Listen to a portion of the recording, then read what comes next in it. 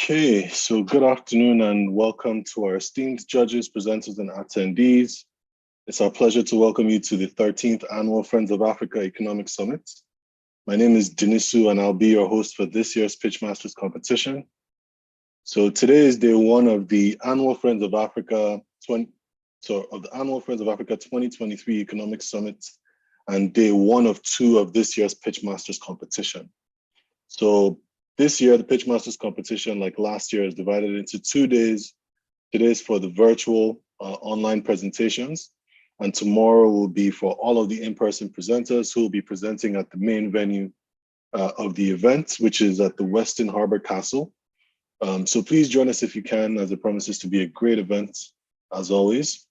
And also, you can please join us at the same venue on Saturday, October the 7th, 2023, as we continue with an engaging and insightful in-person conference scheduled to take place with roundtable panel discussions, keynotes presentations, and a lineup of vendors on display in the FOA marketplace, and most importantly, relating to today and tomorrow's Pitchmasters competition.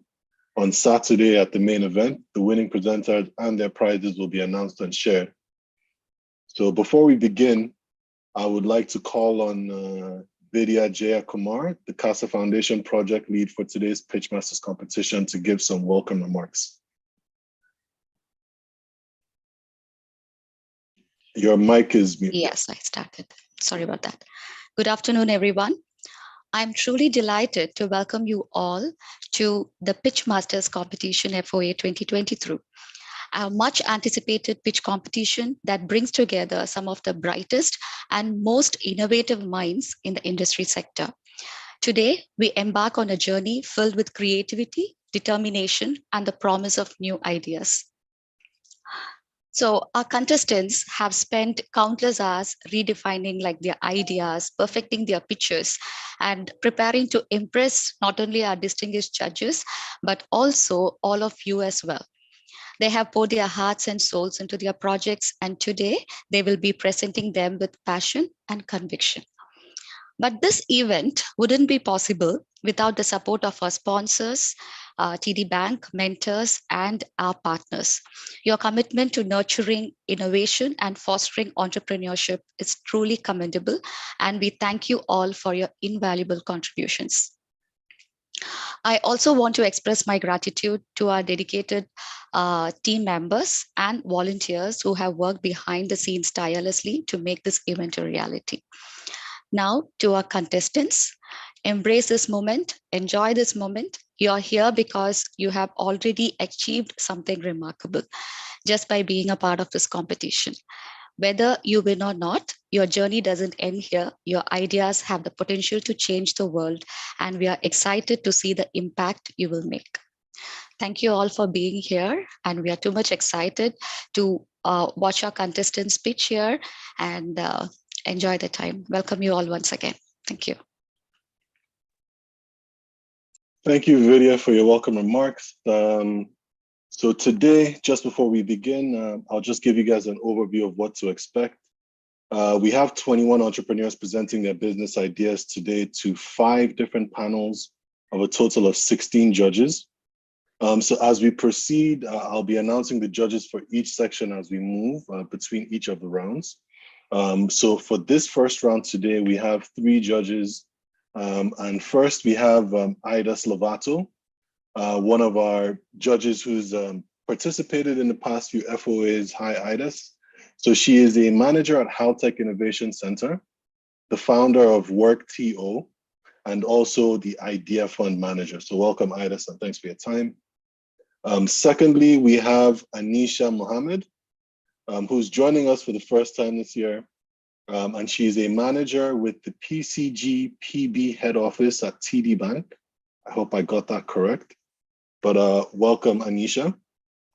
And finally, we also have a new judge, at least a judge I haven't worked with before, so forgive me if I'm wrong with that, Chimeze. So we have Chimeze Okoroigwe, who's a manager in finance operations and L&H admin and claims operation in TD Bank. As well, forgive me if I butchered that, but I hope I got that right in terms of your position. So welcome, Chimeze. Thank you. You got it right. Nice. Yes, you're spot on. I'm my first time as well. Nice, nice.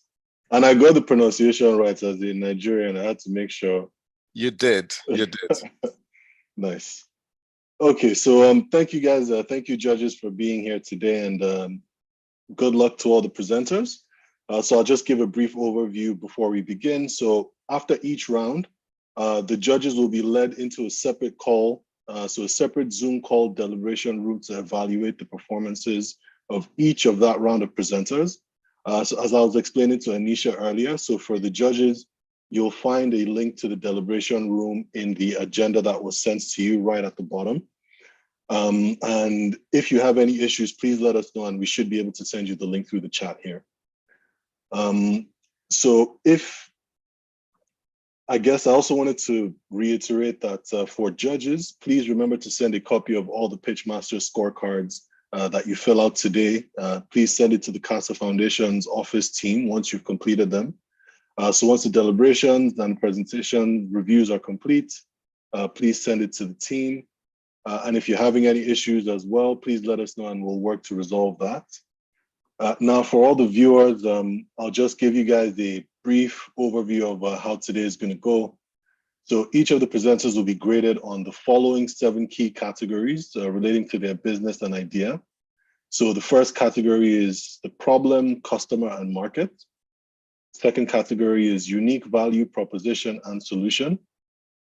Then marketing and growth strategy. Then qualities of the entrepreneur and their team. Their SWOT analysis, the economics of their business model, and the quality of their presentations. So before we start all the presentations, and presenters, please get ready because we'll begin very soon. I'll just go over some important housekeeping rules.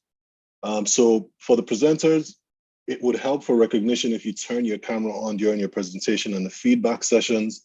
And if you're speaking, please make sure to unmute your microphone. And when it's your turn to present, you'll be given the permissions to share your screen by the CASA office team. If you have any issues, please let us know. We'll work to resolve that as soon as possible. And also, if you're having any issues sharing, please proactively share your documents with the CASA team, and we should be able to help you share it from our end. And once your presentation and feedback session is over, please don't forget to stop sharing your screen. It's important to the next person so that they can get the same opportunity to share their screens as well. And for those not presenting, including the judges, please, once you begin the presentations, leave your camera off and the microphones on mute because we are streaming this online and we want to give the presenters full view of the people who are streaming it online. And please leave your microphones on mute. Judges, the same goes for you. Please, it'll help if you can turn your cameras on during the feedback sessions. And in terms of the timekeeping, please note that each presenter has 5 minutes to complete their presentations. There's going to be a timer on the top right of the Zoom window, so please pay attention to that. Our timekeeper would also be making announcements once the time is up. And each of the judges, after each presentation, will be given 2 minutes to give their feedback. And we're going to be a bit strict on time just because we have a number of people today and we don't want to go too over the time limit. So as a final note for our presenters, please wait for the judges to give all of their feedback and questions. And then afterwards, you will have 1 minute to respond. And then we'll move on to the next presenter so that we can better manage the flow of time. And so now, without further ado, let's go to our first presenter. And I hope you are ready.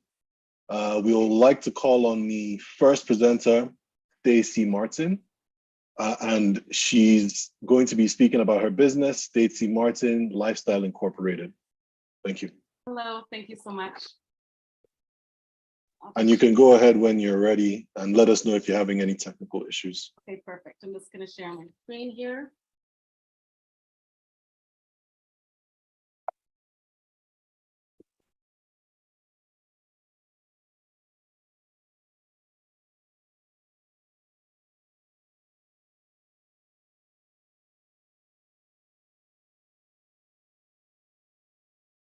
Hello, judges. Good afternoon. Thank you so much for giving me this opportunity to present my company to you, Stacey Martin Lifestyle.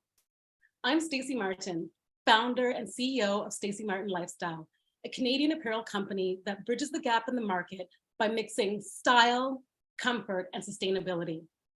In collaboration with Neva's Tourism Authority, we also bring Caribbean vibrancy to the rest of the world. My fashion career started when I was a dancer on Broadway. I loved living in my comfortable dancer clothing, but being surrounded by New York City's impeccable fashion scene, I couldn't help but wonder why traditional fashion clothing often sacrificed comfort and relied so heavily on unnatural materials. So I decided to do something about it.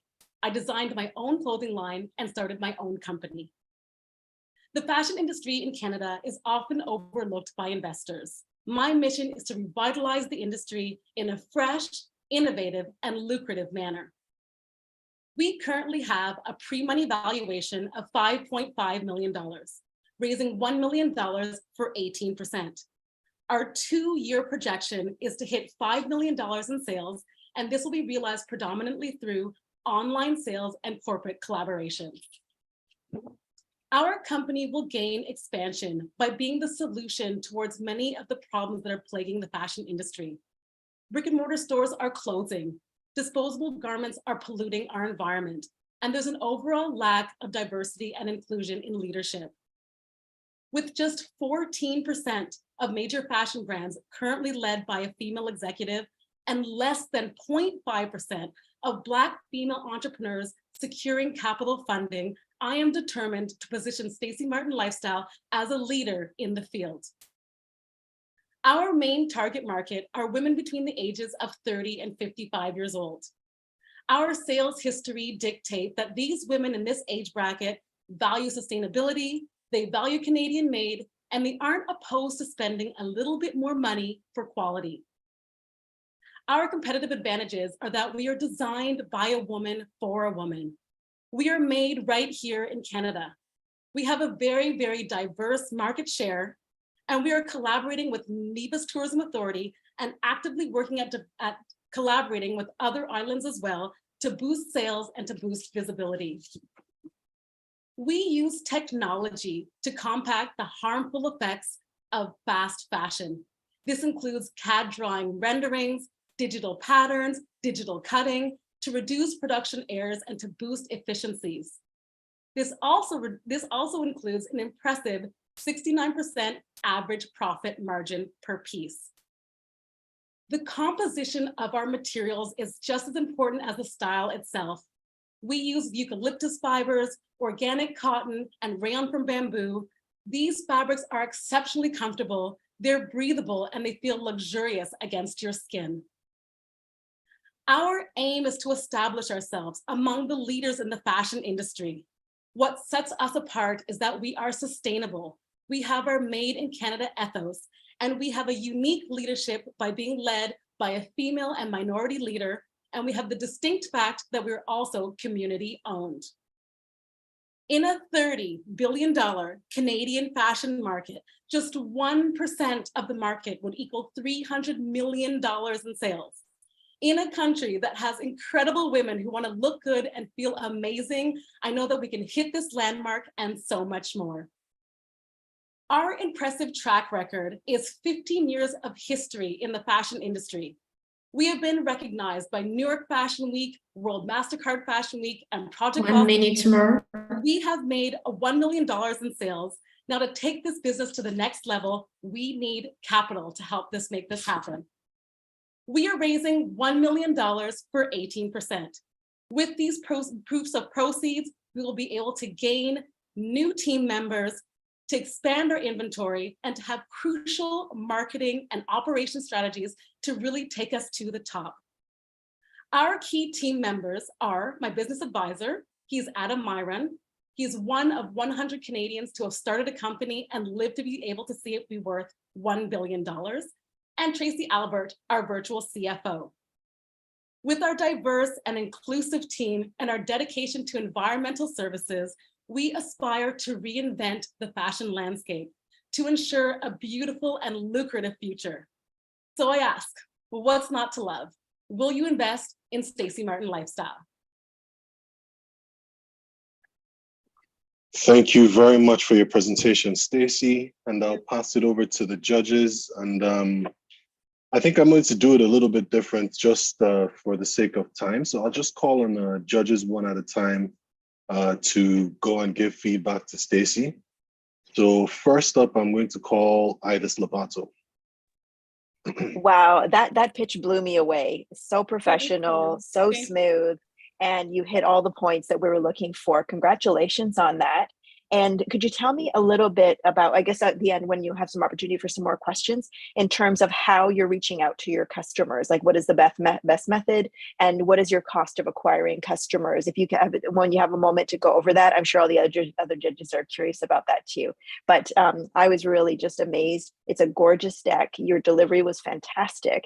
And I'm so excited about, you know, like seeing actually your clothing. It's gorgeous. And really like the fact that it's sustainable is just really like amazing. So congrats on such a great business, and your team looks really impressive and your credentials are well established. So great job. Thank you. Thanks so much. Thanks.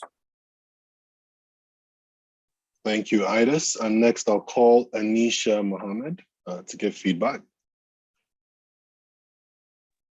Hi, Stacy, really impressive presentation.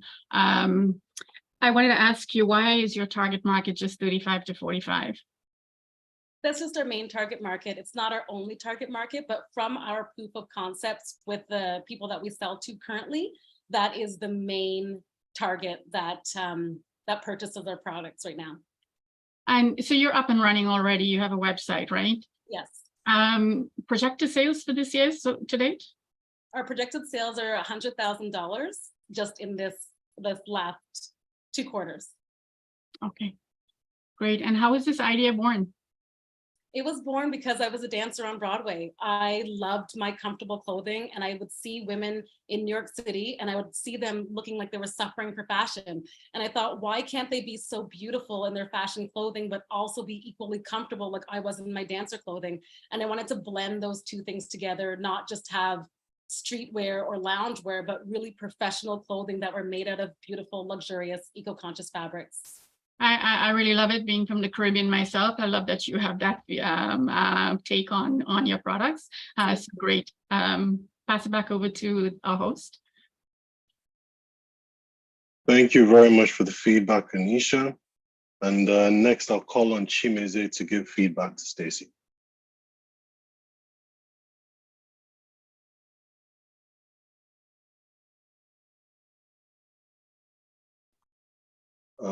Let us know if you're having any issues, Chimeze. You can send us a message on the chat, but we'll just give it a couple more seconds. Apologies. I was talking. Can you hear me?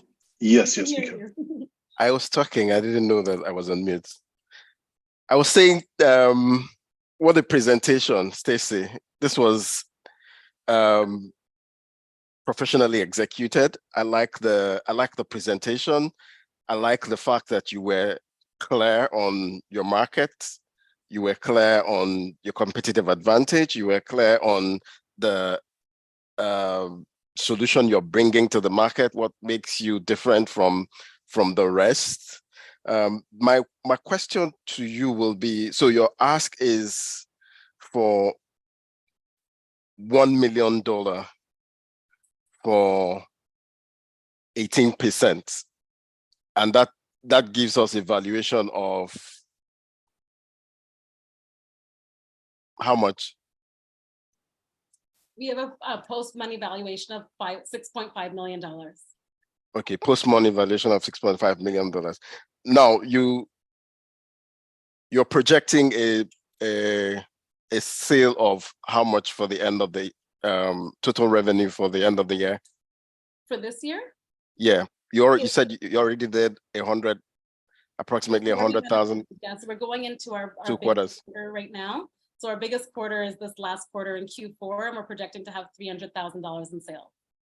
Oh, okay. Okay, so seasonal. So you expect to do more by the last 2 quarters. What do you think your percentage share in the market is at the moment? The market you play in, based on your own estimation? Yes. I would say that our estimation is that we very much identify with being different than the other companies. only because that we are very sustainable. We are fully sustainable company, as well as it's comfort, but it's fashion at the same time.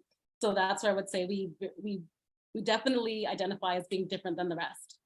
Thank you. And what I'll say is each presenter has 1 minute post the feedback to respond to the judges. So if you can, please just start the timer for 1 minute again. And Stacey, you have 1 minute to complete your responses to Chimeze and all of the other judges. Okay, I just want to say thank you guys so much for this opportunity, and thank you for everybody on the team who's given us this opportunity to be able to present. I have presented in the past, but every time I get to present again, it gives me another opportunity to further our business and to be able to hit our goals. So I appreciate all of the feedback you've given. I will take it all in stride. I thank you dearly, and I thank you for all of the people who have put this event together. Okay. So thank you very much for your presentation, Stacey, as well as for your feedback from the judges. So we'll now move on to the second presenter. And okay, thank you, Stacey. Our second presenter is Chiagozie Winifred John of Chef Winnie of Niger. So Chiagozie, whenever you're ready, please take control of the screen, and you have 5 minutes, 2 minutes for each of the judges' feedback, and then 1 minute post their feedback to respond. You can go ahead.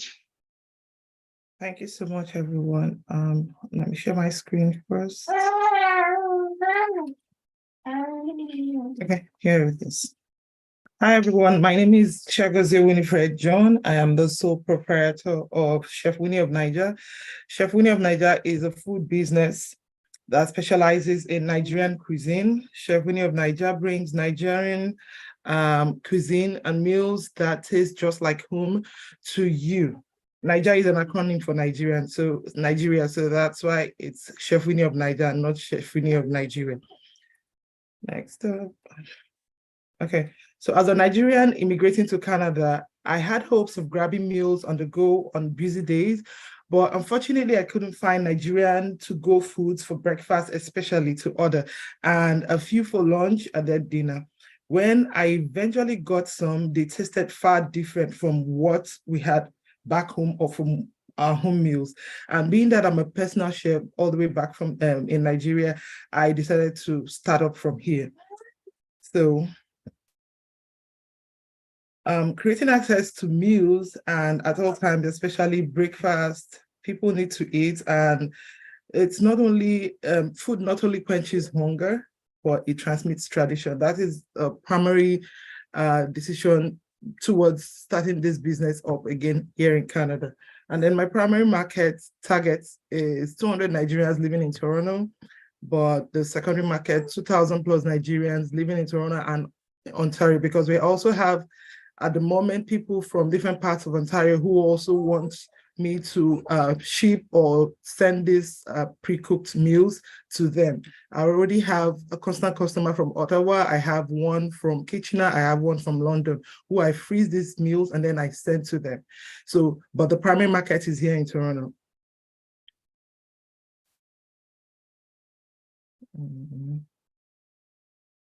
Okay, so at the moment we have 10 very consistent customers and 7 consistent menu items. That is how I started. I started from my home. I cook from my home and then distribute to my customers.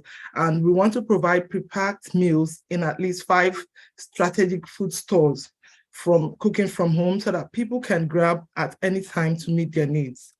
Chef Winnie is already registered and I currently run it from my home, like I mentioned earlier. And what we need now is standard equipment because I cook with little equipment I have in my own kitchen, but I need to stock up and then to get more standard equipment to be able to create more meals and then to be able to make available more meals to these strategic stores where people can just walk in and grab food on the go. We're already available on social media platforms and we have strong followership. When we're able to get standard equipment, then in addition, we enroll on Uber Eats, on DoorDash, on Skip the Dishes for easier and faster access for fresh meals and not the frozen ones or over-the-counter ones. Then we only just restarted here in April 2023 after the pandemic because I was still trying to set up. I had other family issues to handle. So we restarted after I registered the business here in 2021. We restarted this year, 2023 in April. And we need to get this new model in by November 2023 to meet the market demands during the festive season and beyond. So this is our revenue so far this year, 2023. There was nothing for the first quarter. For the second quarter, it was just $3,500. And then for the third quarter, we have $4,500. And then so far in the fourth quarter, we just started. Then for our team, I am the chef in charge of this business. I do the cooking. 1 minute left. Kitchen assistant. I also have a managing member who helps with the deliveries, who helps with the sourcing for the market and all that stuff. We have just 3 people in this team so far because it's just a startup. We want to be a household name for homemade Nigerian meals in Ontario by the year 2025. So we want to start off now small and then we grow bigger as we go. What we're asking for is $25,000, which we use towards utensils, towards licensing, towards staffing, and other needs for the business. Thank you so much. Okay, thank you very much for your presentation, Winifred. And now I will pass it over to our judges. And this time around, I'm going to start with Anisha. So Anisha, please, if you can, please give some feedback to Winifred. Hi, Winifred. I think it's a great thing that you're doing and trying to bring food. I myself, I like to sample different cultural dishes. So I think that you're bringing this to the market is great. And I like what you're doing and the home packaged meals and delivering at home. And there's a lot of seniors that this would benefit also, who can't leave their homes. A question I have for you is, how are you getting, I know you're using social media. Are you just targeting the Nigerian community or other communities as well? The primary market is the Nigerians in Canada, but the foods are also made because there are dietary demands from other people that are vegetarian, people that don't eat peanuts and all that. So because of those kind of food restrictions, we start with Nigerians who are used to these foods. And then if other people from other ethnicities want, then we can prepare something that they can tolerate that doesn't have any dietary restrictions that will suit their own needs. But right now, the primary market is the Nigerians, but we have other people from other cultures, Ghanaians or other Africans or other people from other countries that still want to be part of this. So we have a space where we can incorporate them too. Well, you answered my question. I wanted to ask you if you're doing vegetarian options as well. Yes. And can you be custom ordered as well? Sorry, Mom? Can it be custom ordered as well? Yes. Okay. Yes. All right. Great. Thank you. I'll pass it over to our host. Thank you for your feedback, Anisha. And up next, Chimeze, if you can, please give some feedback to Winifred.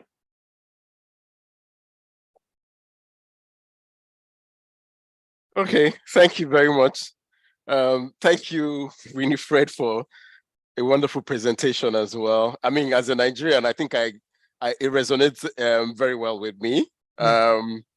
When I came in as well, I struggled a bit finding local foods that I was used to back home in Nigeria. So this is, I'm sure it's something that will be of interest to people within your locality. But the question is, based on your own projections, where do you think you see the business in another 5 years? Like I mentioned, I want it to be a household name. Like I want us to have our own standard kitchen, like move from the small place where I cook in my home to a standard kitchen and a dining restaurant. That's where I see it in the next 5 years or in the next 3 years. Okay, and from what you're seeing, based on the number of months you've done business, if I'm not mistaken, about 6 months now, what's the traction like? What's the interest in terms of adoption by the Nigerian community within where you operate at the moment? Okay, so like in May 2023, after I started in April, put out word that I've restarted again and all that, I had this family who had their naming ceremony and they wanted purely Nigerian. I made it and it was a success. Some others would want, but because of the numbers, I'm being very careful not to take on too much because I cook from the comfort of my home and I have just one person assisting. So if I have more standard equipment, I will be able to take on more and then able to expand the market. So I'm just taking on as much as my little space can take for now. That's why I need to expand to be able to meet the market. The needs are there. I just need to meet up with it. Okay. Yeah. Okay, thank you very much Thanks, for your Son. feedback, Chimize. And next I'll pass it on to Idas. Thank you. What a beautiful presentation. And I love the name of your company. It's so sweet. So congratulations. And I really love your focus on it being about transitioning the ability for people to keep traditions strong through food, because it is such an important value to have. And I'm wondering, I would love to give you the chance to share what your social media handles are, because they weren't on the screen when you mentioned it. So that would be a lovely idea in your presentation to, one, have your name of your company on every slide, so people really get it burned into their minds. Yeah. And also, if you have social media, to show it so that people will remember it and follow you and help bring more attention to your company, because it's, you know, it's such a wonderful thing that you're doing. And I'm wondering, geographically, where are you located? Because my suggestion is that based on where you are, there could be organizations like food entrepreneurship hubs where they have ghost kitchens where you can actually cook in those kitchens to expand, as opposed to investing too much upfront to put equipment in your home. You can actually scale your business temporarily while you're working on bringing up the profits of your company using a ghost kitchen. Have you had that chance to work on that? Yes. I was able to contact cloud kitchens. They have ghost kitchens, but the closest to me is in Toronto. It's about 1 hour to where I already started. I'm in Scarborough. So I'm still exploring that option, and I already spoke with them. They gave me the quotation. It's about to run the kitchen. It's $8,000 a month. That's the flat fee. Then I do all my cooking, the deliveries. I was able to explore that option. So I'm still working on that. But like I said, I need to build a strong base first before I move to that end. Yeah, so I don't jump with 2 feet into troubled waters. I'm trying to be sure I establish, get the strong clientele, so that when I move, I tell them, this is where you can find me physically now, and go from there. Okay. Amazing. Yeah. Then for the social media handle, it's Chef Winnie of Nigeria on Facebook, on Instagram, and on YouTube. Thank you so much. That's great. Yeah. And back to you, Didu. Thanks. Thank you, Idas, for your feedback, and thank you as well for your presentation, Winifred. Thank you so much for the opportunity. No problem at all. So we're going to move on to our next presenter now. And up next, we have Adeola Meseko of Demex Cakes. And I'm going to start calling whoever's going to be presenting after the next presenter, just so you can get ready as well. Apologies for those I've missed so far. So up next, we have Adeola Meseko of Demex Cakes. And after Adeola, we have Charles Quist Adade of Africa Canada Education Foundation. So please be ready after Adeola goes up. And Adeola, are you ready for your presentation? Yes, please. Okay, you can take over whenever you're ready. Okay, just a moment, please. Okay, I have to share my screen. We can see it now, yes. Can you see my screen right now? Yes, okay, we can. And of course, my video too. Just a moment, please.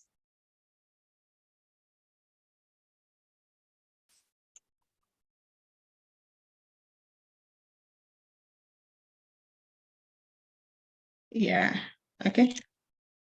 Can you see my video as well? We see your camera and we see your presentation. You can go ahead when you're ready. Okay, I can go ahead when I'm ready.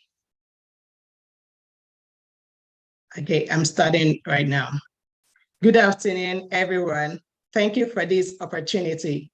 I stand before you today, not just as a cake baker, but as a dream weaver, a taste maker, a creator of moments that linger in your memory. I am Adeola Meseko, the visionary and the creative director, Dimes Cakes, where we do more than baking cakes. We sculpt experiences, we craft dreams, and we transform events into timeless memory. Each cake we create is a masterpiece, a canvas of flavors and emotions waiting to be unveiled. Today, I invite you into the enchanting world of Dimes Cakes, where we breathe life into sugar and flour. We believe that every occasion, big or small, deserves to be celebrated with a slice of heaven. And that is precisely what we bring to you today. Dimes Cake started in about 10 years back in Nigeria, and we came to Canada in 2022. We started the business in December 2022, got registered in the city of Saskatoon in February 2023. And now I can say we are about 10 months in business. Our sales progression will be able to say it. We'll be able to show you what we've been able to do. We started with about 1,000 in our sales, and right now we're recording about over 4,000 in our sales. I must say that is great for us. And we also got our first mixer here, about $20. We came with some of our equipment, so it was easy for us to start. What is our vision? Our vision is to be the leading and preferred cake designer in Canada and beyond, with outstanding quality in taste and designs to meet the needs of our numerous clients across the globe. What is our mission? Our mission is to add beauty to every event through our baking products. Our Dimes, when you taste our product, it's a delight. It's a slice of heaven, and it's been a great journey. What is our core value? Integrity, service, quality, empowerment, professionalism. Why did we start Dimes? We started Dimes because, when we came to Canada, we couldn't, the donut was quite sugary, and there was people said they needed something different. And, we started with our donuts, and it's been an amazing journey. And I belong to several communities, and where I had to, there was opportunity to train teams. And that was how people got to know about me. And I must say that we do not just serve the Nigerian community, we serve other nationality, and that has been great for us. And also, it's been an amazing journey. Who are our target market? Our target market are individuals that love to celebrate occasions, no matter what. We allow people to express themselves, and we bring it out in sugar and in flavor. And in industry revenue in Saskatchewan, you can see right now, the industry revenue is about 11 billion, and the average revenue is about 5 billion. Dimes Cakes want to take about 1%. Yeah, 1% could really be very big, but we can achieve it. It is achievable. These are some of our products. You can see our great products. We give personalized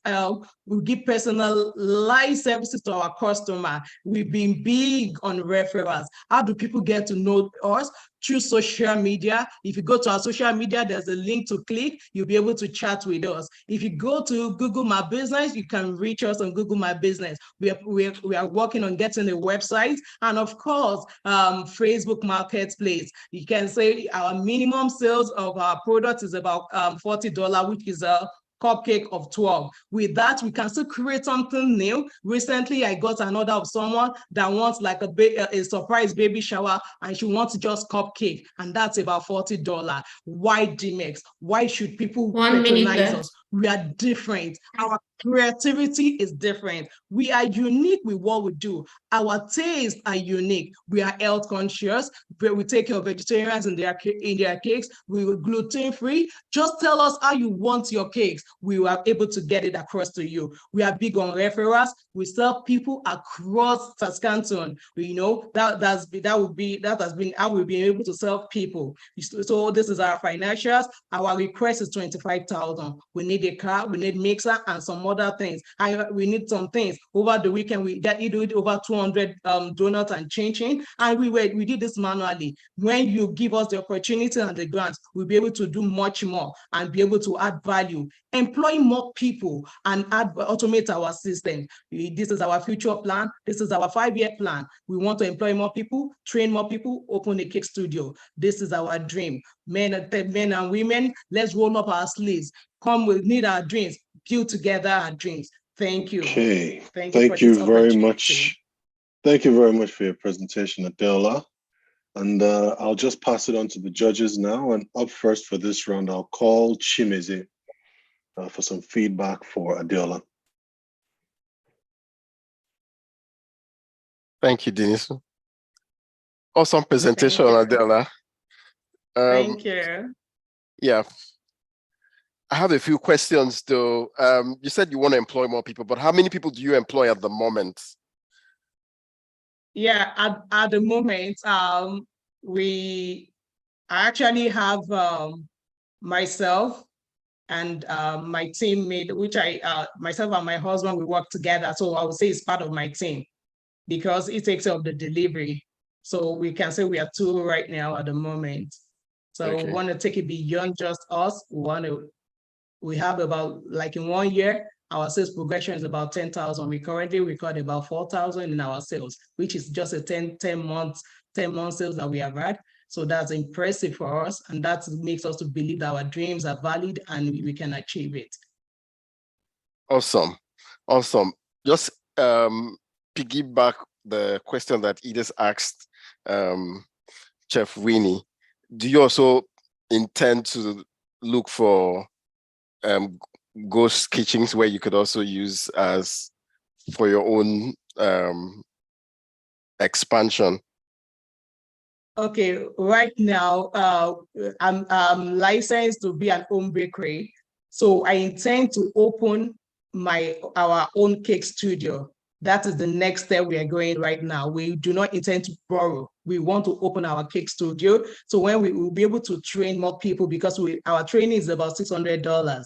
And I've been able to train someone right here in my house.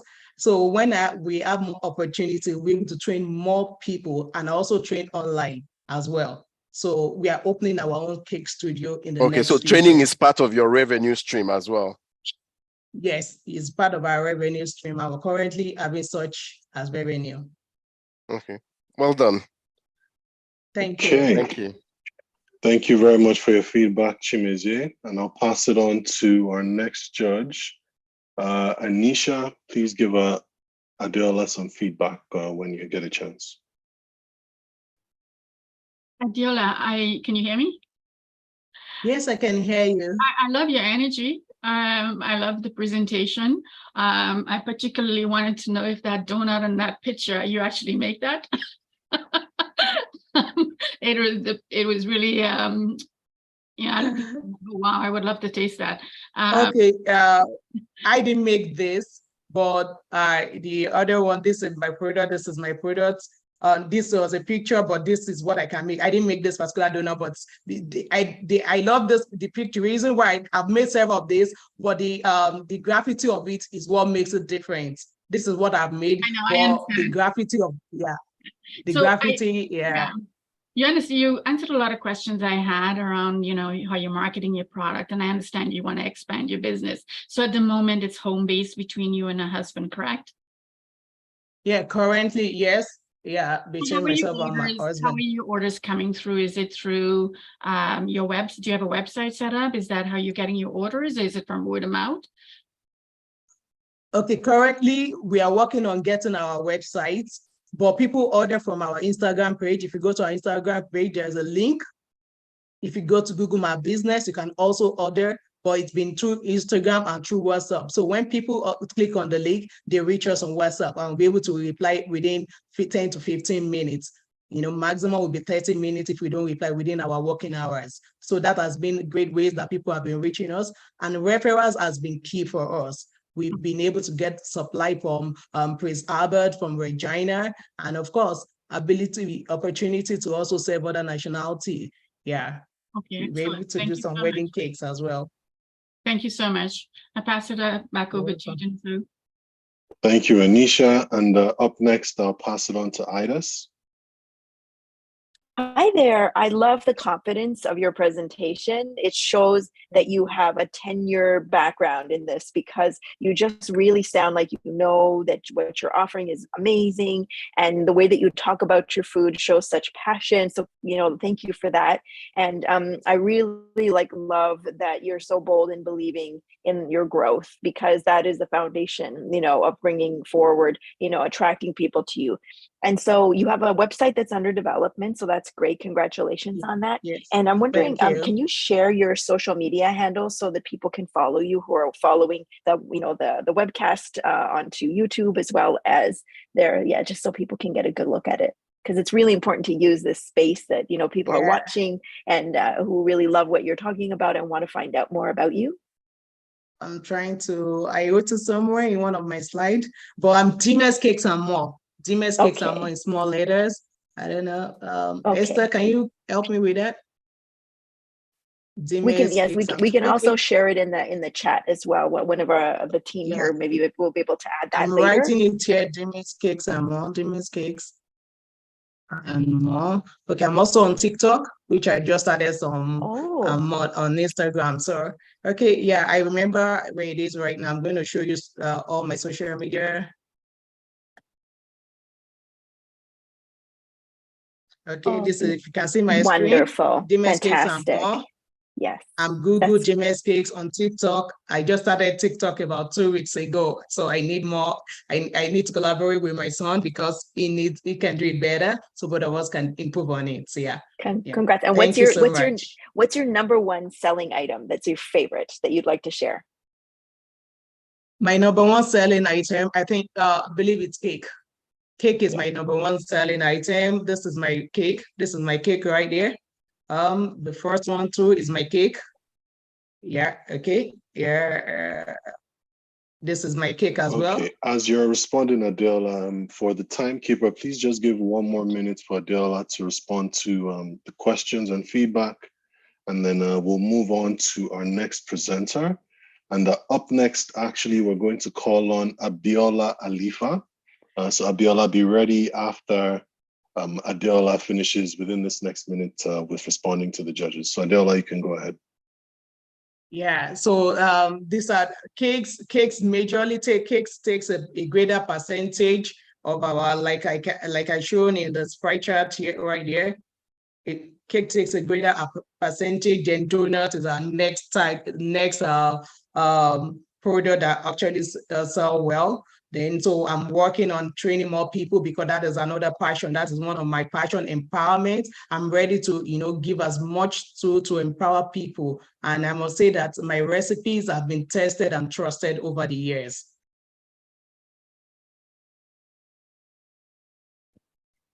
Okay, so thank you very much for the feedback, Adela. And up next, we'll just go to our next presenter now. So up next we have, you're very welcome. Up next we have Abiola Alifa of Abilex Co. After which we're going to switch the first panel of judges. So Abiola, whenever you're ready, please go ahead. And your mic is still muted, just a heads up. Can you hear me now? Yes, yes. Okay, I'm just trying to get my headphones to work properly. Okay. Hi, good morning, everybody. While I'm trying to share my screen, can I share my screen now? Yes. Are you having any issues or? No, I'm just trying to make sure that you can see my screen. Yeah, we can see your screen. Okay, so thank you once again. It's quite cold here in Edmonton. I wonder how fall is for everybody. Okay, so everybody can see my screen clearly now? Just want to be sure. Yes, we can. Okay, perfect. Thank you very much again. Good morning, everybody. Thank you for the opportunity for pitching. My name is Abiola.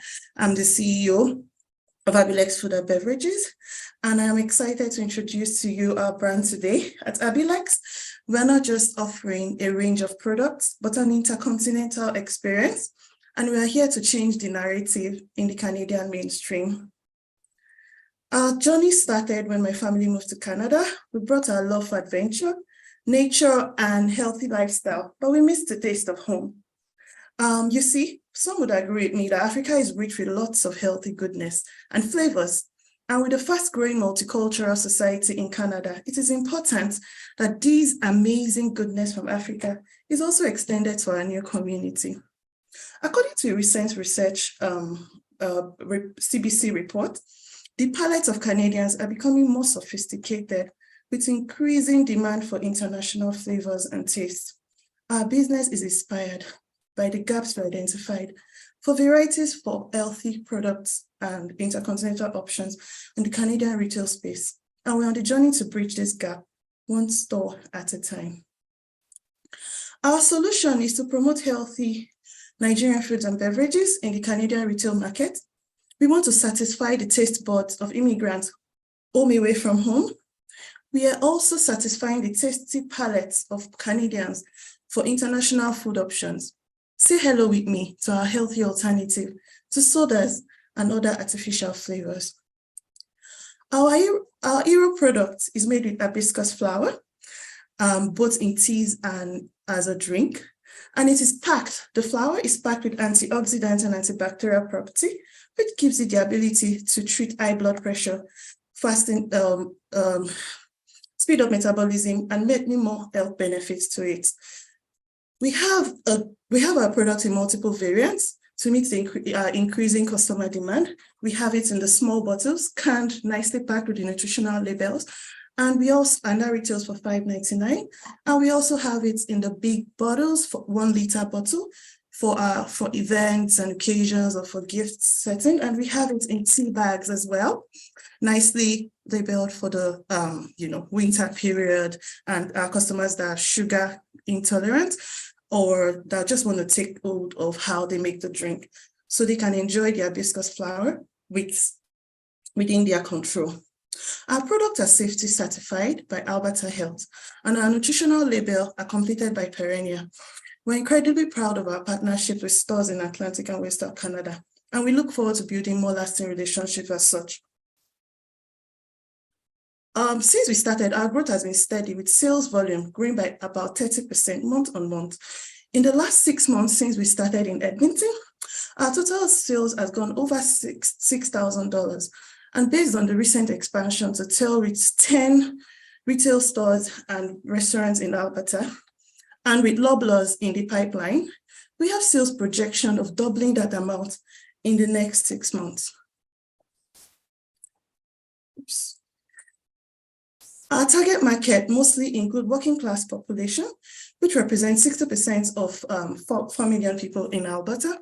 And they include people looking to have a healthy beverage drink, those looking to experience an intercontinental taste, as well as those looking to have a non-alcoholic assorted drink alternative.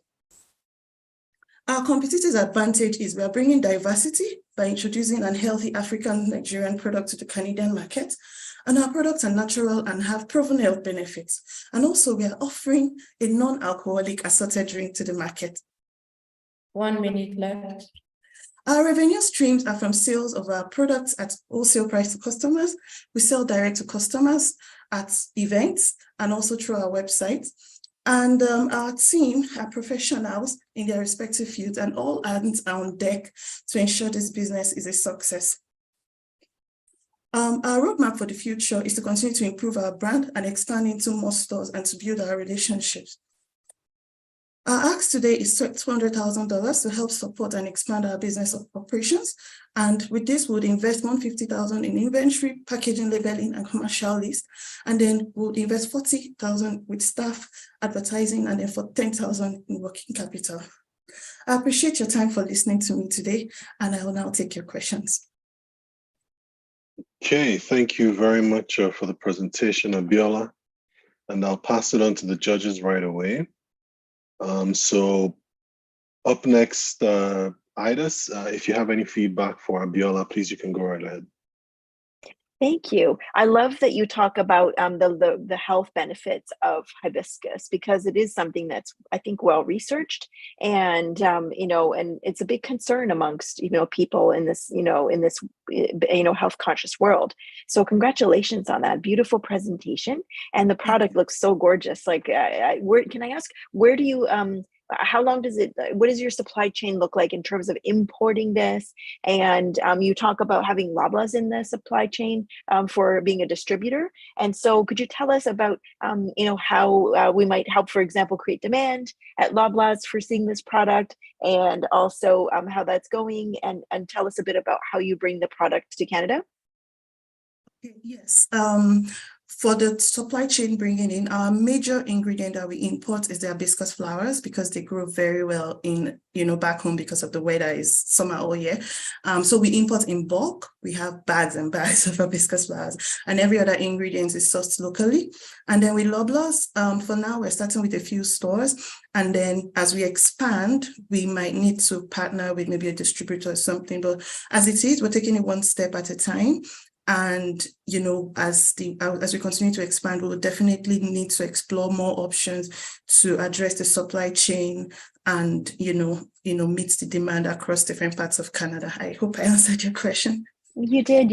And thank you for sharing your Instagram and how people find your product, because I'm sure this is reaching lots of people and they'll want to get their hands on these beautiful, these beautiful foods that you're producing. And like how amazing that you're actually crafting these yourself and bottling them. And I'm wondering, do you use a co-packer which is another company that already has facilities with all of this capability? Or do you are you partnered with someone who is a regular partner of yours to put these together so that you can get them to market? Oh, sorry. So now, I'm realizing we're at the end of my time, but I'm sure one of the other judges will be giving you the chance to answer that question. And Abiola, you do have 1 minute after all the judges give feedback. So if you can just take note of Idis's question, you'll have an opportunity to respond after all the judges go.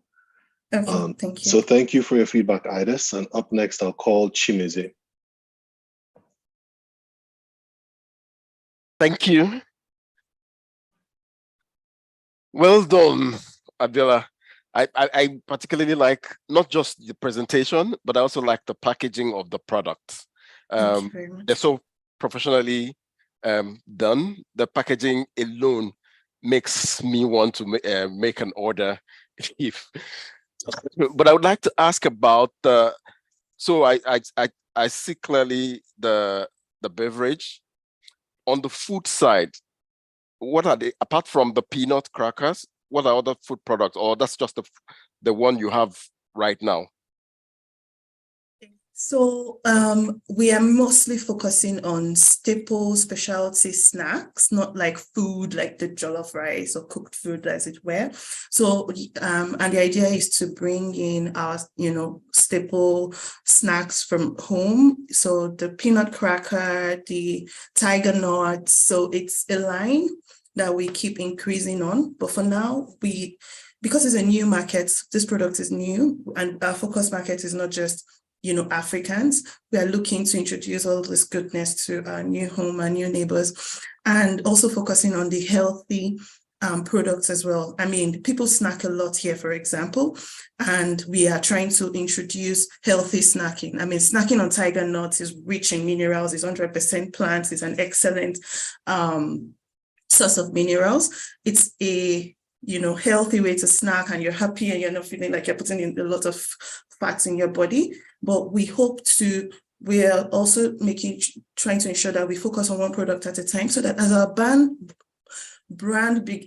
continues to increase and grow, people would associate our products with those healthy products from Africa. Oh, I need a very nice African product staple in my wardrobe. I'm thinking Abilek. So we're focusing. So we are not going for everything.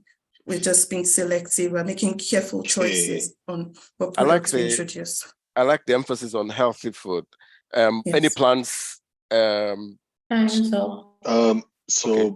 Just Chimeze, if you can ask your question, and Abiola, please take note of it and respond at your 1 minute time frame. And sorry, Chimeze, you can ask the question. Yeah, no, I just wanted to know, on the beverage side, any plans to expand beyond the current range? Okay, so I'll Abiola, answer if you after can, that. thank you very much. And sorry, we're just trying to make sure it keeps moving because there's a lot of presenters today. So up next, I'll pass it on to our next judge. Anita, please give us some feedback to Abiola.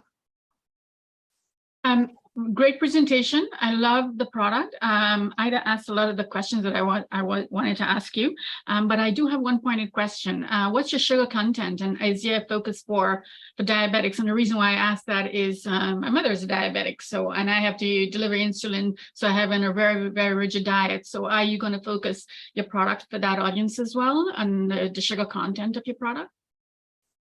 Good content. Okay. Yes. So the nutritional label actually shows the nutritional the percentage of the sugar in it in the drinks, and compared to other sodas out there, it's relatively low. However, that's the idea behind the teas. And that's what I emphasize, that people that have zero tolerance for sugar can go for the teas. They can make their teas, because it's just the flowers that is in the package of the teas as it is. They can make their cup of tea in the winter, and enjoy all the benefits of the flower without, any sugar in it, and they can take control of how they take it.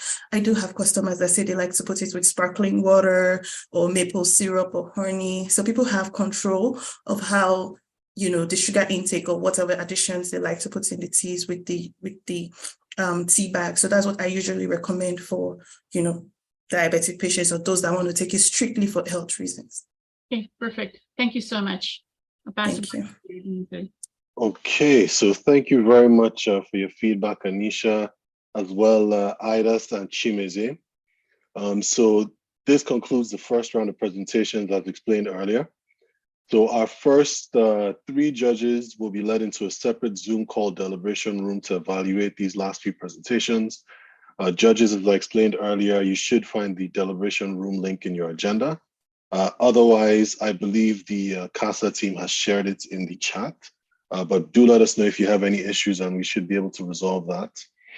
And I just want to repeat one more time for judges, please, after the deliberations, remember to send a copy of all the Pitchmaster scorecards to the CASA office team once you have completed the deliberations on the presentations. And as well, if you're having any issues, please let us know and we should work to resolve that. So thank you very much for your presentation, Abiola. We're going to move into the second round of presentations now. As our first judges are going into the deliberation room, we'd like to welcome our second set of judges.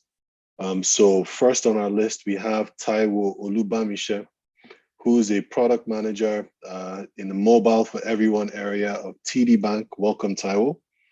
Thank you. Second, we have Krunal Ahuja, who is the Business Operations Support Lead and ENTR, sorry if I mispronounced that, ENTR Logistics and Ops Program for Canada in TD Bank.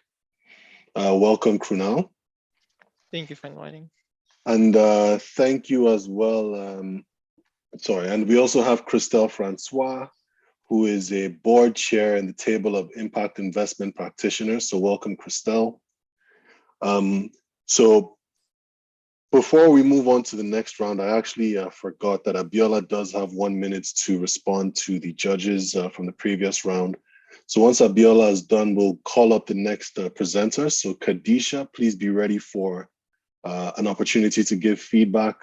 And I'll just do the housekeeping rules one more time. If you can, presenters and people present in the call, please have your cameras and microphones on only when you're speaking. For the judges, if you can, when you're giving your feedback as well, please put your cameras and microphones on. And the reason for this is because we're going to be streaming this online and we want to limit the number of faces that show on the screen so that the presenters have an opportunity to demonstrate their presentations. So Abiola, sorry for taking so long, but please give your response to the judges. Very much. So to respond to Ida's question on co-packing, we currently do not have that arrangement now, but we do have that plan in the future. We intend to work with a mentor to guide us on the best options we have for the future as we expand. And then for Chimeze's question about planning to expand beyond the current range, yes, we range of products in terms of the drink. Yes, we do have plans to do that. The first plan is actually to have different variants of the hibiscus drink, and as we interact with more customers and learn as we go, we definitely are open to expanding the current range. And for Anita's question, I think I answered it already. Thank you very much. No problem. So thank you very much again, Abiola, for your presentation, as well as judges for your feedback. So we'll now move into the next round of presentations. And first up, I would like to call upon our fifth presenter, Kadisha Lindsay of Untainted Bath and Body Care And Taiwo, if you don't mind just turning your camera off until it's time for the judges' feedback session, that'll be helpful. Thank you. And Khadisha, you can go ahead right away. Thank you so much. Okay. So, good afternoon, everyone. My name is Khadisha Lindsay, and I'm the proud owner of Untainted Bath and Body Care, where we create safe and healthy bath products for families who want healthy skin without exposure to harmful ingredients. My story began in 2015 as an expecting mom strolling through the aisles looking for safe and natural products for myself and my son. I came across long lists of questionable ingredients that caused me to further investigate and led me to some shocking discoveries. The Environmental Working Group has conducted studies linking commonly used ingredients in skincare, such as lathering agents, synthetic fragrances, and dyes, to adverse health effects like hormone disruption, ovarian cancer, and reproductive harm. Now, the average woman in North America uses approximately a dozen bath and beauty products per day, essentially exposing herself to over 126 different ingredients, many of which are toxic. Now, that's pretty alarming, especially when you consider the fact that it only takes 26 seconds for the ingredients in your products to become absorbed by the skin, where they will eventually enter the bloodstream. So revenue in the beauty and personal care market is currently worth $1.2 billion and is expected to grow annually by 1.31%. Consumers are switching to a more minimalistic or skinimalistic approach to their skincare. They want to use fewer ingredients and they care about what's in their product. Now that's where we come in. At Untainted Bath and Body Care, we offer over 20 all-natural bath and body products, such as soap bars, lotions, body butters, and shampoos, which are handcrafted using pure ingredients from the earth, like shea butter, cocoa butter, herbs, spices, and clays. Never any synthetics.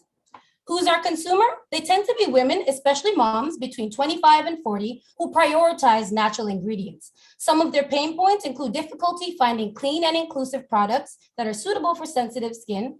They value sustainability, supporting local, and they're willing to pay a premium for quality goods and service. Hobbies and interests include natural remedies, self-care, Instagram, and online shopping. So a bit more about our brand. We currently have over 1,300 organic Instagram followers and a perfect 5-star rating on Google.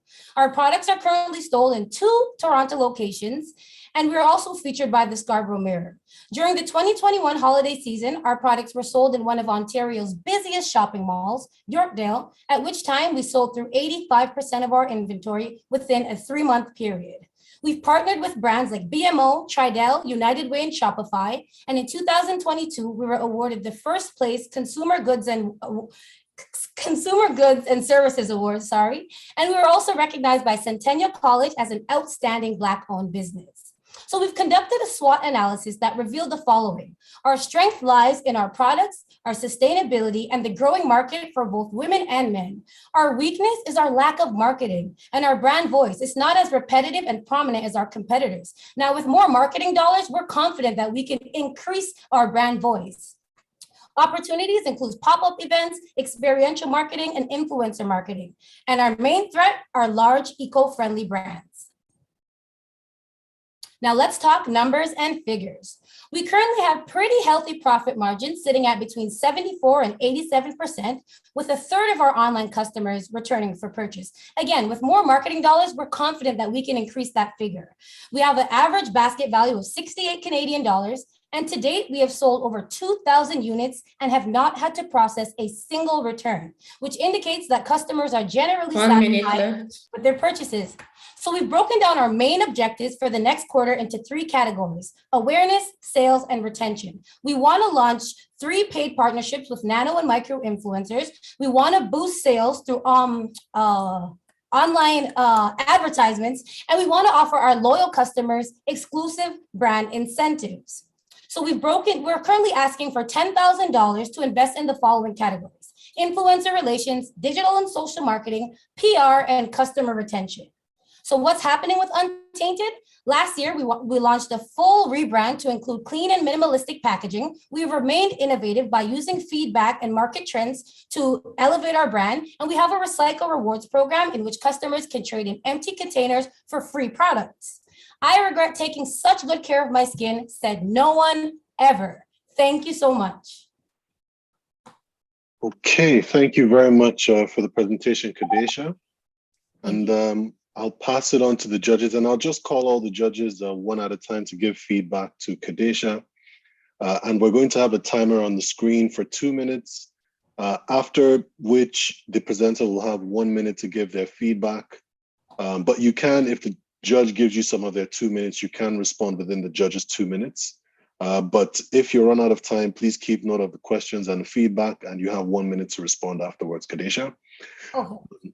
So up next, I will call Taiwo to give some feedback.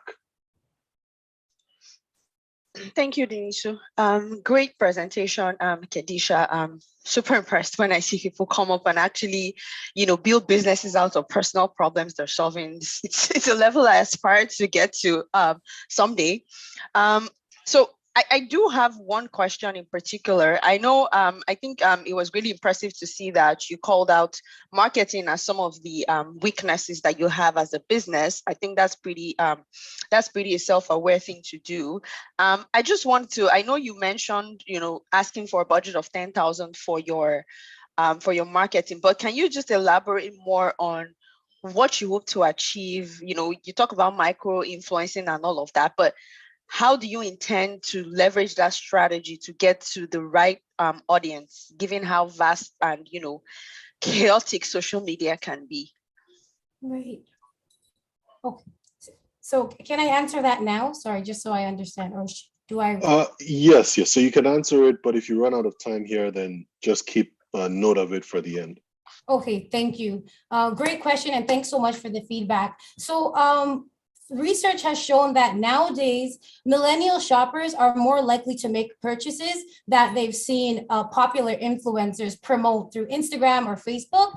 And so basically, I have not had a chance to do any influencer marketing. And I think it'd be really powerful to have like mom influencers with large followings, using my product and reviewing them. I feel like that will really boost sales and get us out there to a wider audience.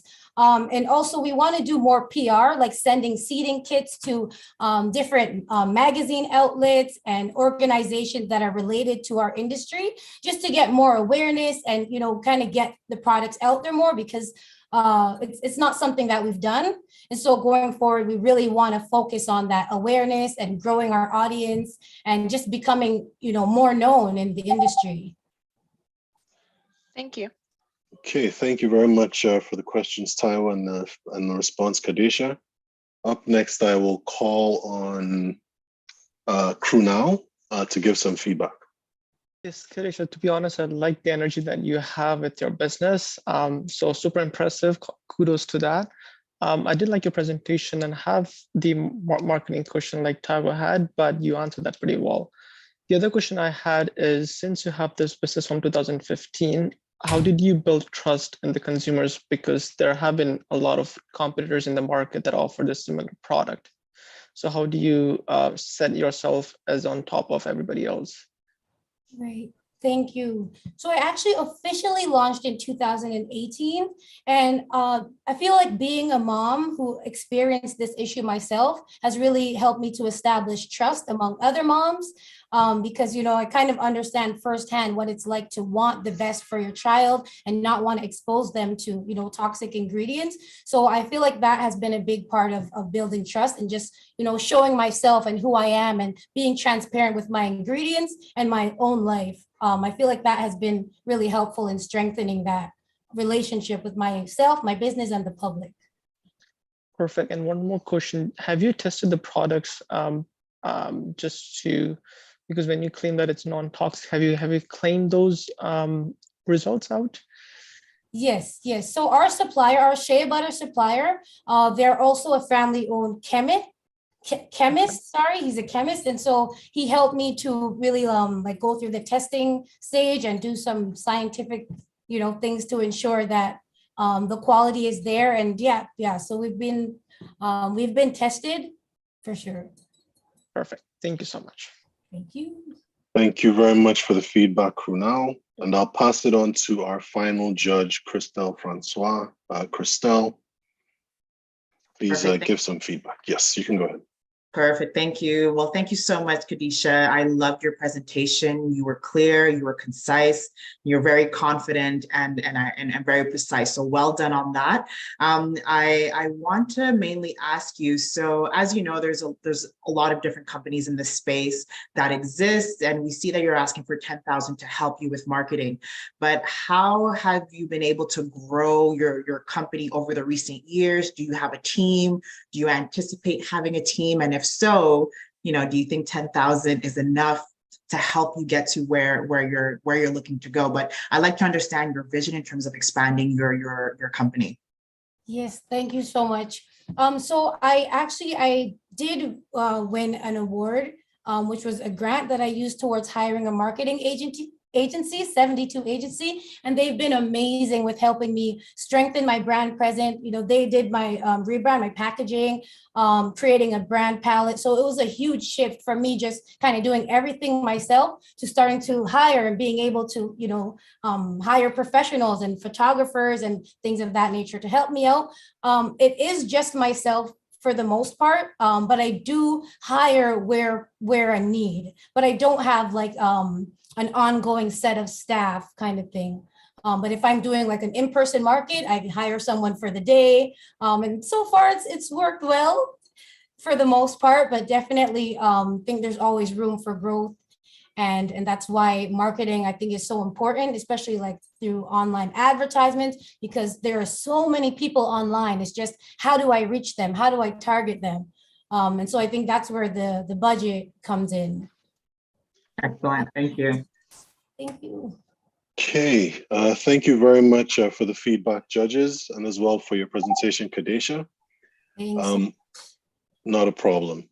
So we'll now move on to our next presenter. And I'll just like to remind everyone that if you're not speaking, to please turn off your cameras and your microphones just for the presenter's benefits. And up next, we have Shelly Jarrett of SMJ Magazine. So Shelly, and I see the timer has started already. If we can just stop that, yes. Shelly, whenever you're ready, please take control, share the screen, and let us know if you're having any technical issues, and we should be able to help with that. Sure, thank you. No problem.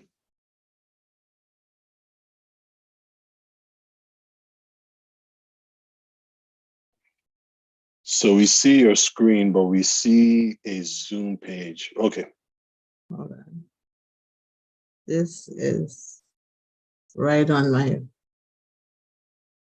how do I close this? Because it's right on my my slide. Just a sec. I stopped sharing for a sec. No problem. Oh, it's right on my hold on.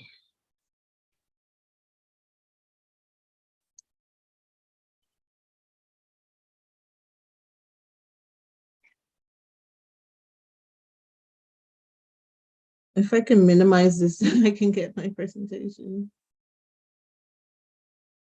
I think right now we see I need to minimize this because it's right here. I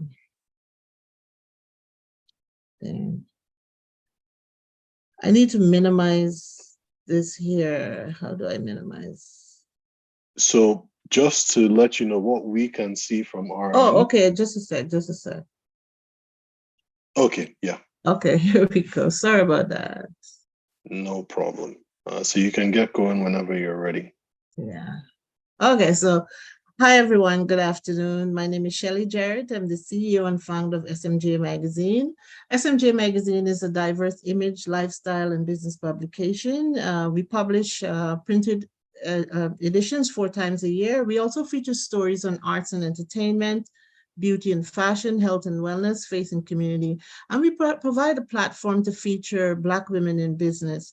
In the last 6 years, our focus has been to feature yearly 100 Black successful women across all sectors. We showcase and celebrate their successes as role models in the community.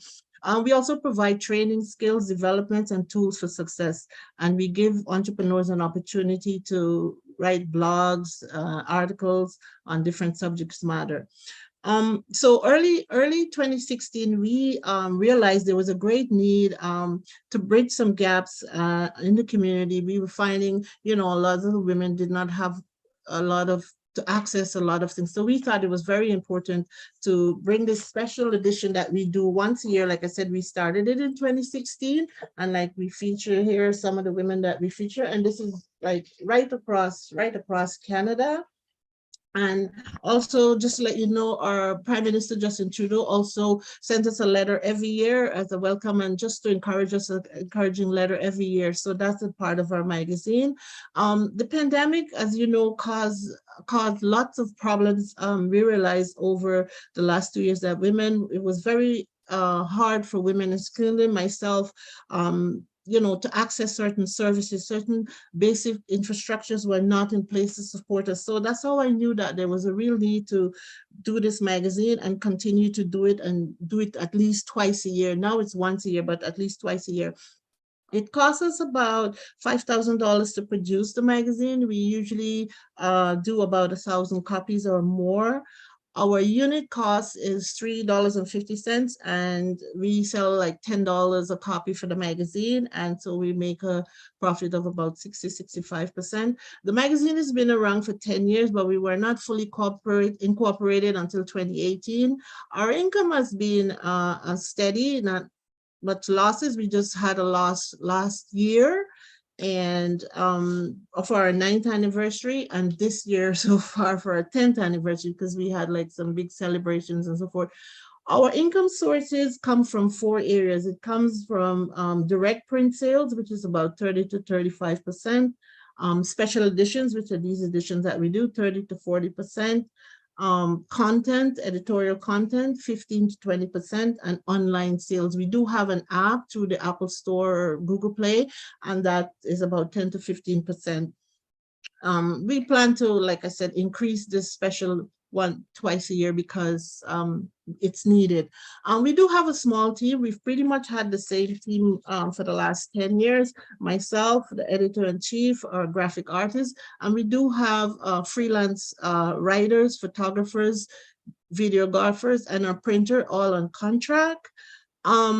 We know that everybody's reading magazines. Magazines pop up here. Some magazines go out of business there. It's very competitive.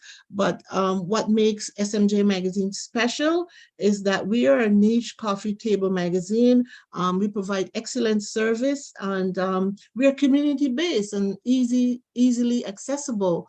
So if, for example, somebody wants a fashion show or an award show or trade show or something like that, we are there to provide that service, to make that magazine for them.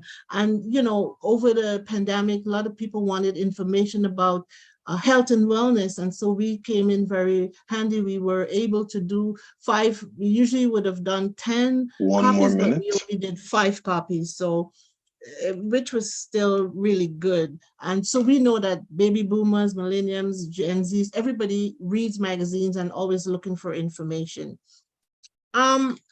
What we really would like to do is to increase this to twice a year, like I said, because we found that need.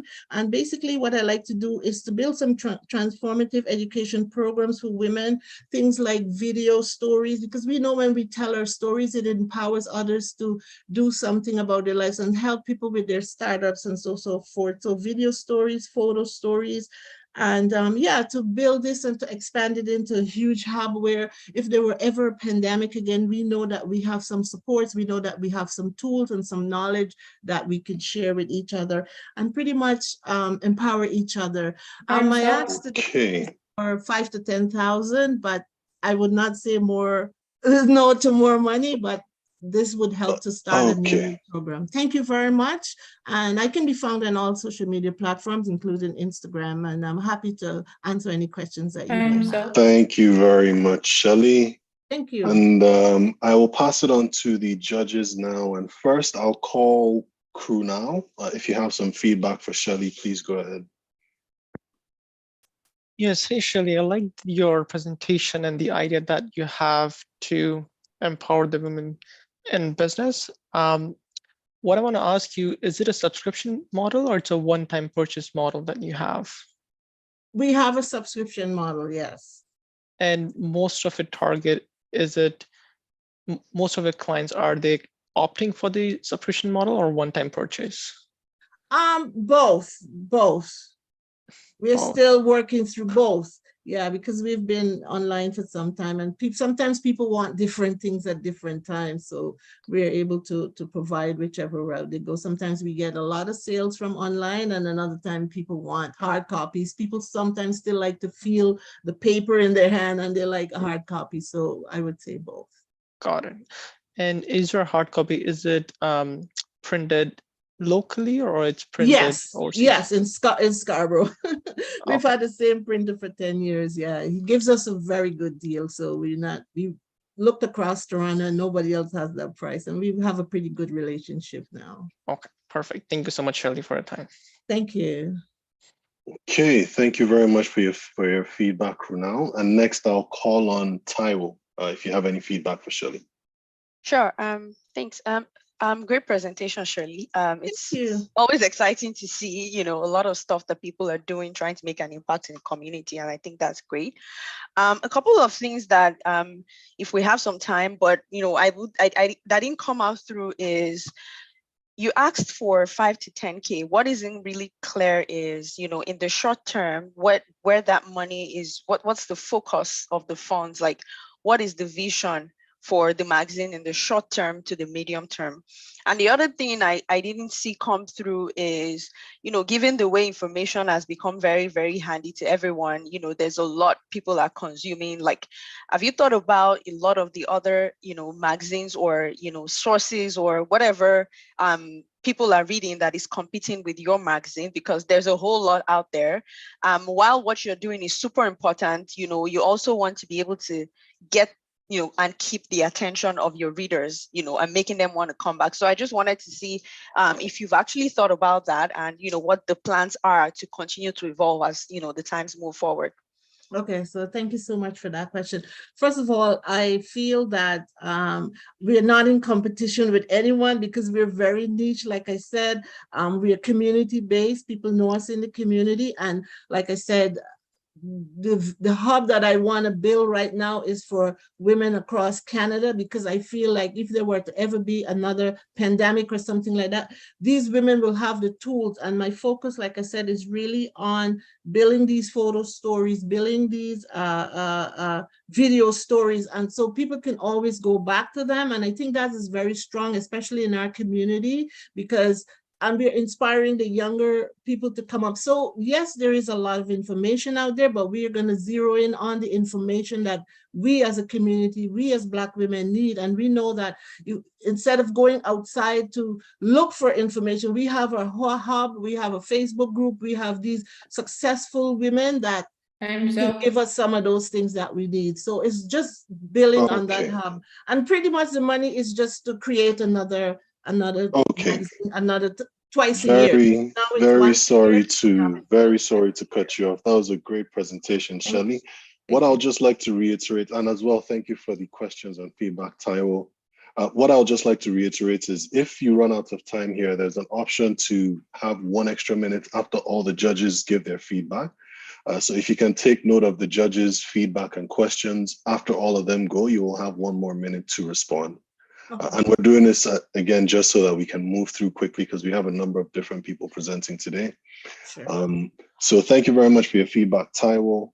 And up next, I'll call Christelle. Christelle, if you have any feedback for Shelley, please go ahead. Absolutely. Well, first off, thank you, Shelley. So great to see you. Great job on your presentation. And it's beautiful to see the continuation of SMJ magazine. So well done on that. So my question to you is, what is the main current challenge that you have with the business, and how do you plan on solving that? Also, the main challenge is always in marketing, of course, you know, the magazine reaching more people and those marketing dollars, that is always short. And yeah, and more presence on social media, because that's where everybody accesses information. So I would say more of a digital presence. We need to like upgrade our website, needs upgrading. And yeah, so I can use those monies in different ways. Yeah. Perfect. Thank you. Thank you, Christelle. Okay, thank you very much for the feedback, Christelle. And Shelley, you do have 1 minute if you want to respond to Taiwo's question a bit further. Right.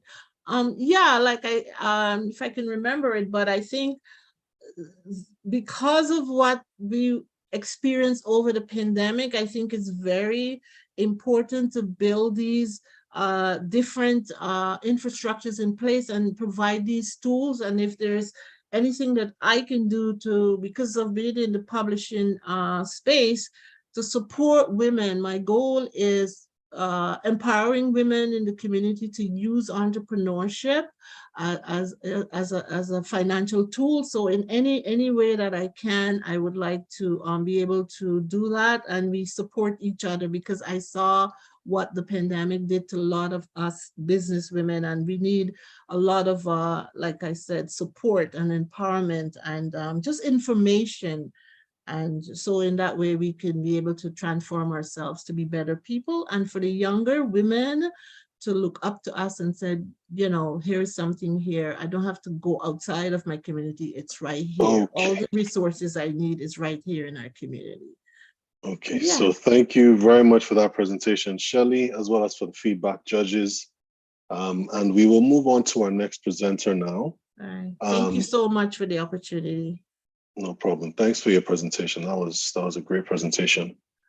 So up next, we're going to be calling Ali Abendipor of Atabaj Medical Incorporated. Ali, whenever you get a chance, please share the screen and you can begin your presentation. After which we'll have the feedback from the judges. You can go right ahead. And do let us know if you have any technical issues setting up. Ali, are you there?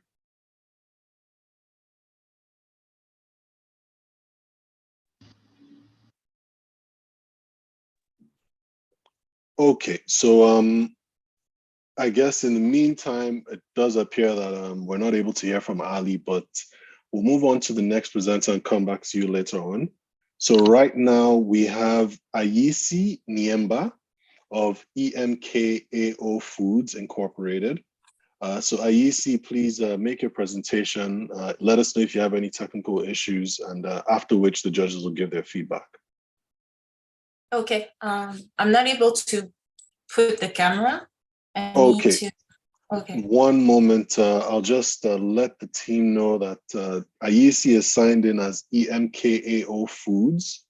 Yes. If we can just give her privileges to put our camera on and share the screen.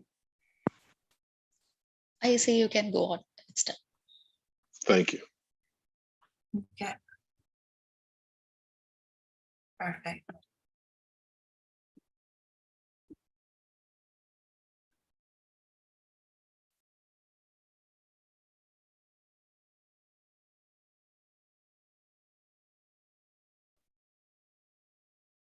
Great. Good afternoon, everyone. Thank you so much for having me today. My name is Ayisi. I am the founder of MKAO Foods. MKAO Foods means enterprise made for cacao, cacao with the K. I started the company because growing up around cacao farms, I've seen a lot of issues related to poverty, miseducation, and malnutrition. MKAO Food is located in Mission, British Columbia. We have chosen the district because we can easily have access to our shipments coming from across the world. Since we have incorporated the company in 2016, we have been part of different incubators across Canada, US, and France. We are also part of different chocolate associations in France, US, and Canada. We have secured facility, we have purchased equipment, we have raised 1 million, and we have brought containers of raw cacao beans. Partnership with universities is essential for us, and that's what we did. We have certified our products vegan, organic, and the facility is ASAP and SQF certified. Since our opening, we partner with ice cream shops, breweries, cookies companies, and brokering services to help distribute our products and to share the mission and vision of MKO Foods. MKO Foods envision a world where the small cocoa farmers will be fairly paid and where we will engage them throughout our supply chain. We want to make sure that our customers know the names of our cocoa farmers, because we are in an industry that relies on cheap labor. In fact, according to the International Cocoa Organization, the cocoa farmers who represent 2.1 billion still live with under $2 per day. This is why MKO Foods put a priority on supporting the small cocoa farmers. Growing cocoa beans also comes with deforestation. MKO Foods bring the solutions of training the small cocoa farmers on the best agricultural practices. MKO Foods offers more job inclusive opportunities. We are also part of the community by helping building the roads to have access to the farms. And of course, we're empowering women involvement in manufacturing in Canada and agriculture in Cameroon. Our business model is importing the raw cacao beans. And once imported, those raw cacao beans are manufactured into different cocoa ingredients, such as the cocoa powder, which are used for further processes, such as hot chocolate, cocoa butter that we sell to cosmetics, cocoa nibs we sell to breweries, and chocolate chips to different chocolate cookies companies. MKO Foods is a niche product, offers a niche product and healthier options to Canadians. We are in a mature market, and in fact, since 2019, the market hit 404 million and is anticipated a strong growth by 2030 with 400 billion. We have the strategy of serving the North American market and expand to Asia with a more healthier option. Since we started, we have brought containers of cocoa beans. We have put traceability on QR code on our packaging to making sure that our customers know where the products have been manufactured and that the small cocoa farmers actually receive a fair salary. We have been rewarded by the TD Social Enterprise Award. We have been Foodie of the Year in 2022 and have been publishing different. We have been, we hit total revenues of $150,000 last year. And all of that was possible because of my incredible team. I surrounded myself with smarter people than me who are helping me with my recipe formulation, manufacturing processes, export strategies, and sales strategies. The sales are made in the company as well. Today, we are seeking investments to scale up, bring more inventory, and build up the team. Thank you so much for your time. Thank you so much for having me. And I hope you're going to help us opening new trading opportunities to small cocoa farmers. Okay, thank you very much for that presentation, Aisi of MKO Foods. I will call on the judges now one at a time, and I'll start with Christelle. Christelle, if you have any feedback or questions, please go ahead. Absolutely. So first off, Aisi, excellent presentation. I mean, this is really impressive. You quickly passed by raising the fact that you raised $1 million. I love the detail around having the tracking code from the farm to the consumer. So you're very intentional on the details that I see. And so I really want to commend you on that phenomenal presentation and work that you've been doing. My question to you is, so you didn't get a chance to really expand on that. With the $250,000 to $300,000 investment that you're seeking, how are you looking to implement those funds to scale your business? Yes, we will bring containers of raw cacao beans because cacao beans is the main source of our revenues. one container of cocoa beans, we turn it into 150,000 in revenues. So more containers, more revenues. Excellent. Thank you. Okay, thank you very much for the feedback and questions, Christelle. Up next, I'll call Krunal. Krunal, if you have any feedback or questions, please share them now. Yeah, so again, you had a great presentation here. Everything was pretty much self-explanatory. Now, for the farmers, are they based in Canada or where are they based? Cameroon. Cocoa beans are grown in tropical areas. So far, we work with the family plantation in Cameroon. This is the farm I grew up around, and the farm can supply 200 metric tons of raw cacao beans. And so far, I was only able to bring a container per year, which is 20 metric tons of cocoa beans. Okay, that's good. Yeah, thank you. Okay, thank you very much for the question, Krunal.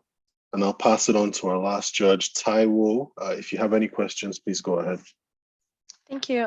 Great presentation. And I echo what Christelle said. It's super impressive. I just have one question. I know you touched on your revenue last year, and the funds you're asking for is more around bringing in more of your raw materials, which is the cocoa. I'm just curious to see what the bottom line looks like. I mean, in the last couple of years that I've been in operation, what is the projection for your bottom line? And what is the biggest expense line in your productions? Like, you know, once you get this money to bring in more resources, how is that going to impact your bottom line? Yes, good question. So with the money that we'll be able to raise, it's going to help us paying shipping fees and bringing the container. And like I said, one container is 150,000 in revenues. And with those revenues, we have working capitals, and working capital is in manufacturing is quite, it's capital intensive, if I can say like that. You know, we have all the certifications to maintain, we have staff to pay, and manufacturing organic products is also capital intense. So the revenues will just help us the time the beans are in the ocean to make sure that we still have some, you know, working capital, and then once the container arrive, just making revenues. I'm not sure if I responded properly. So basically what you're saying is that your margins are pretty much going to, like your projection on your margins are going to be pretty the same over the coming years, is what I understand from this graph and what you've just shared. Correct. Okay.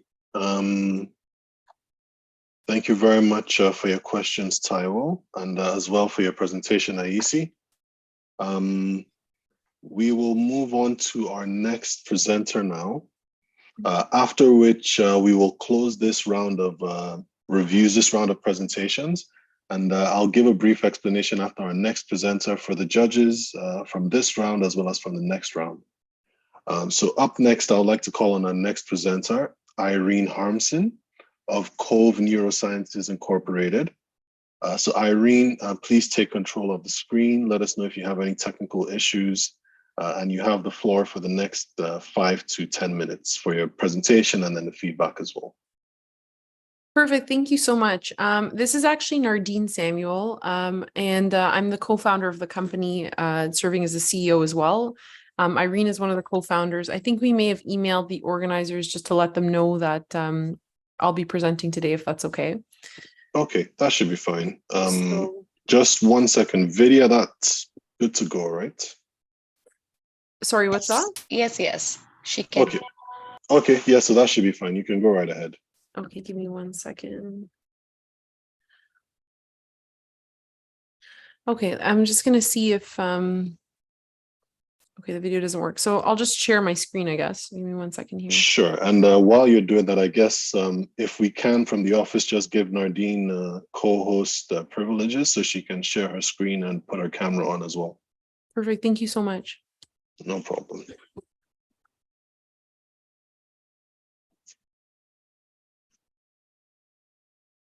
Okay, super, thank you. Hi, everyone. Just share my screen here. Okay, can everybody see that? Yes, we see your screen and the camera as well. Perfect, fantastic. Thank you very much. So we're very thrilled to be part of this pitch competition and to be part of the CASA program. So on behalf of Irene, we are very excited to tell you about our venture Cove. So judging by just looking at these individuals, do you think that it would be possible to determine who may have depression, who may suffer from anxiety, or which of these individuals may have, for example, a high lifetime risk of developing Parkinson's disease or dementia? What if I were to show you their MRIs and their associated diagnoses, and then ask the same question? If you look carefully, their MRIs look pretty much exactly the same, and even more strikingly, very similar and indistinguishable from the MRI of a normal, healthy individual. So how can we measure these disease states in the brain or try to diagnose these diseases based on brain measurements if the tools that we have at our disposal are limited? And this is a huge gap in clinical neuroscience and psychiatry. Importantly, there's a lack of measurable and validated biomarkers for neurologic and psychiatric diseases. So unlike, for example, blood pressure targets, measuring of insulin for glucose, there's no way for us to really measure and track diseases of the brain. And the tools that we have as physicians and scientists at our disposal give us really a 2D snapshot of what's happening in the brain. So we have things like MRIs or neurophysiologic measures that measure brain waves.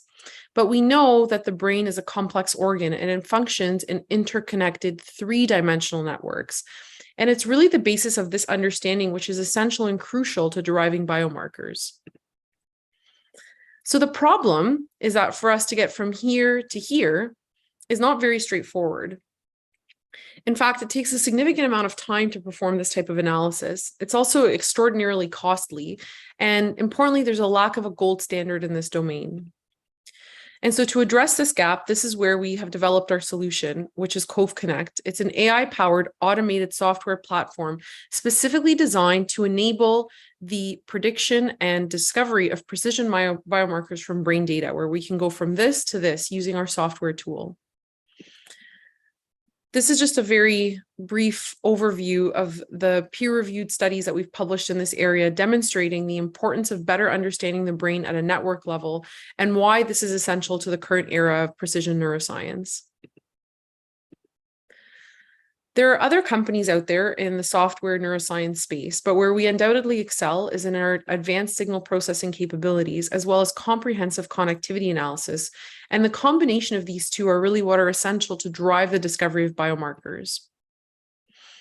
So there are multiple use cases for our product, ranging from academic initiatives to companies that have hardware devices with EEG sensing capabilities.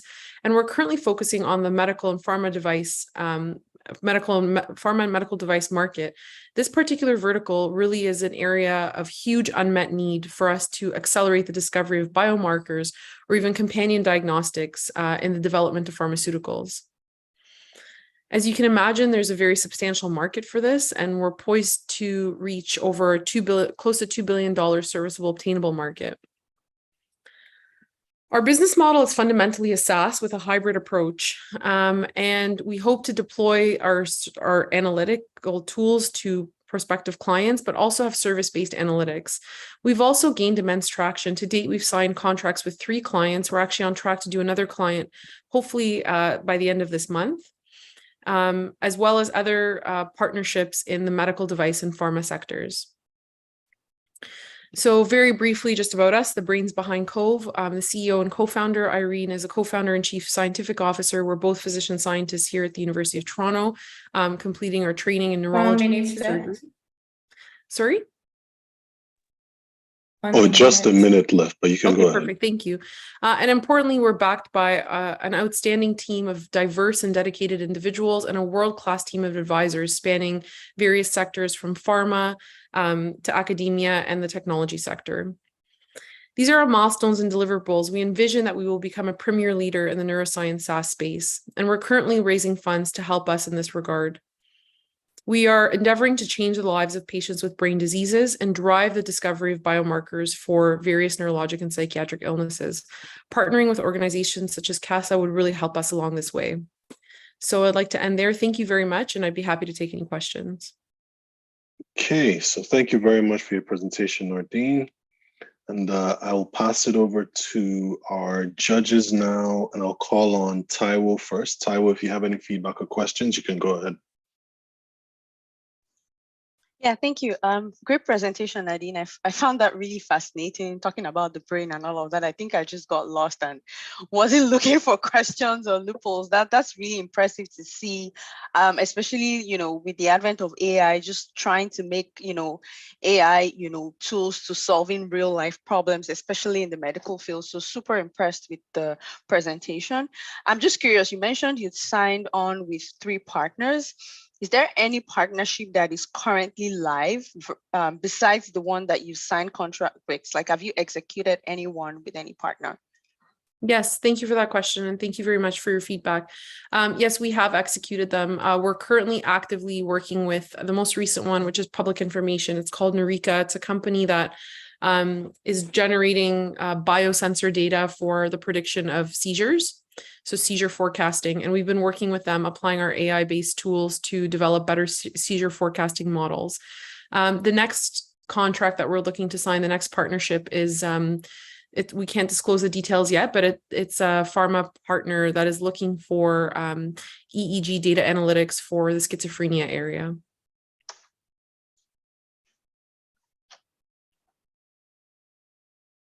Okay, thank you very much for the questions and feedback, Taiwo. Unless you have any further questions, I'll move on to our next judge. And Christelle, if you're ready, please ask some questions or feedback for Nardine.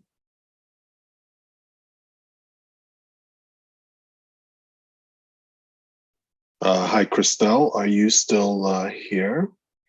Or let's move on to the other judge, Krunal Ahuja. Krunal, if you have any questions, please go ahead. Yes, hey Nadine, so great presentation. I love the way you are using AI advancements to bring all this together. The question I had is, how do you make sure that all these advancements are accessible to all the patients? Because some patient would be not comfortable using AI as of yet. So how do you face that challenge? Yeah, thank you so much. Thank you for that question. So I think, that's more of a forward thinking approach, because as we're standing now, we're primarily selling to other businesses. So it's really a B2B play. And I think to reach patients, that would probably be the next step in the business. I agree with you that, there are some limitations in terms of acceptability for uptake for, new technologies, which would ultimately, require regulatory clearance. But, you can kind of say the same thing about anything in medicine, really, approval of new drugs or, new biomarkers. It's not that dissimilar. But I think the key is ongoing validation to really show that we're validating what it is that we're doing. And then, I think that will undoubtedly support the uptake. Okay, perfect. Thank you so much. Thank you. Okay, thank you very much for the questions and feedback, Krunal. Currently, it seems like we've lost Christelle from this feedback section. But I do know Christelle is going to be joining the deliberation rooms afterwards and should evaluate the presentation as well. So we'll move forward now. Thank you very much for your presentation, Nardine of Cove Neurosciences Incorporated. Thank you so much. Not a problem. So this concludes our second round of presentations as explained earlier. So the last 3 judges will be led into a separate Zoom call deliberation room to evaluate these last few presentations. Judges, you should receive a link, or you should have received a link in the agenda that was sent to you to the deliberation room. Otherwise, our team should send you the links as well on the Zoom chat. And if you're having any issues accessing that link, please let us know and we should be able to assist you with it. And before you go as well, I'll just like to remind you to please send a copy of all the Pitchmaster scorecards, whether the actual scorecard or the Excel file, to the CASA office team once you've completed the deliberations on each of the presentations. And as well, if you're having any issues, please let us know and we should be able to resolve it. Okay, so as the deliberation room is being set up for our last set of judges, we'd like to welcome our third set of judges. So today we have Clement Esene, who is the Executive Director at the BIPOC Foundation. Welcome, Clement. Additionally, we also have Anthony DaCosta, who is a business systems analysis specialist from ITS testing and recruitments in TD Bank. Welcome, Anthony. We also have Sindhu Karuna Karan, who is the AVP of Senior Talent Acquisition, the Senior Talent Acquisition Partner of Next Evolution of Work/Agile at Scale PNT in the US for TD Bank. And we should be having another judge joining us later on, Architect Sola, who is a principal. No, he's already here. Okay, apologies, sorry. I've been bouncing left and right, so I didn't get a chance to look at the list. So we have our last judge here today, Architect Sola, who is the principal partner of InvCap and Archi projects as well. So welcome, Architect Sola. So we'll now move on to the next round of presenters, and we'll like to call up our next presenter. So up next, we have Ali Abendipor of Atabaj Medical Incorporated. So just to give housekeeping rules again, you have 5 minutes to make your presentation, after which each of the judges will have 2 minutes to give some feedback. If they do allow you to respond during their time, you can. However, once their time runs out, please we'll be moving on to the next judge. Keep note of their questions and your response. And then at that time, after all the judges have given their feedback, you have 1 extra minute to respond to all of their questions. So without any further ado, Ali, you have the stage. Let us know if you have any issues and you can go right ahead. Yeah, thank you.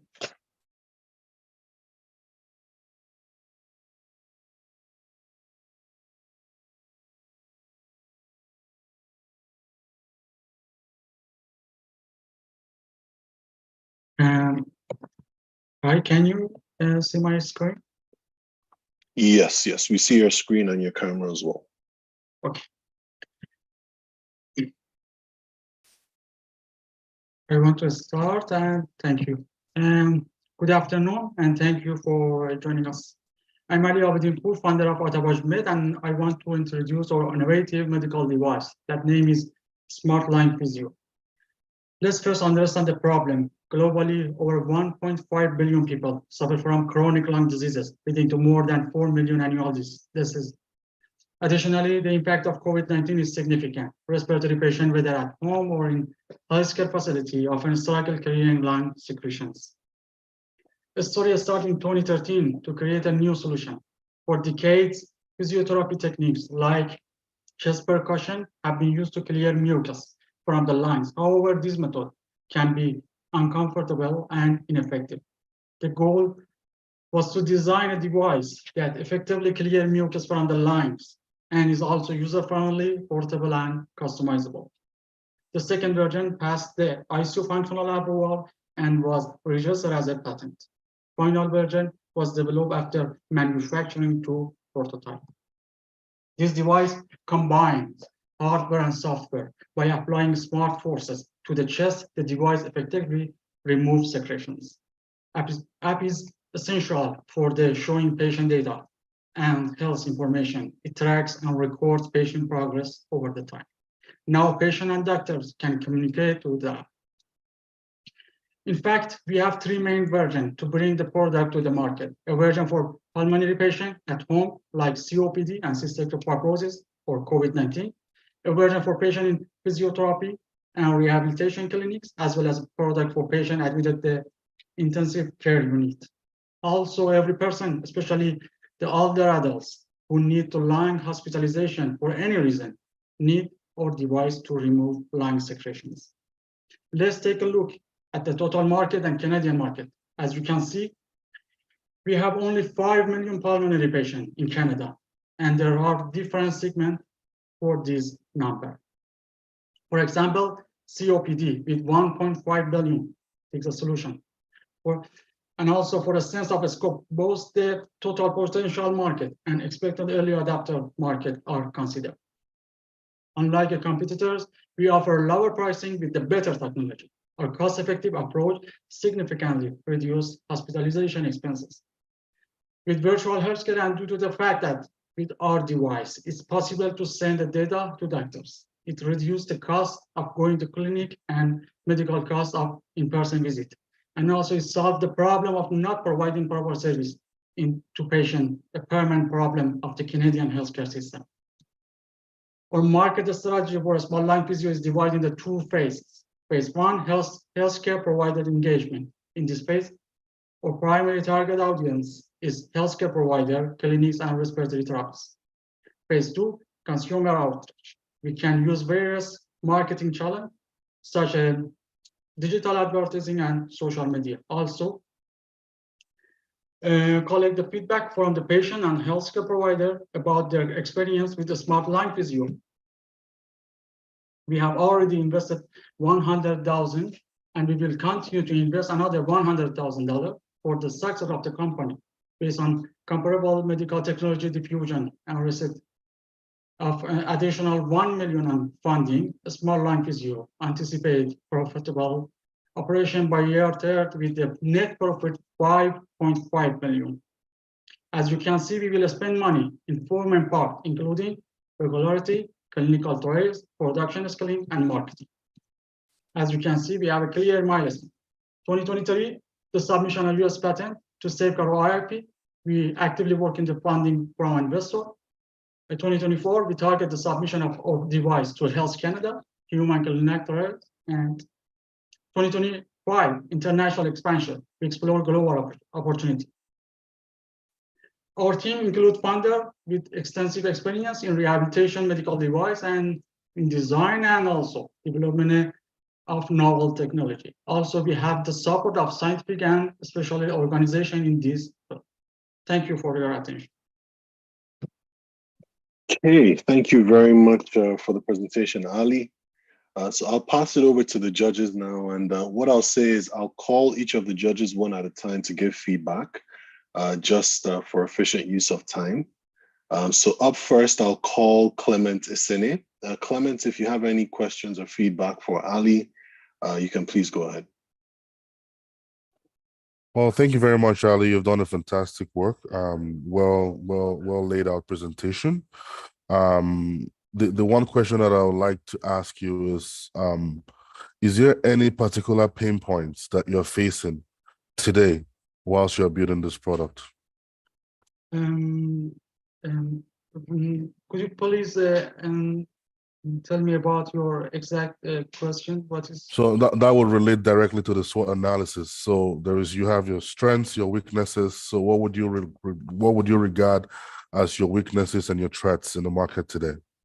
Okay, I think to this stage we have to get the regularity from Health Canada.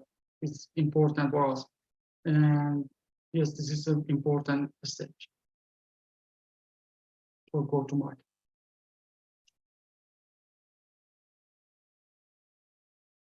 Okay, thank you very much for the questions and feedback, Clement, as well as for your response, Ali.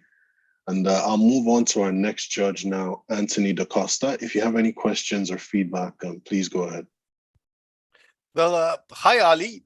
Your pitch clearly identifies a pressing issue in the intensive care unit concerning pulmonary physiotherapy for patients. I know that personally.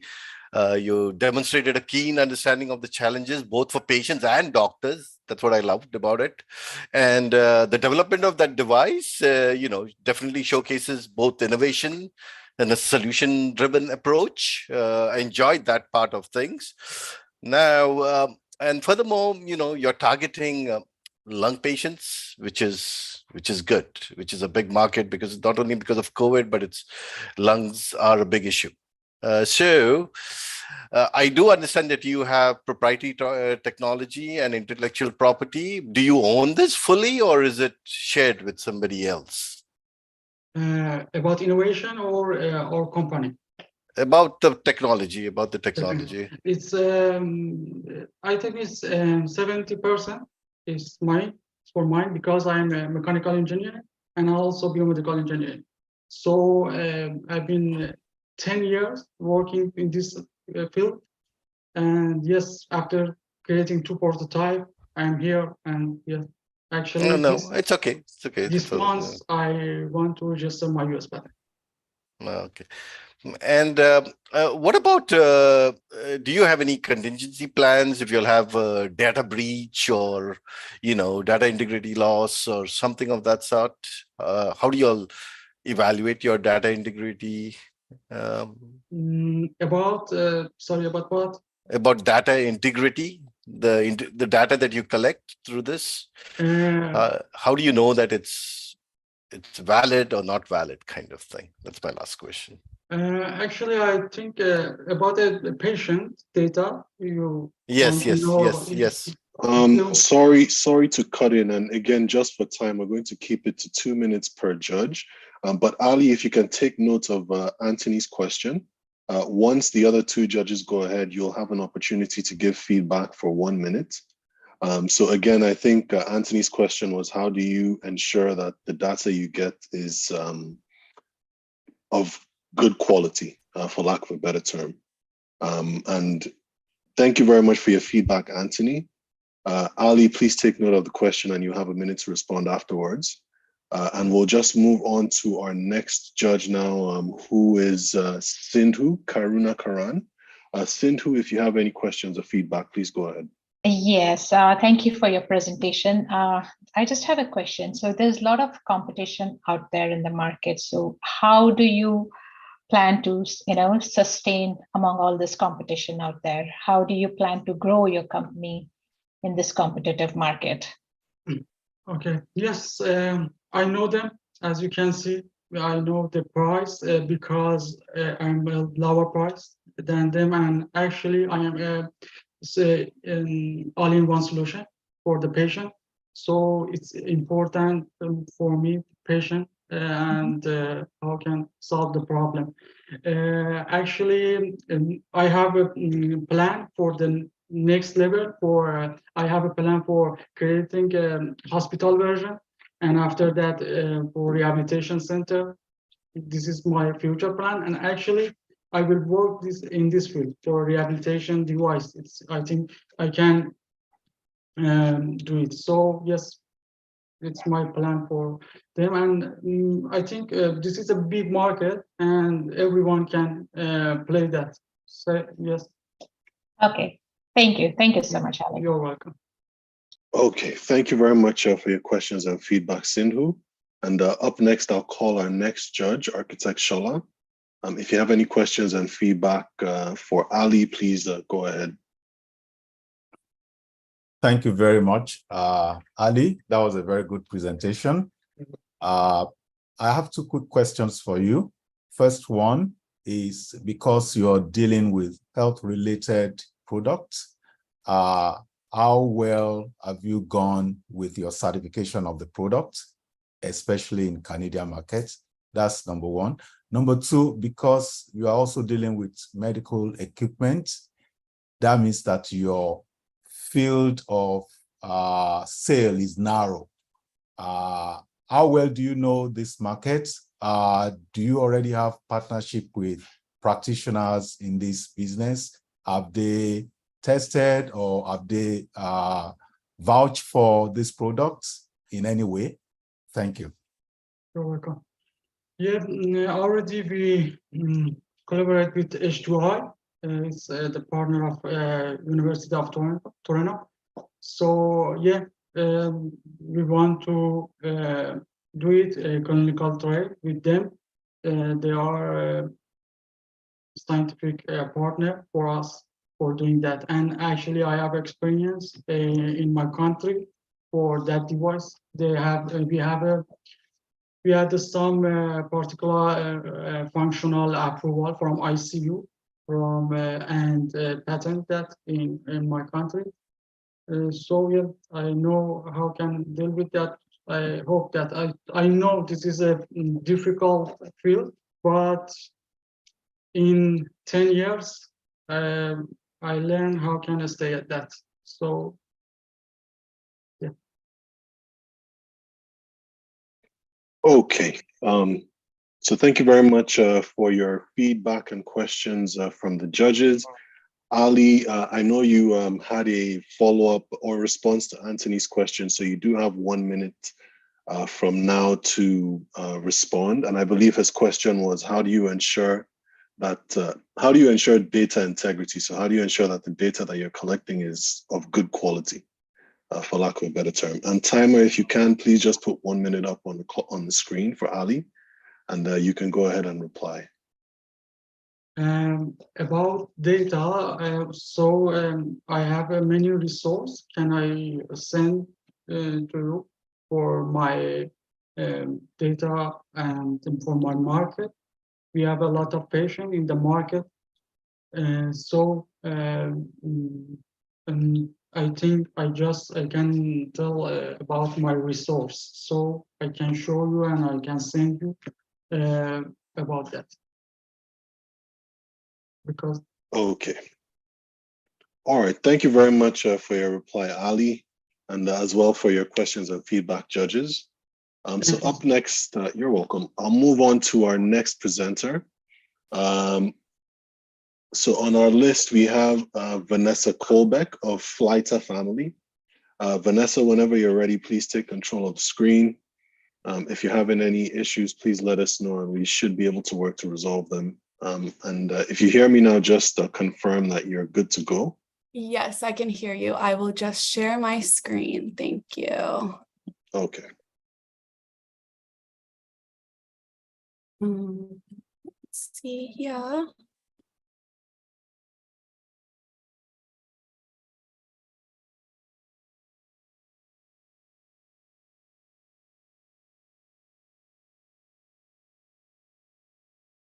Can you see it? Yes, we see it. Okay, awesome. I will start then. Good afternoon, everyone. My name is Vanessa Kolbeck, and I am one of the two co-founders of Flyta Family. Flyta Family is a revolutionary matching-based mobile app designed to connect individuals who share similar physical activity interests and life hardships.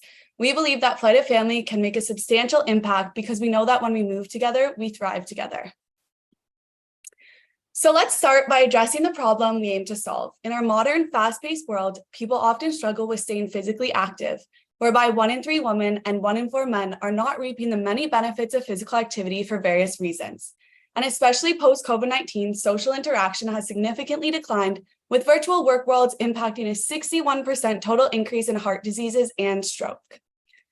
So this physical inactivity and social isolation crises can lead to various health issues impacting not only our physical well-being, but also our mental health. And globally, our economy is suffering a loss of 12 billion working days each year from mental health issues that have been researched in varying capacities and severities to be alleviated through physical activity. So knowing this, with the rise of chronic diseases and the importance of social support and reaping the benefits of physical activity, there's a pressing need for a solution that addresses these challenges. So Flyta Family, in part, is that solution. The app will provide an easy way to meet new people of similar interests, form connections that help with accountability and exercise enjoyment, and increase accessibility to physical activity by integrating partnerships with health promoting initiatives and physical activity spaces. So here's how it works. First, users are matching with a purpose. Our app goes beyond superficial matching. We pair users with a buddy who not only shares their interests, but also understands their life struggles. Whether it's a fitness enthusiast looking for a workout partner or someone facing similar life challenges and can't get themselves to be active, Flyta Family ensures meaningful connections. And research has shown that being active only 2 times per week with a partner increases exercise levels by 78%. So something here too, we also envision redefining fitness. So unlike many fitness apps that solely focus on appearance, Flyta Family prioritizes physical activity for illness prevention, longevity, and happiness. We recognize that fitness isn't just about looking good, it's about feeling good and leading a healthier, more fulfilling life. And we also offer a community page and a map of accessible spaces that are pinned by founders and users, with health spaces and local partnerships, which provides a platform all in one for users to find pickup games and local health enhancing events in the area.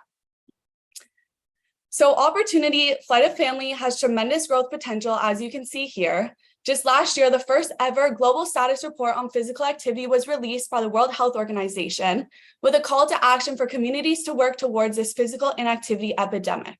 And interestingly, they also stated that more than 110,000 deaths per year could be prevented if American adults spent just 10 additional minutes a day engaging in moderate to vigorous physical activity.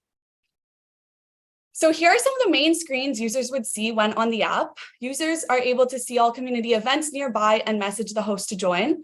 Users are also able to decline the message or message back. And something that we really wanted to embed here that's not highlighted on this screen is the like procedure, which is different than many other matching-based apps. Users will have to either decline or message back to match. So this will hopefully promote an increase in social discussion and interaction. So our revenue model includes freemium for users with added premium subscriptions, partnerships with health organizations, and also in-app advertising, allowing us to provide our service to users for free while sustaining the app's growth.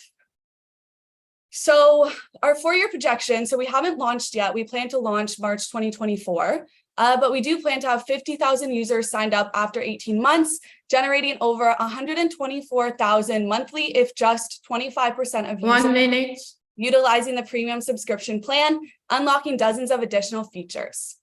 So we are seeking 20,000 for these key milestones to finish our development with our software dev company and roll out our marketing and partnership plan. So why us? I think we have the best team to carry this out. Myself and co-founder Lexi Agia, we have a very diverse and valuable set of skills and experiences. I have expertise in the physical activity and mental health research area, with also consulting experience with national and international level organizations. And Lexi just recently a professional women's hockey player and also completed her MBA and master's in business and data analytics. And another huge player is our software development team, which we took a lot of time to choose one that was passionate, had great culture, quality, and desire. So thank you. To wrap this all up, Flight of Family is more than just an app. It's a lifeline to a healthier, happier, more connected world. And we invite you to join us on this journey to make a positive impact on society. Together, let's help people fly towards healthier, more fulfilling, active lives. Okay, thank you very much for the presentation, Vanessa. And I'll pass it over to the judges, and I'll start with Anthony DaCosta. Anthony, if you have any feedback for Vanessa, please go ahead. Yeah, definitely. Your approach to simplifying the physical activity into a straightforward multi-step plan is user-friendly and very appealing to me, especially. And it makes an otherwise daunting task seem achievable. And I definitely appreciate your recognition of the pain points of physical fitness.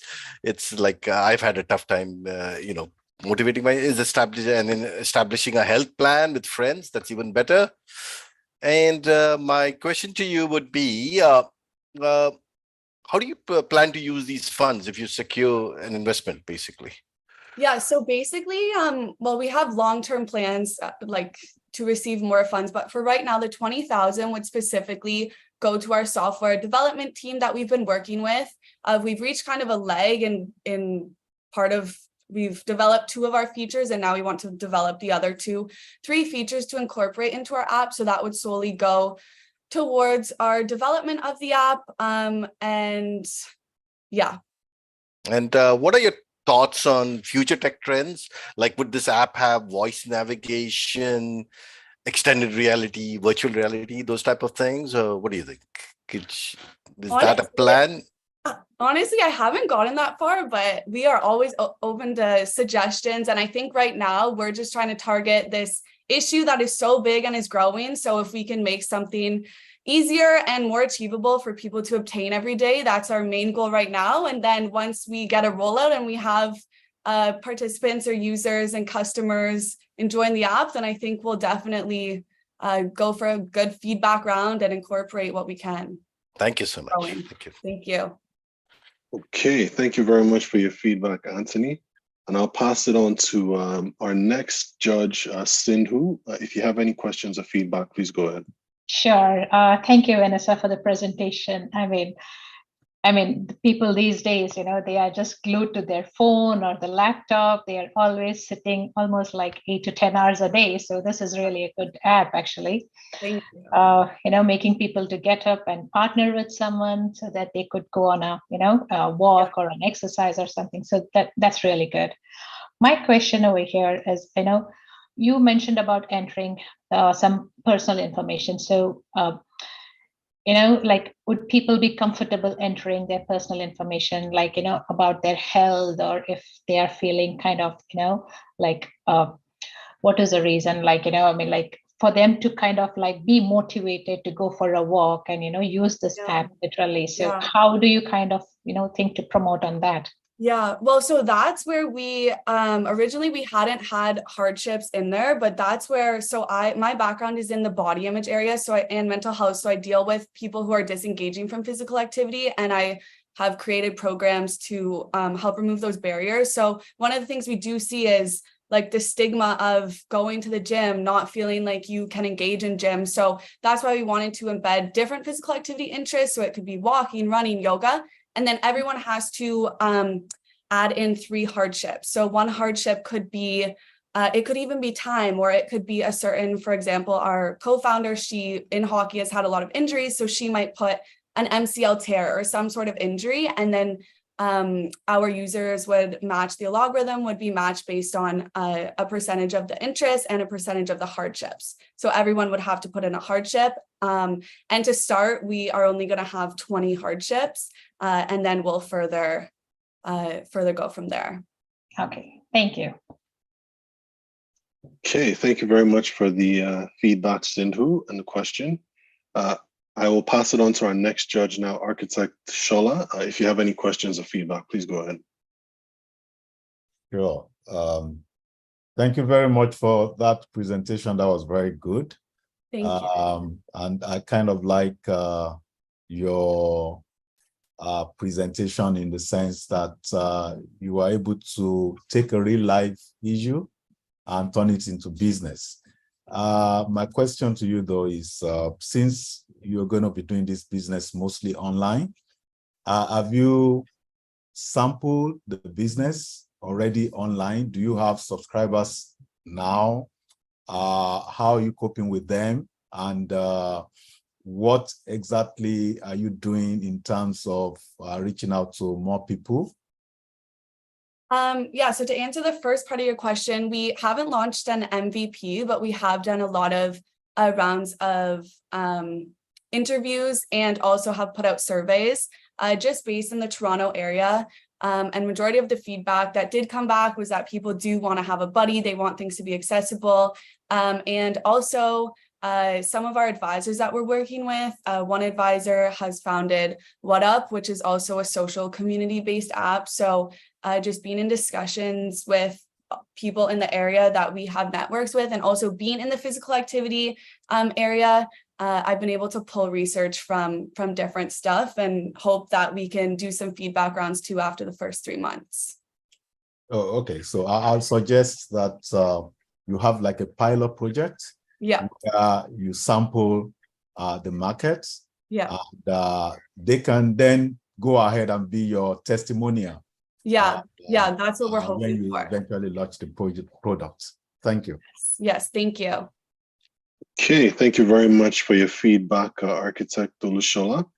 And up next, I'll call our last judge, Clement Esene. If you have any questions or feedback for Vanessa, please go ahead. Thank you very much, Vanessa. You've done a fantastic job. Yourself and your team just picking up a very relatable and real life problem, to solve. It's remarkable, and I can relate very well. But the one question that I have is around the issue of security. And when you think about pairing people, right, and people who never met each other, who never knew each other, and pairing them in that they're not meeting virtually, but having to meet physically. Is there any thoughts around due diligence or regarding security, vetting these folks to ensure that we're not people are not specifically targeting people using your platform? Yeah, so this discussion has come up. We actually, the next month, we're rolling out like our, just I guess, risk mitigation, and obviously privacy and security are going to be in discussions with our lawyer and also our software development team. They've worked with matching apps too, so they have a lot of great recommendations. Right now, I can't exactly speak on what we're going to end up deciding on, but we will definitely be ensuring that we are taking that into account, and that is at the forefront of where we go. On the basis, though, of what people can do when they are matching, as I said in the pitch presentation, the difference between this matching app is that they are going to have the option to either message back or decline. So these people won't actually be showing up in their logarithm again or in their messaging platform. So they will actually have the ability to filter through themselves too. Whereas in other apps, you normally, if you match with them too, they will show up there. So you have to decide whether you're going to message or decline. Okay, thank you very much. And okay, so thank you very much for your presentation, Vanessa. Thank you. Thank you as well for your feedback and question, judges. We're going to go to our next presenter now, after which we'll be taking a short 15-minute break before we move into our next section. And up next, we have Asha Wielden of Kula Foods. Asha, you have the stage for 5 minutes. If you have any issues, let us know, and we should be able to help you resolve it. If you're there, please, okay, I do see you now. And your mic is muted just in case. Whenever you're ready. Okay, good to go. All right. And just give me one moment. And I'll just like to remind the timer if we can set that up once Asha starts. Okay, I am ready to go. Can you hear me? Yes, we can. All right. Sorry.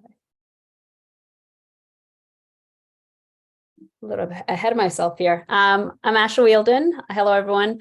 I am the founder and CEO of Kula Foods. Kula means eat in Kiswahili. We specialize in producing plant-based food. That means proteins and sauces. In 2018, I was in Vancouver, new to Vancouver, and I was looking for food that reminded me of home. Home for me is Kenya and Toronto.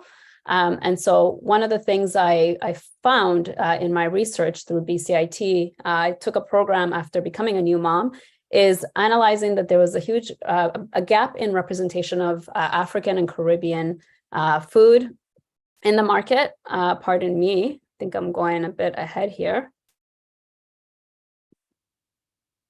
My apologies. And that, you know, as a new parent, I was also looking for food that's just better for us. So it means less sugar. And so this is what we answer to. We offer 3 plant-based proteins and sauces that are highlighting food of African diaspora that is healthy for us, but also nutritious and inclusive. Our proteins include 10 grams of protein. So that's per serving, low sodium and no additives, no sugar, and it's gluten-free. It is based off of peas that are grown in Canada, in Alberta. And it really does answer to the needs right now of the current growing market that is asking for more options that are better for us. We also have sauces, including 2 barbecue sauces and a hot sauce.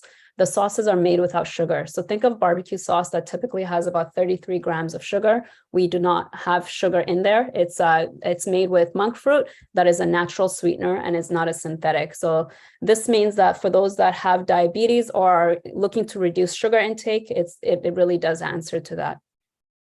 The current market size for plant-based globally is currently 52.5 billion.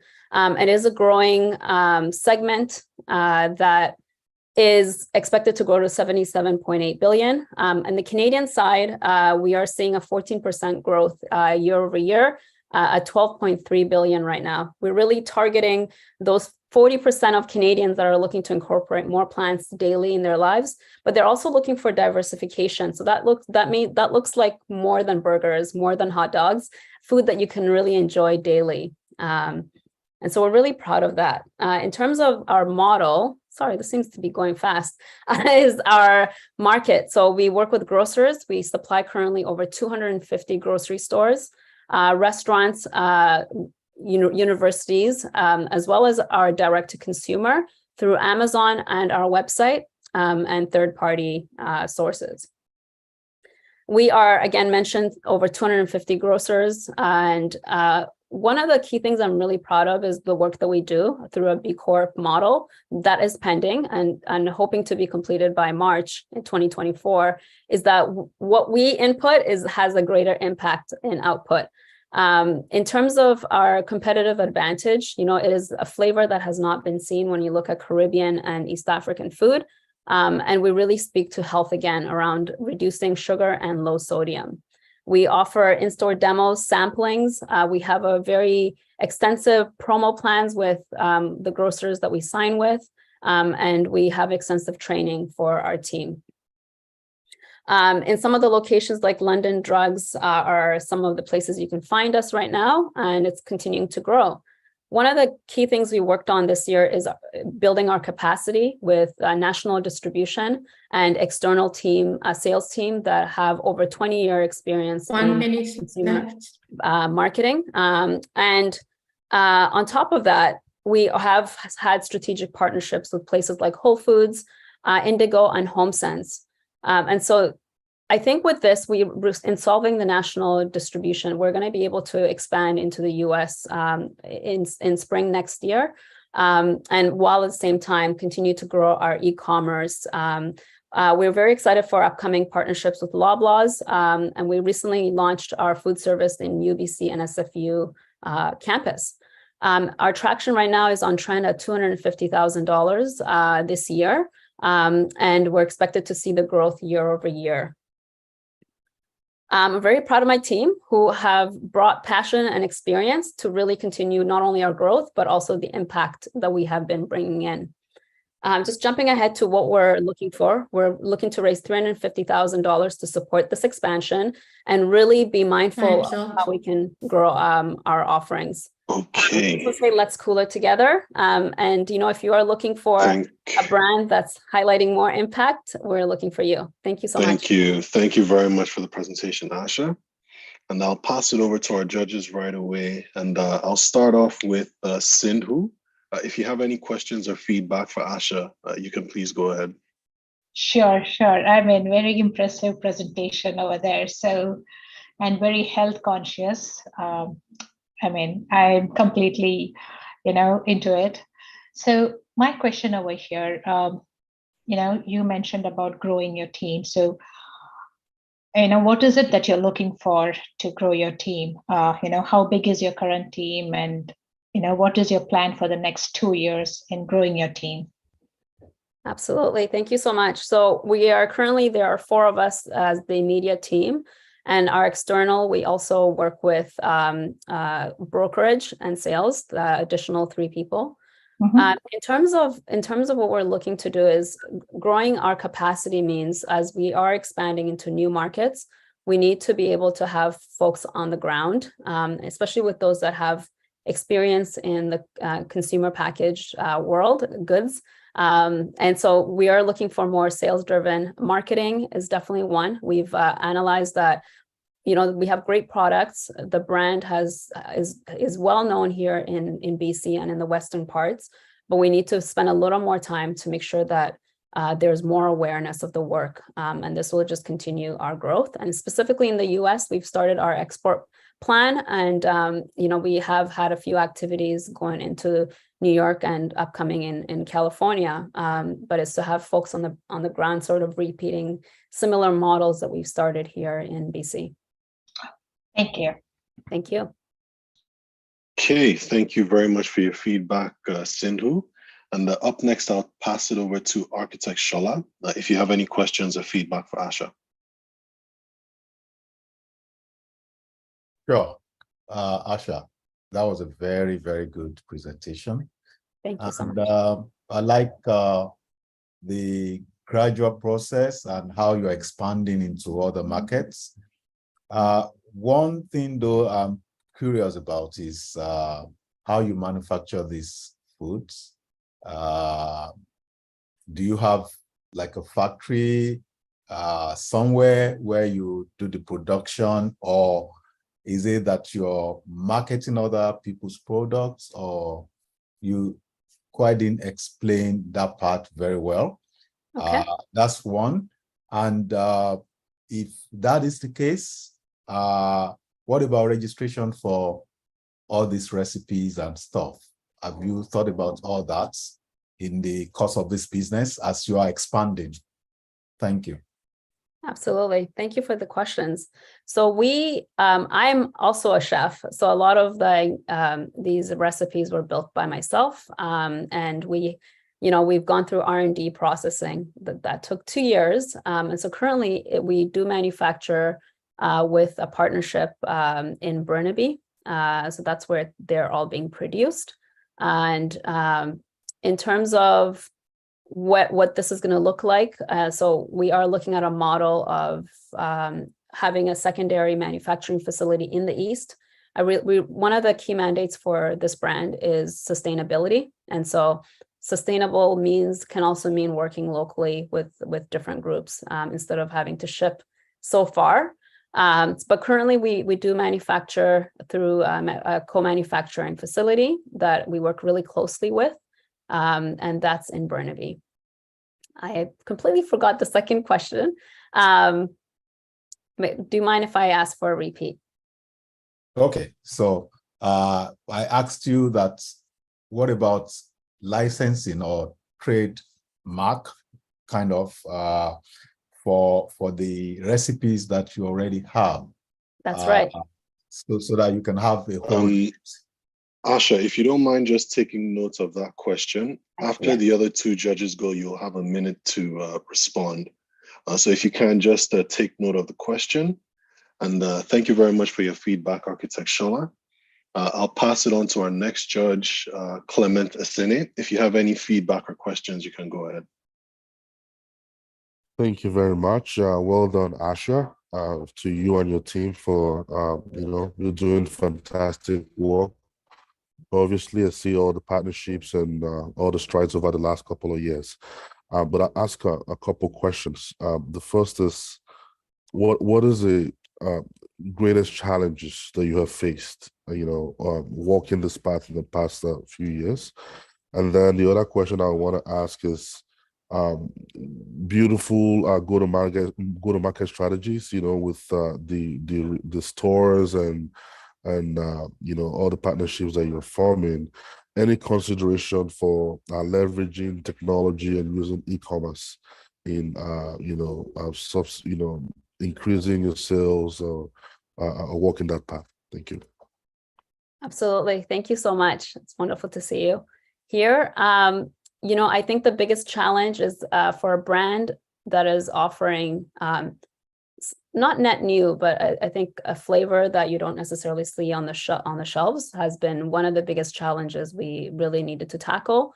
And this is why we take the time with demonstrations and really educating, because it's not really something you see in terms of the natural and natural aisles beyond the ethnic aisle or the international aisles that we're familiar with.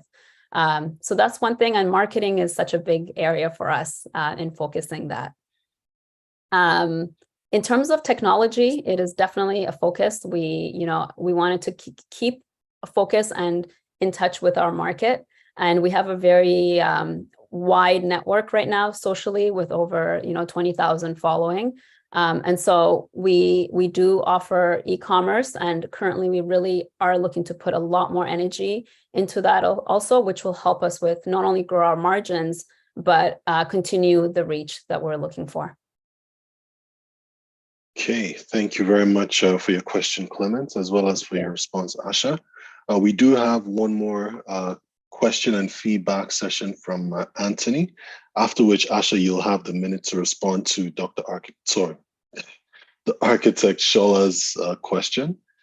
So Anthony DaCosta, if you have a question or some feedback for Asha, please go ahead.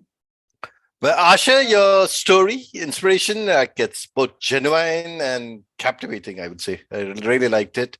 And your journey of discovering this passion for plant-based food, awesome. I just love that part of your thing. And your emphasis on East African and Caribbean dishes. It's like a niche market and it sets you apart. Definitely, I find that irresistible.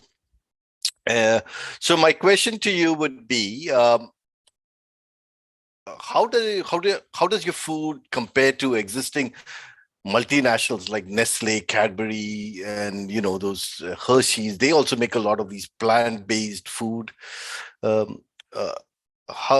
do you compare to them? Yeah, I think the big thing is beyond flavor is nutrition. So we really don't cut corners when it comes to what we're inputting into the food. I think to speak to, I think in general with plant-based proteins, we do see more people incorporating.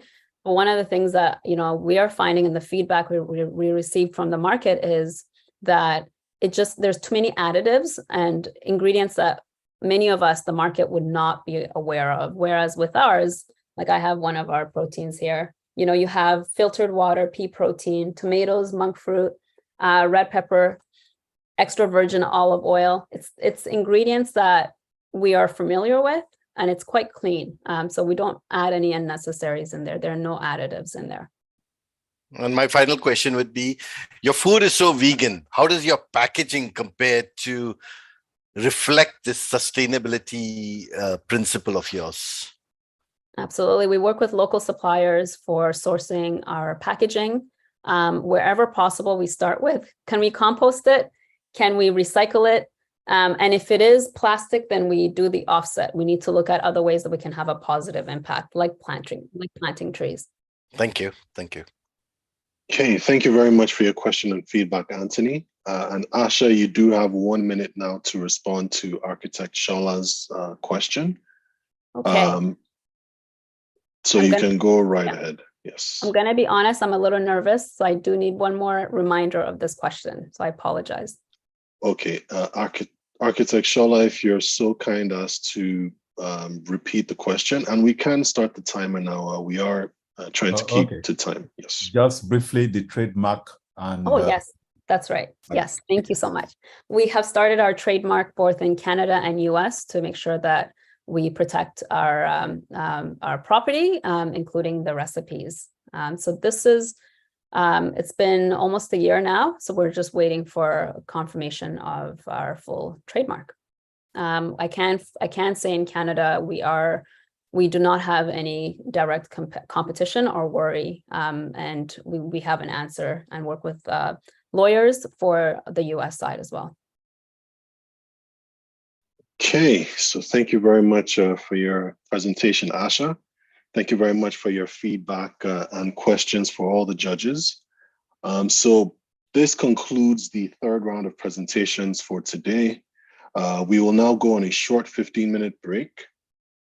So as explained earlier, the last 4 judges will be led into a separate Zoom call deliberation room to evaluate these last few presentations. And I'll just repeat, the link to the deliberation room for the Zoom call, the link for the deliberation room is in the agenda that was sent to you prior to this session. And if you're having any issues, please reach out to one of our team and we should be able to get that link to you right away. So I also want to remind all the judges to remember to please send a copy of all the Pitchmaster scorecards. So the Pitchmaster scorecards, as well as if you prefer it and are using the Excel sheet, you can send that as well. Please send it to the CASA office team. And if you have any questions with that as well, please let us know and we should be able to resolve it. Before we move on to our next set of presenters, we're going to take a short 15-minute break starting at 4:40. So we will be back by 4:55, after which we'll begin our next round of presenters. Again, thank you to all the presenters who presented so far. If you have any questions, please send it to our office team and we should be able to respond to you. but I just want to reiterate that we will be back by 4:40 p.m. And at that time, we would welcome our fourth set of judges. Sorry, we will be back at 4:55. The break starts at 4:40. Apologies. After the break, we will welcome our fourth set of judges. And we have 3 judges here today. We have Kwene Guzoraky, who's the financial controller for Face Coalition. We have Ayla Warner, forgive me if I mispronounced your first name, who is the Director of Change Management and Corporate Evolution and Change Enablement at TD Bank. And then we also have Isbi Ho, who is the Business Architect in the Business Banking Department for TD Bank. So again, thank you to all our presenters so far. We will return for the next round of presenters at 4:55, at which time we'll continue. So thank you.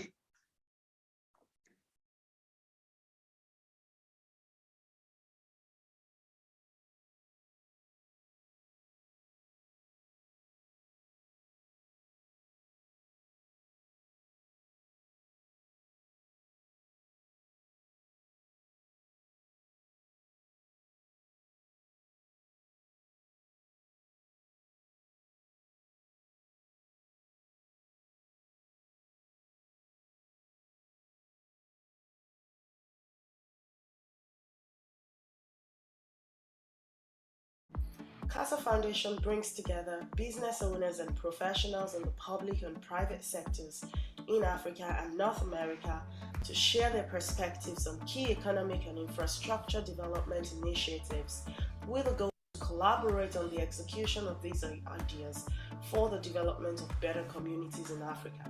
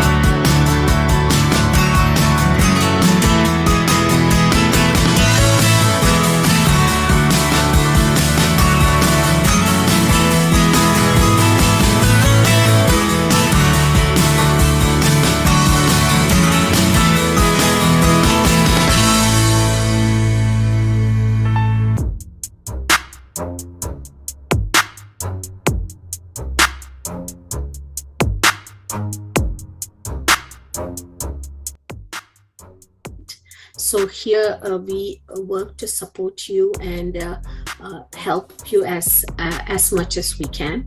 And in this 12 to 14 weeks, we'll be sharing worksheets, we'll be sharing resources, and entrepreneurs who are participating to be equipped with the knowledge of business building that includes business planning, leadership skills, networking, financial literacy, and how to become loan and grant ready.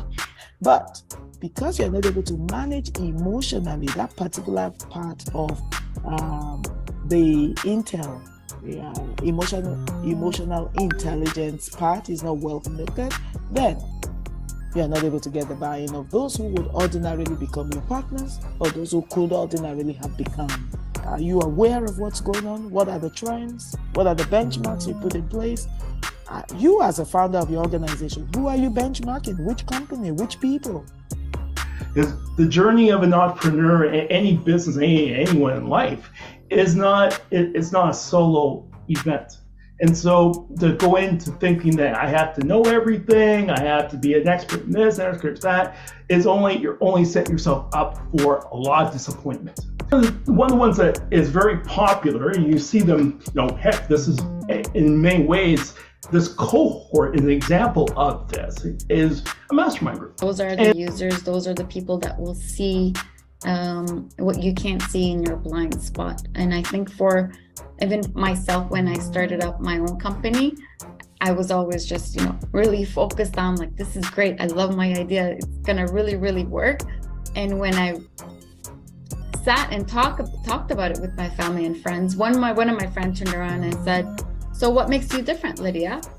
I didn't like the question, but I was like, oh damn, this is a good question. I have to answer it. And I came home and I sat down and said, yeah, what makes me different?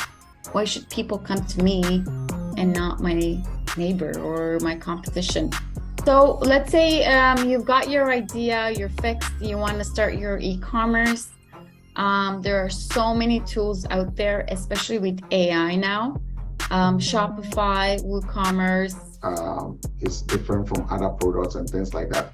And that's where you sell yourself. Even though it's not a market area, it's an area where you talk about your services and how unique your service is. It's full financial projection. But what we have here today, we just want to start slowly. So I'm using sort of your own sort of personal expenses. When you look at the personal expenses, personal expenses, it deals with like the wages, the benefits of a particular company and how they pay their personnel. What they are saying here is that if I'm expecting $15,000 to come into this business and I'm spending $20,000 in that particular month, that means I'm already short $5,000 in cash. So it's not a good system for me. It should be the other way around. If I'm expecting $20,000, I'm spending $15,000, means there's a cash that will flow into the next particular month. You get it?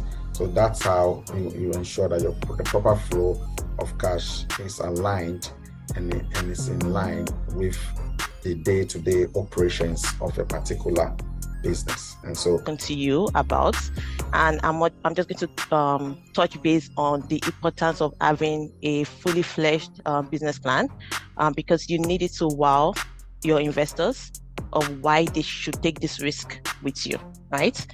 So the next slide that has to do with business plan is your business plan is meant to be your selling points. But no matter what business it is, every financial institution they're open to it. You just have to present yourself very well.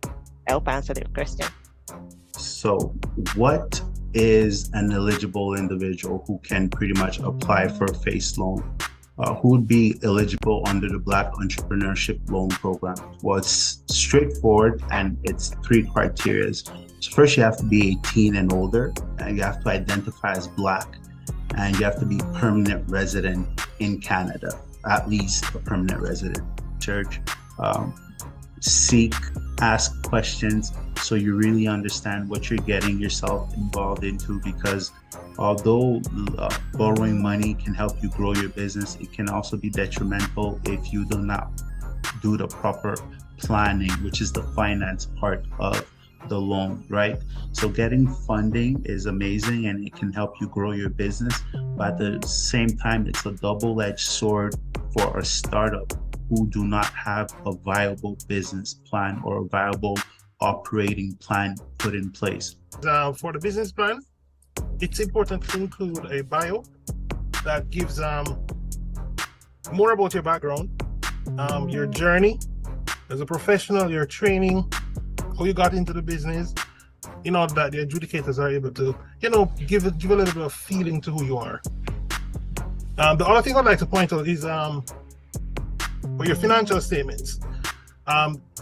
If you do not have accountant prepared financial statements, your T2 tax returns, there are two schedules if you have those. Those are schedules 100 and 125. You have to look at your business. You have to look at what you're doing in terms of your business. Where are you what are you spending the most on? I'm guessing the food that you're purchasing, right? So then you might want to reconsider, look around, right? Other individuals that are in the same business, what are they doing? What are their pricing strategy? Are you following up with your customers? Do you have returning customers? Are you trying to get bundles? We're going to talk about how to develop a strong brand management strategy, right? So we're not kind of just throwing the kitchen sink at it. We're trying things and we're going about it strategically. And then lastly, we want to talk about communicating that brand. Right? Branding is the ongoing process of establishing an image, an impression in the minds of others about a product or service or an idea. And right, so everyone can save all of that information in your Canva, right? You can save your colors, you can save your fonts, you can save your messaging, and then you just use it every single time. I have my different customer personas and my brand strategy. However, I feel like the way that I communicate on Instagram has to be different than the way that, the way I'm going to communicate on TikTok has to be different. Want to try and get as descriptive as possible, even if it's not innovative, even if there's like other people who are doing what you do. You want to make sure that you're outlining everything, because you will find out that maybe you're uncovering traits of individuality, even if it's an early stage. So you want to dig deep when you're answering those questions. So just like your customers, just like you, your brand needs to have values. So that's going to be the why behind your business.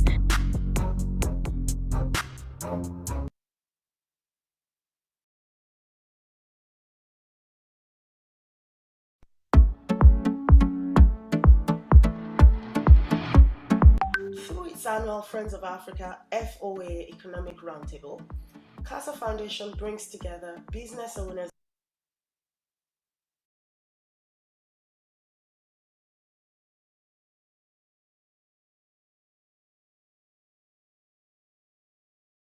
Okay, so welcome back. Sorry. Welcome back from the break, and we're going to continue with the sessions today. So we're going into our fourth set of judges, our fourth panel. And just to repeat the names of all the judges that will be reviewing presentations today, we have Kwene Guzoraky, who's the Financial Controller of Face Coalition. We have Ayla Warner, who's the Director, Change Management, Corporate Evolution and Change Enablement in TD Bank. And we have Ace Ho, who is the Business Architect, Business Banking Lead in TD Bank. And Ayla and Ace, I apologize if I mispronounced your name. Please correct me when you get a chance. But up next, we'll go to our next presenter, who is Nairobi Vision of Elemental Notes Incorporated. So just to refresh on what to expect, each presenter is going to get 5 minutes to present, after which each of the judges will have 2 minutes to give feedback. And after all the judges have given feedback, the presenters have an extra minutes to respond to any questions they weren't able to get to during the judges' feedback session. So Nairobi, whenever you're ready, you can go ahead. And I just want to advise the judges and also the viewers as well today that if you're not speaking and presenting, to turn your mic and your cameras off. And the reason for this is we are streaming this presentations online live, and we want to give the presenter an opportunity to demonstrate their business in full-fledged. So once the presenters are done, the judges will have an opportunity for feedback, and I will implore you at that time to turn your cameras and your microphones on. So Nairobi, whenever you're ready, you can go right ahead. And Ayla, just a heads up, if you can turn your camera off until it's the feedback portion. Thank you. Nairobi, you can go ahead. Hello, can you hear me okay? Yes, we can. Okay, I apologize in advance. There's a lot of construction happening outside, so I hope it doesn't interfere with my presentation. All right. Elemental notes is here for you and me. We've got that natural remedy. Hi, everyone. I'm Nairobi Vision, the founder of Elemental Notes, Inc. Health issues have become out of control. Our mission is— Sorry, we don't see your slides just in case you are trying to show that. Oh. Timer, if you don't mind, let's just pause it. Thank you. That sucks. Now I have to start over. The element of surprise is gone. Okay, one moment. No problem. Why is this not working?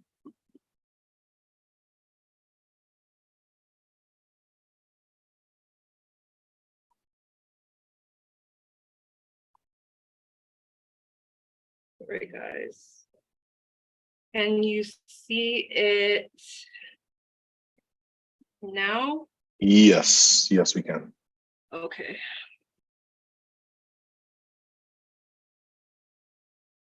All right. Okay, are we restarting? Yes, timer, if we can just reset it to 5 minutes, and then Nairobi, you can go right ahead. All right. Okay. Elemental notes is here for you and me. We've got that natural remedy. Hi, everyone. I'm Nairobi again, the founder of Elemental Notes, Inc. As I mentioned, health issues have become out of control. Our mission is to empower the community to reclaim their health. In 2015, I was in a car accident that changed my life. I was unable to work my first corporate desk job, and conventional medicine wasn't working for me. For my recovery, I turned to holistic approaches, which restored my health and my well-being.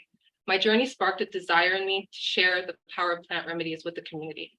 Last year, a high school invited me to teach herbal medicine to youth, which transformed our business. Now, there's a general lack of education surrounding natural health remedies. Despite increasing health issues, statistics show that heart disease alone surpassed COVID by 4 times, heart disease deaths. 1 in 5 Canadians has a respiratory disease. Mental illness has doubled in a decade. Too many plants are being taken from nature, and it's hurting the environment, leading to plant extinction. And some of these medicines come from wild plants. Those plants are disappearing. We're giving too many pharmaceutical drugs. It's costing a lot and it's using up resources. It's time for a change. We offer accessible and affordable solutions. I'm a part of a team of 3, 1 of 2 registered herbalists of Afro-Caribbean descent, and I manage distribution of holistic solutions. Chrisbeth Cowie is our marketing lead, developing strategies to solve our problems, and Kartik Bakshi handles our web development and technical management. Our accessible and affordable holistic solutions to the community reshape the health environment in general. The Canadian natural health product market is valued at $28 billion with 71% usage. Our approach transforms holistic education by fusing knowledge and solutions in one place. We support a higher quality of life, preventing future health issues and easing pressure on hospitals and resources. This is building social consciousness and sustainable solutions. We're opening the community's eyes, and we focus on educating youth who influence their parents to explore natural medicine, reducing side effects and promoting prevention. Elemental Notes is the solution. We offer holistic solutions through seminars, workshops, webinars, herbal remedies, and consultations. Our target market is high school students in specialized programs, teachers, healthcare practitioners and therapists, and middle-aged professionals with children. Our seminar metrics show 90% of students think it's important to learn about natural remedies, while 100% found our seminars engaging, informative, would incorporate herbs into their lifestyle. Our seminars are opening the doors to healthier lives, and they're tailored for youth. Our testimonials prove that. This is a huge educational opportunity for us. There's over 3,400 high schools across 300 school boards. And this year, we taught 424 students, including those with disabilities and minorities. We'll engage 6 times more students next year. Public schools cover nutrition and mental health. They lack holistic education. We bridge this gap with our seminars. Our niche focus on teaching youth about plant medicine sets us apart from our competitors. We stand out because we offer unique solutions, whole plant-based bioavailable products, and soon eco-friendly tech. Our sales channels include e-commerce, schools, pop-up shops, holistic clinics, and specialized events like this one. The average cost per product is $100. Per seminar, it's $949. Last year, our profits went up by 26%, and our seminars will boost our 2024 revenue to over $100,000 this coming year, increasing profits to 46%. We can expect an average of 20% growth yearly within the next 3 years. Our projections are based on 130. You have 1 minute. Thank you. Are based on 130 seminars this coming year. Through our marketing, we expect a 2% conversion, and this year, or next year, sorry, we'll launch our marketing development in Q1, increase capacity in Q2, expand our reach in Q3, and add virtual reality to our seminars in Q4. Our total project requires $135,000. We're asking for $10,000 in funding, in grant funding, to scale our seminars. $5,000 for marketing development, $3,000 for seminar creation, and $2,000 for tech development. You can reach us by email, phone, website, or scan the barcode to follow us on socials. If you or someone you know would like to book us, or you're having health issues and require a custom remedy, please reach out to us. We're here to help you embrace your healing rhythm. I'm open to any questions or feedback you may have at this time. Okay, thank you very much for your presentation, Nairobi Vision. I will now call on the judges, and just to kind of set the stage, I'll call on the judges one at a time just for efficiency purposes. So I'll start off with Kwene. If you have any questions, please go ahead. First off, I would like to say great presentation, Nairobi. Love the big beginning intro. I'm just going to jump right into the questions. Well, feedback. You did very well. You talked about the problem. You have your niche. You spoke about the solution. You spoke about the target market, but you were talking about the average cost being $100, but also your target audience are youth.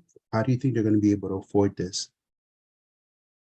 So the average cost per product is $100. The average cost per seminar is $949. This is why we're targeting schools, because schools have the budget to pay for these seminars. And that way the kids are not coming out of pocket, nor are the parents. Okay, and I think the presentation was all overall was great. Just the visuals in terms of the product offerings, I didn't see much of the visuals to understand a bit more in terms of what type of product you're offering. I don't know if you have that in place that you can show us real quick. Yep. So for the actual product, not the seminar, correct? The product itself, yes. Okay. So this is one of our products. We call this Belly Bliss. This is a digestive tea made of organic herbs that help to support the different organs within your system and increase digestion. This is another product we have. We didn't focus on the products here because the focal point of this presentation was the seminars, but this is a lung tonic. Since COVID's happened, a lot of people have been getting sick, and when they're done their sickness, there's residual mucus in their lungs. Our lung tonic helps to get that residual mucus out so that they can get back to breathing, and it prevents things like pneumonia or other respiratory issues. Thank you. You're welcome. We have many other products, by the way. You want to check out our site. Okay. Thank you very much for your feedback and questions, Kwene. I'll pass it on to our next judge now. So Ayla, if you have any questions or feedback, please go ahead. Thank you very much. So my feedback is this was an absolutely fantastic presentation, and I absolutely second the singing was excellent. I just have, I have two questions. So where do you see the growth of your business, or where you want to focus? Is it at the seminar level, or is it really at the product sales level? This year, our focal point is the seminars. We will always be focusing on growing both. But the seminars, I find that teaching, educating empowers people. And when people understand how to take care of their health, it prevents future disease. So the long and short of it is the seminars at this point. And so my second question then becomes, do you have any statistics, or have you been at it long enough so that you could actually see the conversion from seminar participants to repeat customers of your products? Yes, I do have statistics. Yes, and I have been at it long enough. We started the seminars this past year. We've done enough. As I said, we've engaged about 424 students. There were teachers there present. We continue to get invited back. It's opened many doors for us, and it's umbrellaed to other streams of income for us. So I do have statistics based on what you're looking for. Repeat customers specifically, the point of herbal medicine is to not have a repeat customer. So we're looking to heal people. We're not supposed to say that, so hopefully that gets edited out, but we're looking to treat people. So what would you say would a conversion rate from a listener to a customer be from your seminar? I would say on average, 50 to 60%. Okay. And that's based on adults, not on children. The youth have asked, but I've always referred them to have their parents contact me, which has happened. Thank you. You're welcome. Thank you. Thank you very much for the question, Ayla. And just to remind you, Nairobi, and for all the future presenters, please keep note of all the questions you're asked. You will have an opportunity after all the feedback from the judges for a minute to respond to any further questions. So for now, I will move on to the next judge, SB Ho. Hi. Can you hear me all right? I can. Yes, hello. Thanks. Apologies for the camera. My video isn't working right now. I tried a few times, but rather than delay us, I do want to thank you again. That was a beautiful presentation. I love your singing. Thank you. And two, I loved your explanation about the fact that your priority, one of your biggest priorities is the education part. I noticed that your target right now are high school students, but the adults are the ones that are coming to you with questions on product and who will need to invest in your products. Do you intend to partner with other industries in the health industry, maybe the universities? Because I do think that education is key. And what is your long-term plan for growing that awareness? Thank you for asking that. We are currently in the works of partnering with the TDSB. We had a meeting yesterday about that. We are partnered with local practitioners as well. The sites are set very high. As I said, 130 seminars this year, and our target is schools, so universities and colleges. I have reached out to U of T, but I feel like I need more traction to build something bigger. So within this year, that's something that we're looking for. Thank you. Good luck. Thank you. Okay, thank you very much for the feedback, SB. And I know, Nairobi, you were still responding to Ayla's question. I don't know if you wanted to take the minute to respond. Otherwise, yes. Sorry, go ahead. Sure. Ayla, I do have statistics. For repeat, I should say we do about 35 products a month. I would say just shy of 18% of that is repeat customers. So if they need to reorder or refill, 17 out of the 35 is new customers based on our outreach. So for instance, we'll be at the FOA event on Saturday, and vending opportunities present more customers for us. And then the other small portion comes from referrals, or just, again, refills, if that makes sense. We have many different products, and because I'm a registered herbalist, I'm able to provide them through consultation. Did I answer your question, I hope? Thank you. Yes. Okay. Okay. So thank you very much for your feedback and questions, judges, as well as for your presentation, Nairobi. Not a problem. So we're going to move on to our next presenter now. So on our list, we have Ruth Ario of Wazobia Bakery. Ruth, if you're there, please just acknowledge, and you can go ahead and share your screen and your camera as well, if you'd like. Hi, I'm here. So I'll just go right ahead to share my screen. Not a problem. Okay, one sec, please.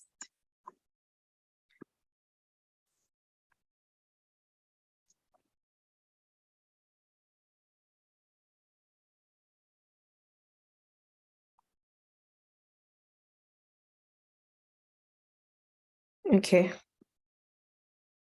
Can you see my screen now? Yes, we can. Okay, yeah. So hello everyone. My name is Ruth Ario and I'm one of the co-founders of Wazobia Bakery. In Wazobia Bakery, we produce agege bread. Agege bread is a type of bread that is very popular in Nigeria, and it is very special due to its soft and stretchy texture and its very sweet taste. It's also common in other parts of West Africa. There is no agege bread bakery in Fredericton, and there is a demand for it in the African store here. It is shipped all the way from Toronto and sold frozen here. And if you know agege bread, you know the beauty is selling it fresh.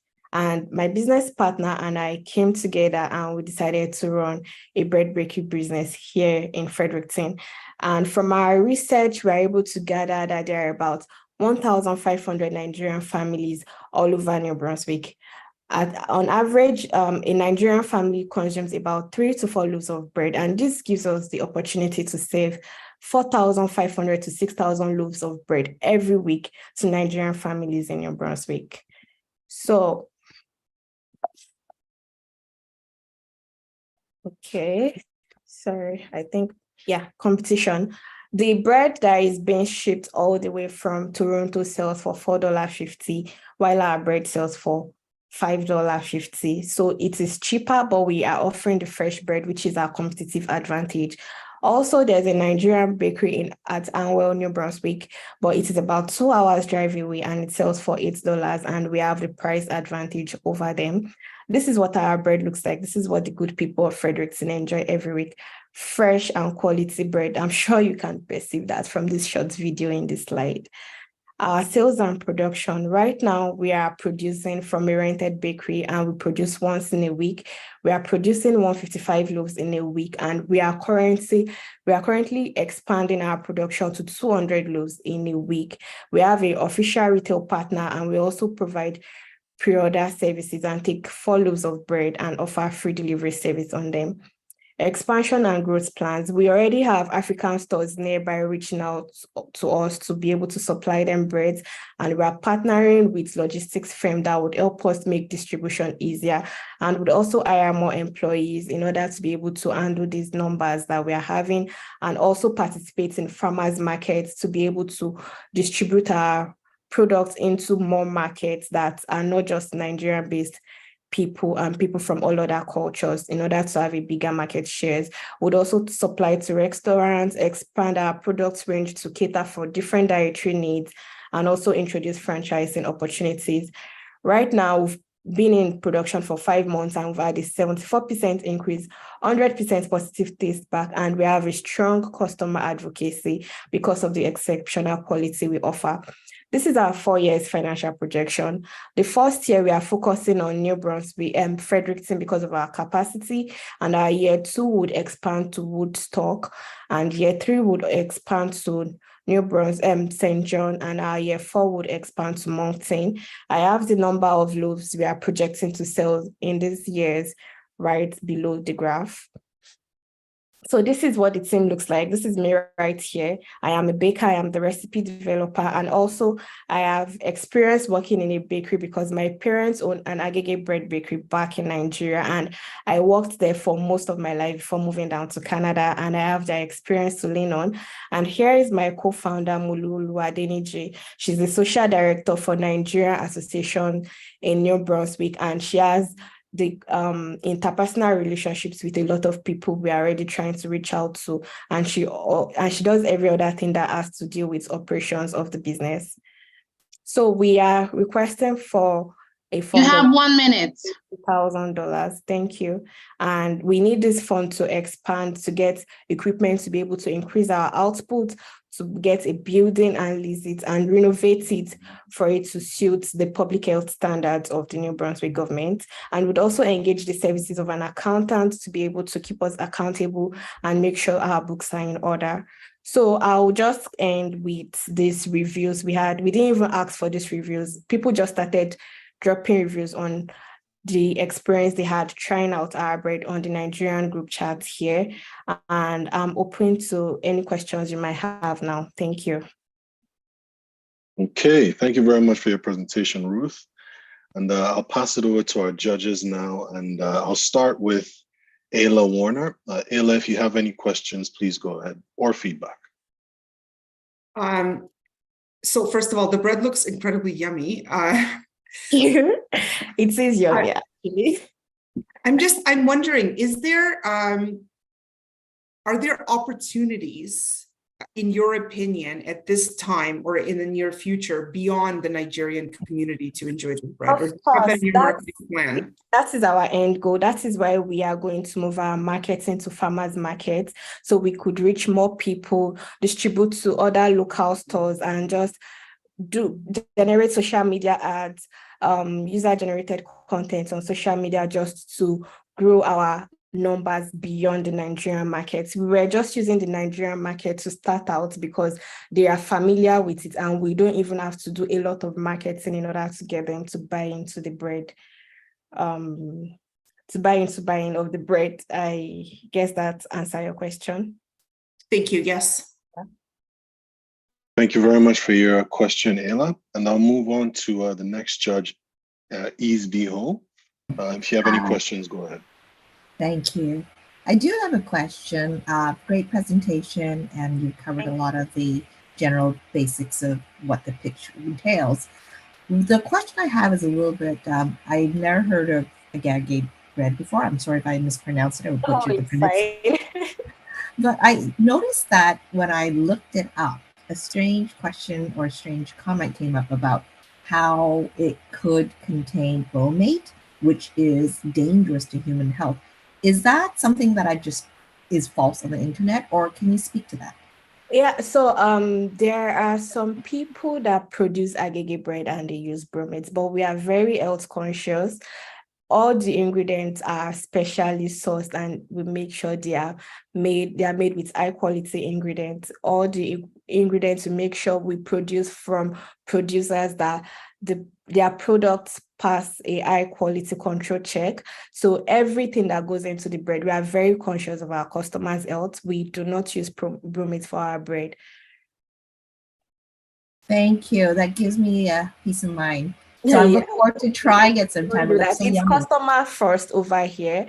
Even though we are trying to increase the number of people we reach and trying to make sure our product is cost effective, our customers will always be priority for us. So their health is also priority. We don't even use preservative in our bread.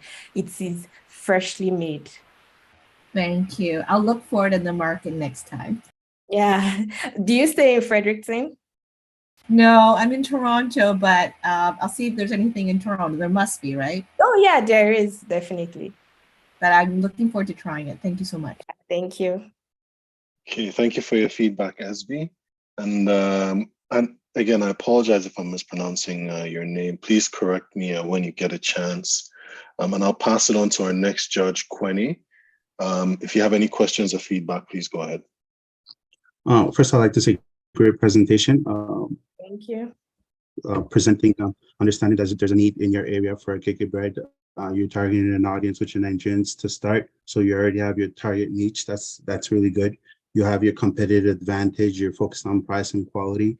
I just want to ask concerning how you're going to mitigate your weakness, which is, from my understanding, you're going to be producing this bread at a third party's store, which does not really currently belongs to you. So you're kind of like borrowing a space right now. So have you thought in a situation where, so I have two questions, the situation where you have the potential of losing your brand, meaning your pretty much your recipe, right? So this third party can actually take that recipe and, if anything, stop you from using their facility. Have you thought of a risk mitigation factor?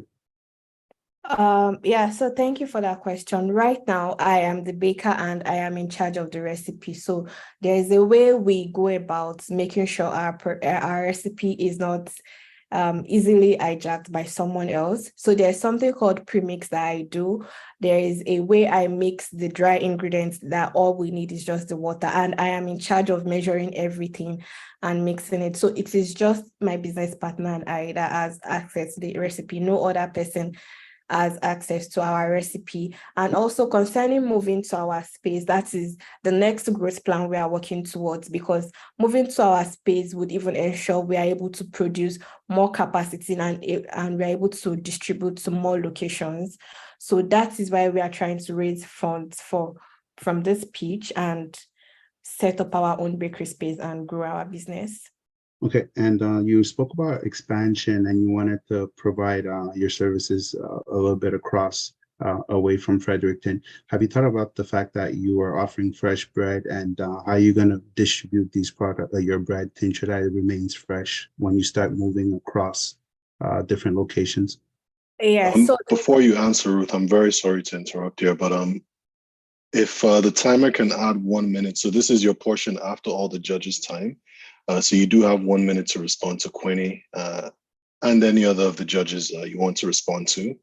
And you can go ahead right now. If the timer can start the 1 minute counter. All right, thank you.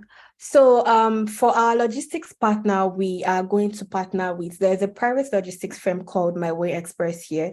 They do immediate orders, like you call them, they pick up and then they deliver. So most of these places we are expanding to are just about 1 hour drive, 2 hour drives away from where we are producing. So they still get the bread fresh. Agege bread, as far as you are concerned, 2 or 3 days later, you can still feel the freshness, and that is the beauty of it. So it is not going to take days before it gets delivered. So it still gets delivered the same day it gets baked. Thank you. Thank you. Okay, so thank you very much for your feedback and questions, judges. Thanks for the presentation as well, Ruth. Thank you. So we're going to move forward now with the presentations. We have one more presenter from this round, after which the judges will go into the deliberation room, and then we'll invite the next set of judges and the next set of presenters. So again, Ruth, thank you very much for your presentation.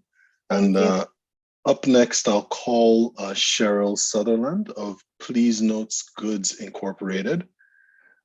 Ruth, if you can stop sharing your screen, and Cheryl, if you can share your screen, let us know if you have any issues. Okay, right. We can see your screen, so you should be good. Let's go. All right. Well, first of all, my name is Cheryl Sutherland, and I'm super excited to be here with y'all today.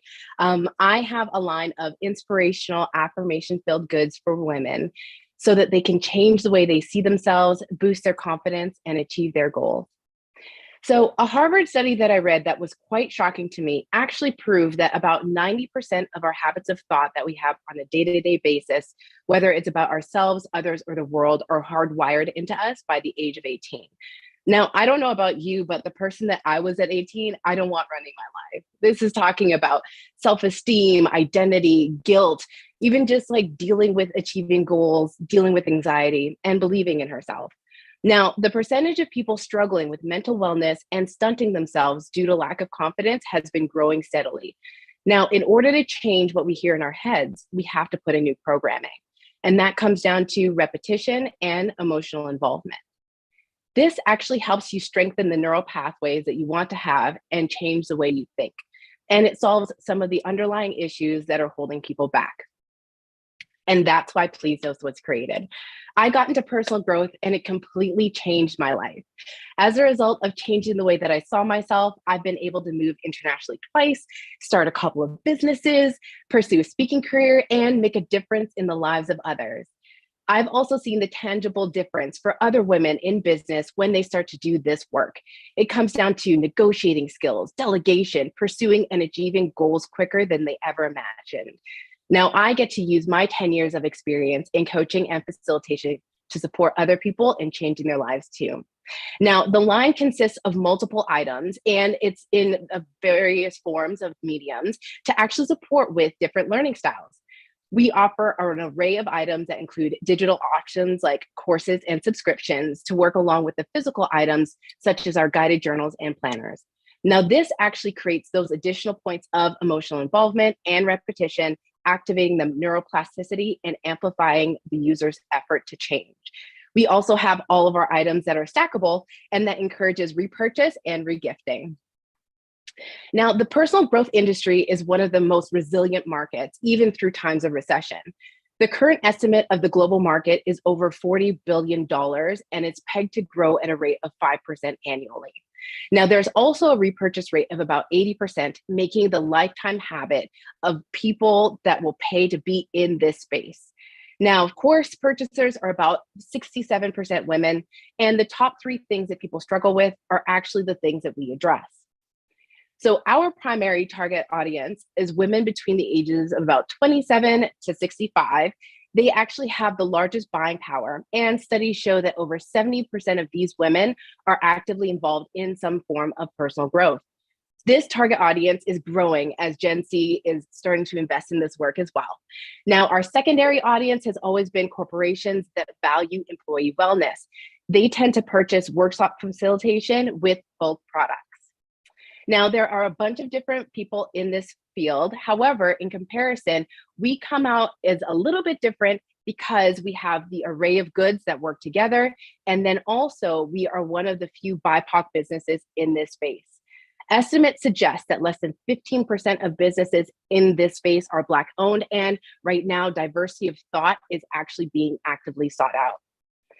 So in our time that we've been around, we've done some really great work, including raising over $45,000 in successful crowdfunding campaigns. We've got some really great press, and we've worked with some notable companies too.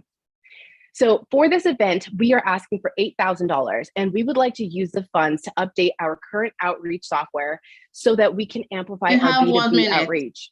This is going to allow us to 400x our current efforts. We also are asking for connections to retail buyers too. Now, our current projections are based on, again, our last 7 years in business and implementation of our new marketing strategy. With our projections, our annual revenue will hit over $1 million in 5 years. Now, this updated revenue model will leverage more of the high margin items we have, like courses, subscription models, and workshops. So what happens when women feel more confident? Well, everybody wins. We're able to increase innovation in traditionally male fields, build solid businesses to cater to underserved markets, and put more money in the hands of women, just like the ones in this room today. So these are our top talents that we're leaning on, and then we're also leveraging support from the DMZ and some strategic partners next year too. Thank you so much for your consideration. I hope we can change the lives of women everywhere together. Thank you very much for your presentation, Cheryl. Now I'll just pass it over to the judges right away. So Easby, if you have any questions, you can go right ahead. Thank you. So that was a great presentation. I like your presentation style. You're very dynamic and your content is very good. Now, the question I have for you, in your product line, I see that you had journals, you have, different seminars, education. So you're looking at different ways to sort of approach your audience or your market. What about use of an app to also reinforce what you already have? I'm really glad that you mentioned that, because that is actually on our roadmap. This map is actually going to help, the app is going to help add more value to the content and, of course, the products that we actually have. There's also going to be a community component where we'll be able to, again, build that tribe of people. And then also like a goal setting, we're going to have a subscription service built into that as well. Excellent. Because I also see, there's a lot of, as you say, the market is actually quite busy in terms of, the well-being and health. There's a lot of meditation apps out there. So I'd be looking forward to see how you evolve your line of business in terms of incorporating all those different kinds of things that work and lessons learned on what don't. Yeah, I definitely want to do all that. And I also know that I want to use a lot of strategic partners to make sure that when we do it really well. Excellent. Thank you. Thank you. Thank you for the questions, Easby. And up next, I'll pass it off to Kwene. If you have any questions or feedback, please go ahead. Yes. First, I'd like to say great work. I love the energy. I just want to give you some negative feedback. So in the future, because from my understanding, you've been in operations for 8 years. So from that, I'm sure you have a lot of key success factors that you can implement. You were talking about raising 45K.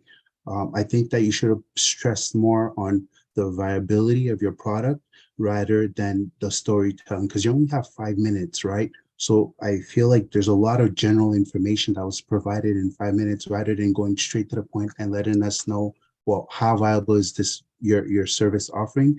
And on my end, I had a feeling that it was hard for me to understand exactly what product you're offering. So I'm going to ask you in 20 seconds if you can tell me what exactly you're offering in terms of a product.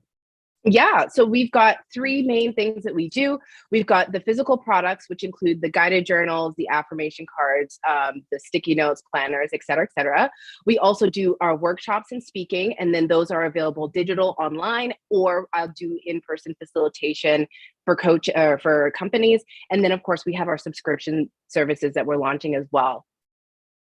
Okay, and what is the goal of all these combined products together? What are you trying to achieve?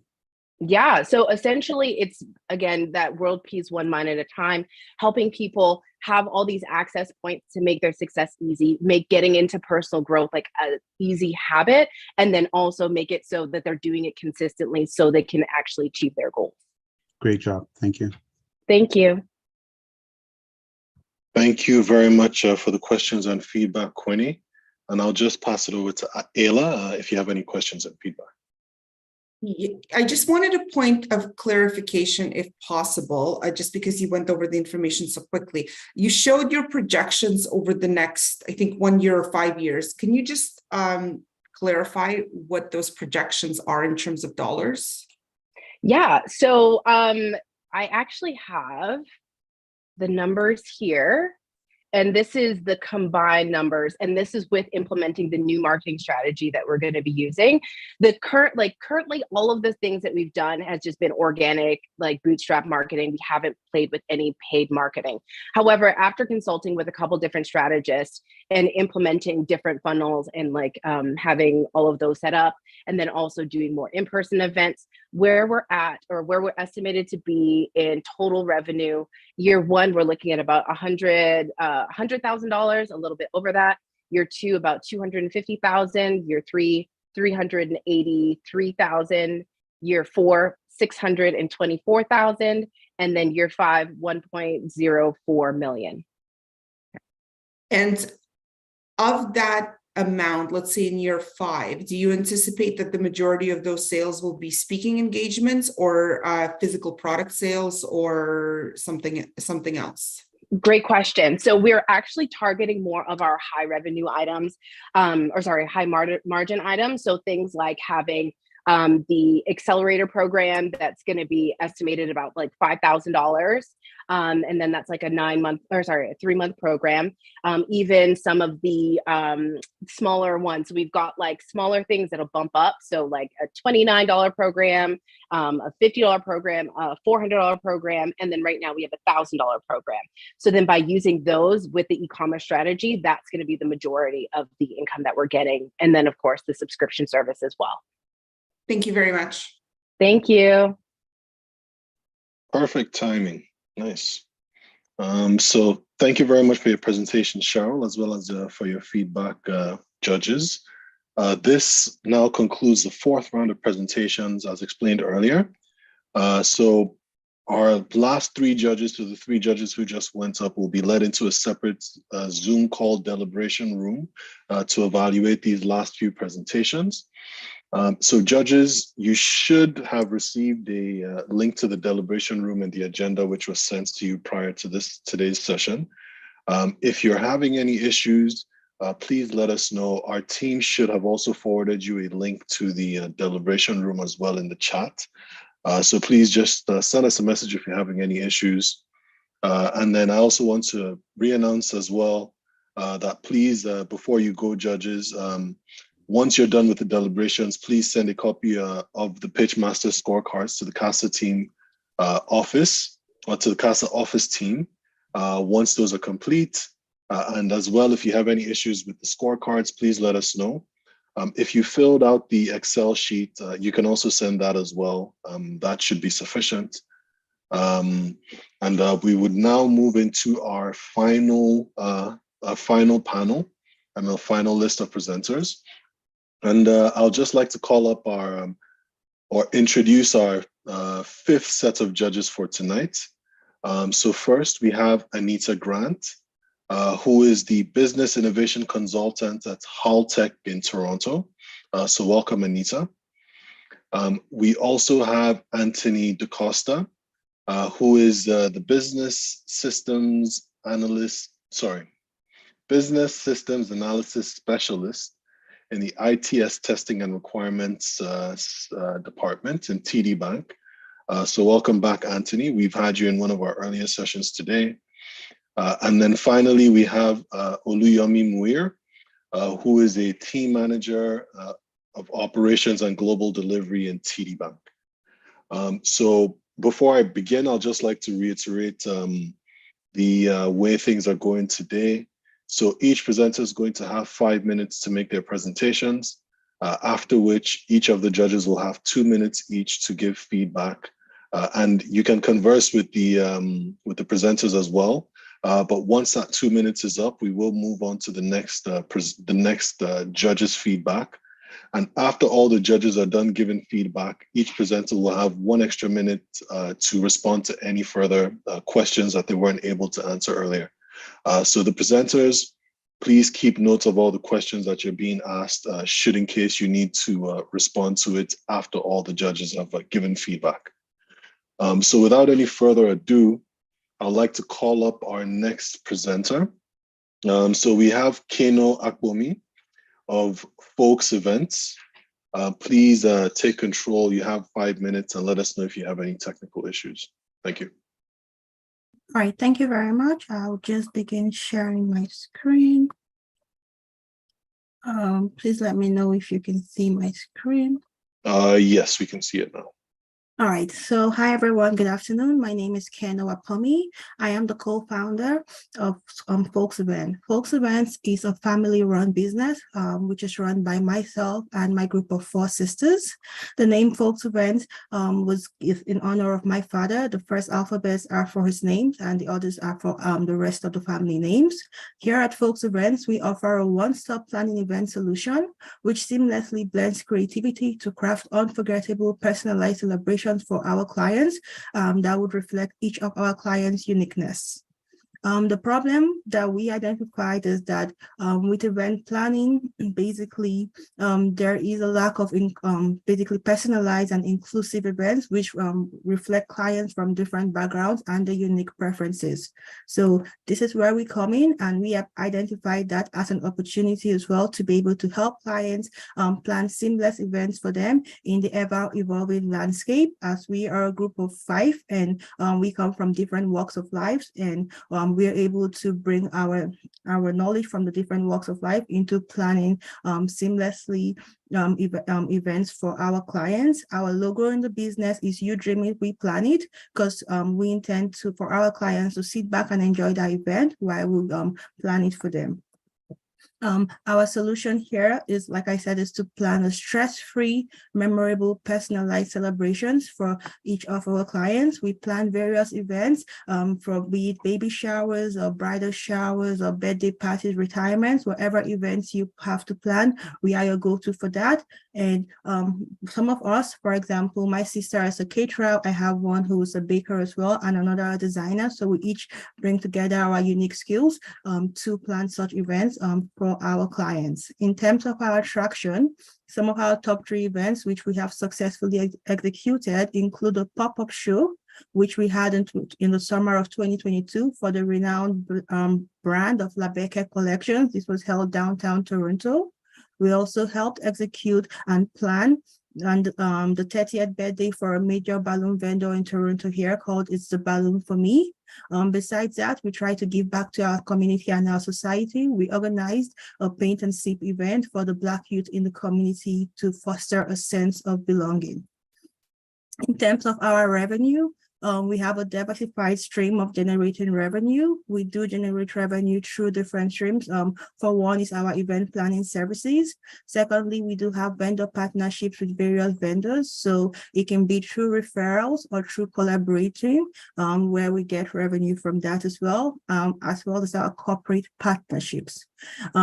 Speaking about our financials, We've been in business for 3 years. So I do have a graph here which represents us being in business for 3 years. The green represents our profits. So we have seen a steady climb in our profits. In year 1, we had a total of $3,000 worth in profit. Year 2, 5,000. This year so far we had 4,000, but the year isn't over yet. So hopefully we continue to have that steady climb. Like I mentioned earlier, the team is made up of myself and my group of sisters. So this is the team that makes up Folks Event. For our milestones, we are hoping to establish a sustainable inventory. And by that, I mean, right now we currently rent some of our hardware or gear that we use for events. So we are hoping that we can buy. So rather than leasing such equipment, we will own them. This will prevent wear and tear as we are able to control such hardware that we use to service our clients, as well as we can also channel those funds we use to renting into other aspects of the business. We are also hoping to establish a steady client base. You have 1 minute. Within the GTA. So our ask today is $30,000, and this will go, 42% will go into financing a van, which would help us transport our gear whenever we have events, and hopefully acquiring the van. We'll also use some to purchase some of this event props and hardware, as well as hire someone to help with marketing, as well as basically hire additional talent, since it's a family-run business and we'll need extra hands so we can take on more events. So thank you everyone for listening. Once again, my name is Kwene, and you can find us on Instagram at Folks Events. Thank you. Okay, thank you very much for the presentation, Kwene. And I'll just take it over straight to the judges, and I'll start off with Anita Grant. If you have any questions or feedback for Kwene, please go ahead. Awesome. Thank you, Kwene, for the great pitch. I just do have one question in regards to the competition in this space. I did see you talk about being exclusive or targeting, I guess, a specific demographic, but there are a few different event places that do offer that and do offer to a specific demographic. How do you differentiate from them, and how do you plan to maintain that differentiation as you grow? Absolutely. Thank you for that question. So we are a family-owned business, and most of our vendors are in-house. Like I mentioned, we're a group of 5. So we have one of us is a caterer, another is a designer, and another is also a baker. So in order for us to stand out, we pride ourselves as being a one source, where when you come to us, we do not go out to outsource everything, as most times we have our vendors or people we work with in-house. Awesome. Thank you. Thank you very much, Anita. And I'll pass it over to our next judge, Anthony. If you have any questions or feedback, please go ahead. Yeah, I would really like to say, but your understanding of the event management space is commendable. Believe me, I've tried to arrange events and I know how horrible it gets. And your insights into the pain points of this industry is remarkable. You have really understood great potential, because you've been able to blend family with corporate, and that shows, it looks like you're going to grow not only now, but in the future too. You've met both market needs. Now, my two questions would be, what unmet needs of your customer are you really meeting? What differentiates you from the other event companies out there? Because you have not created a web presence also, and you seem to be running everything off Instagram. Okay, so the needs we are meeting up from our clients, besides being family owned, being a tight niche, another needs where we are meeting from our clients is that we're able to, we come from different walks of life, so we're able to create personalized effects that cater to our different clients, because besides some of us being caterers in our full-time jobs, one of us is also a project manager, so we have experience from different walks of life, which we bring in turn to through such events. And finally, how do you ensure quality at your events? So we have a check process. Since there's 5 of us in the business that run it, basically we go through, we have a step, so we have to have each of us approve it as well. And we do have a list that we follow when we throw events, just to make sure that everything is checked, that each of us has to see. That's why we are co, so we all have the responsibility of checking and making sure everything is on track. Thank you. Your energy is so infectious. Thank you so much. Yeah. Okay, thank you very much for the feedback, Anthony. And then we'll pass it on to the last judge, Oluyomi Muir. If you have any questions or feedback, please go ahead.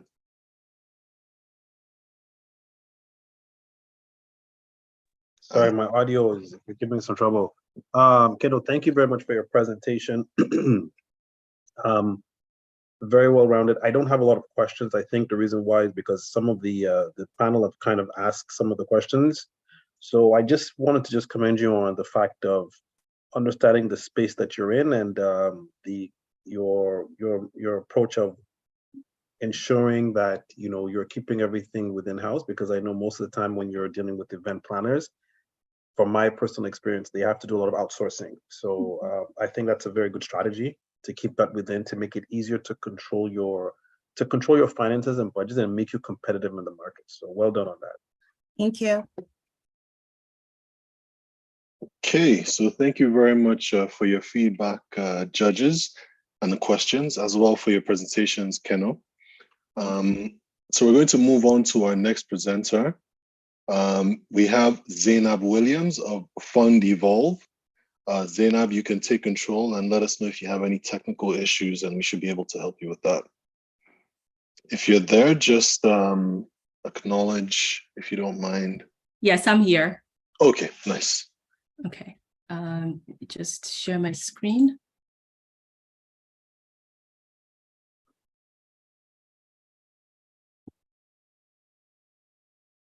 Do you see my screen? Yes, we do. Okay. Hi, everyone. My name is Zainab Williams, and I'm the founder of Fund Evolve. My path in finance started with a tough lesson. I lost my family's life savings due to unethical advice. And desperate for help, I turned to financial institutions, only to be told that I needed large investments in order to obtain professional guidance. This drove me to become a financial advisor dedicated to ensuring that no one else went through what my family experienced. I have over a decade of financial expertise, and I share financial advice through major media outlets. The issue we're tackling is huge. BMO research shows that 73% of women lack a financial plan, and a study conducted by Statistics Canada reveals that 82% have less than $100,000 in investments. Despite more women taking on more responsibilities, they're not getting the right guidance. On the other hand, you have financial advisors there who are also dealing with concerns. There is fee compression and growing regulations. And on average, it costs an advisor over $3,000 to acquire a new client, as per Kitces Financial Institute. That's why they often target clients with over 100,000 in assets, leaving 82% of women without proper support. That's why Fund Evolve is a platform that opens doors for more women to participate in their journey towards financial freedom, and so that they can have financial access despite their background or status. We are bringing visibility to all your financial needs in one place, whether it's budgeting, becoming debt-free, protecting your family, or learning how investments work. Our aim is to educate clients about their finances using AI-driven feedback, so that when they are matched with a vetted financial professional, the focus is on achieving goals rather than being sold unnecessary product. Fund Evolve is creating an ecosystem and building a bridge between advisors and women. The benefits are more financially confident women who have access to wisdom that is often exclusive to people with large investments, and financial advisors building economies of scale to serve clients that are often outside their reach without technology. And as a platform, we are obtaining key insights of data that can be leveraged for platform expansion. What sets us apart from the competition is that we are providing personalized, proactive, and real-time guidance and linking clients to vetted financial professionals. Our revenue will stem from memberships, licensing, investments, referrals, and commissions. This is a $1 billion target market. Our initial focus is professional women between the ages of 35 to 55 years old who think it is too late for them to gain financial stability. According to PIMCO research, this age group is struggling with student debt, new mortgages, they're getting into serious relationships or exiting relationships, and are at a stage where they are motivated to improve their financial situation. We will be providing content that is centered around life stages through social media and blogs, and being a part of financial communities. In order to reach advisors, since we're now a part of Advocates and the Independent Advisor Network that has more than 11,000 advisors, we're going to be on podcasts that are centered towards streamlining advisor practices. We've also built strong media relationship with various news networks. We anticipate steady year-over-year growth by expanding our customer base, optimizing our marketing effort, and introducing new product features. We have accomplished significant milestones to position ourselves to launch in 2024. We will use the grants towards the security testing of the platform, You have 1 minute. marketing, and legal disclosures. We're also seeking to raise $250,000 that will allow us to integrate with financial institutions, hire talent in operations, marketing, and sales, and in our next phase, incorporate contracts in our platform. I'm fortunate to have a remarkable team and that have experienced advisors in place, all dedicated to propelling our company towards success. Thank you. Hey, thank you very much for the presentation, Zainab. And I'll just pass it over to the judges right away. If you have any feedback, I'll pass it to Anthony DaCosta first. You can go right ahead. Hey, hi Zainab, and I must say Hi, your timing is so perfect. My wife was just talking about it the other day, and the financial independence of women and the relevance of this makes so much sense to me. It aligns, with the socioeconomic shifts that are happening, especially with women's environment. It's got a holistic approach. It's intertwined with emotional and mental well-being also at the same time. My question to you would be, how do you tailor your advice specifically to women? Like, how can you differentiate advice? I don't even understand that part. For sure. So in terms of the app itself, what we've integrated are key features whereby financial planning itself is centered around retirement planning as well. If you were to go on maternity leave or be off from work, how does that impact your actual work? How does that impact your actual savings? So those types of key metrics are integrated in the actual app itself. And then on top of that, we're also asking clients their actual income, and then researching how exactly would you be able to ask for more based on your actual experience, because these are the areas women often don't advocate for themselves, and we want to constantly remind women to start advocating for themselves and becoming more mindful of their current journeys right now so that they can fund their futures. Oh, thank you. And what strategies do you have in place for customer retention? I know the financial world is a killer's market. You can never hold on to a person that long. For sure. In terms of this particular demographic, they're interested in building a community. So what we want to do is create an inclusive community whereby we are bringing in key stakeholders who can provide further guidance and share financial challenges in that community where you feel nurtured. Okay. And, thank you. Thank you so much. Again, sorry to butt in. And what I would advise is if you can just keep track of the judges' questions, you'll get 1 extra minute after all the judges have given their feedback and questions. Okay. So thank you for your questions and feedback, Anthony. And I will pass it on to the next judge, so Oluyomi Muir. If you have any questions and feedback, you can go ahead. Thank you. Thank you very much for your presentation. I really like it. I've actually been on your Instagram page before, so I'm actually familiar with this. Great niche that you're filling in. I know there's a lot of ambiguity behind financial literacy. Just to expand on this, you did mention something that there's a niche market. Can you please explain a little bit the market you have indicated where people of is what income levels do they have to be in? Just to kind of clarify that part, I just wanted to get some information on that. For sure. So these are professional women who have more than $50,000 in terms of an income stream. Okay. Okay. Thank you. And they're between 35 to 55 years. 35 to 55. Okay. Yes. I just need some more information on that. Okay. And and based on what it is right now, is that have you come across any kind of competitive challenges so far in your space in terms of what you do? Yes, there are competitors, just like in any business. But what I find fascinating about this industry is the fact that people usually tend to focus on products. Like, oh, you're going to buy stocks at $0. You're going to do this. But if I don't know how to use my actual investment accounts, I'm still losing money. So what we're focusing on rather is understanding how to leverage what you have so that you don't fall into these product traps that are set for you.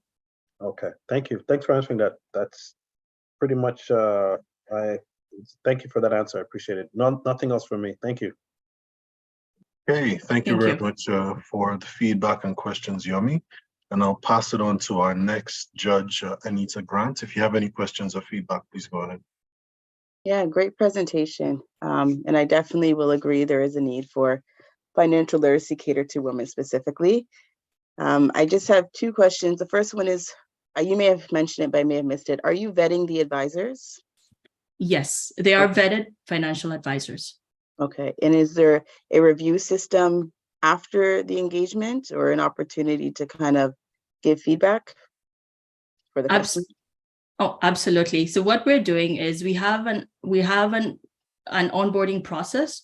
Mm-hmm. And then once an advisor does submit their profile, I would be interviewing them to ensure, first of all, they're not affiliated with any MLMs, and then to understand what exactly is their goal when it comes to taking care of clients, because we want advisors who are putting clients first rather than their pockets first.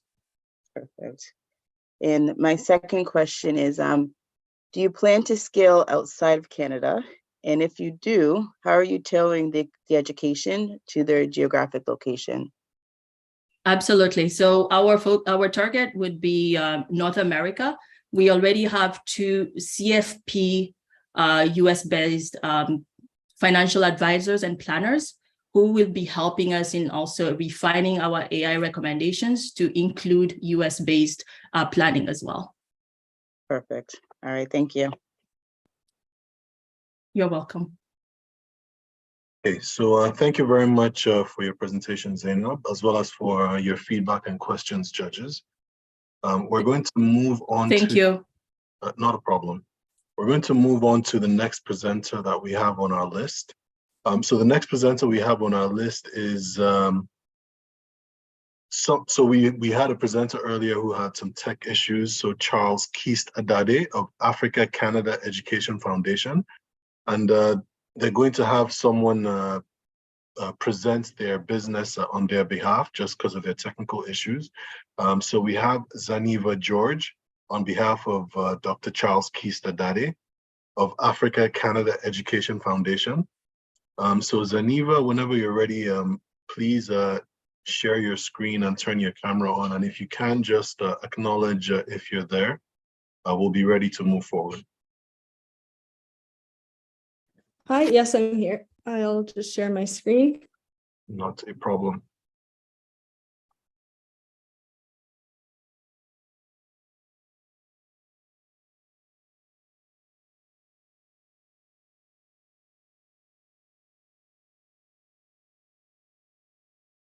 And let us know if you're having any technical issues or if anything. Okay, I think it should be fine. Hi, everyone. Share screen. So thank you so much for the introduction. I'm Shaniva Loriaga George. I'm representing the Africa Canada Education Foundation today. I've been interning with them since March, and like you said, Dr. Charles is having some connection issues, so I'm very last minute taking over, so please bear with me.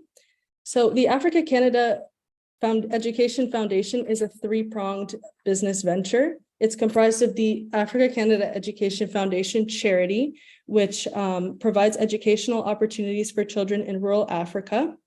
Later, it is comprised of the Adade Consult Inc., which is a grant consultancy service in the Surrey, BC area, and the Africanada Vision Studios, which is a for-profit community center that charges membership fees, rental of the studio spaces, and gives artistic lessons for all ages.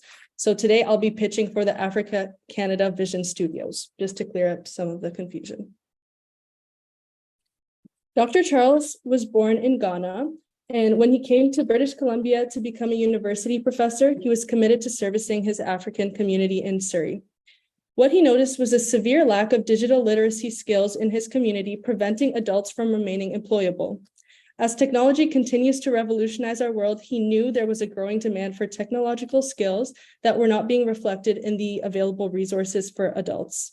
Here you can see an OECD study showing the necessity of digital literacy skills during this ongoing fourth industrial revolution, as more than half of the workers can only perform simple to no computer tasks. He also realized that in Surrey, specifically, the African community was bustling with artistic talent, while the art industry there was lacking in diversity and representation of those from African descent. The reason being a lack of financial resources, equipment, and infrastructure. He observed this lack of welcoming, affordable spaces for Black youth to express their African cultural creativity and learn new skills was leading these talents to never have the chance to develop artistically.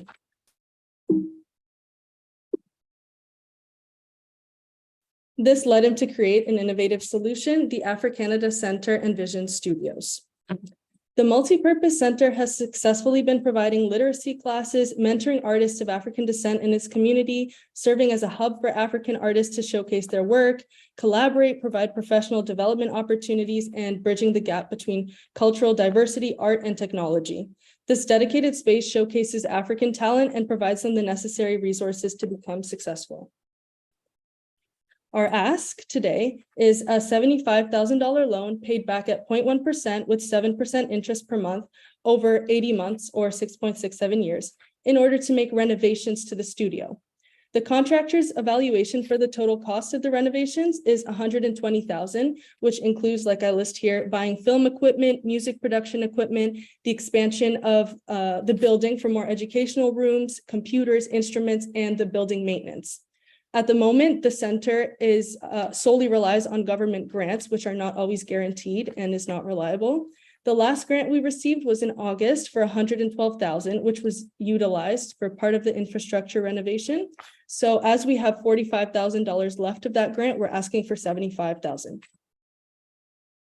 Our business model relies on membership fees as a monthly or annual fee of 10 or 120 respectively, where artists and individuals gain access to the facility resources, networking opportunities, and all of our classes. The digital literacy program is a 90-day program costing $25 per day, where we teach social media marketing and graphic design. And finally, we have studio rentals of different spaces like the recording studio, photography studio, and the nail salon. And we're charging $15 per hour or $100 per day. You have 1 minute. Thank you. Ultimately, the loan will be paid back using future grants, which will allow us to subsidize membership fees and membership costs.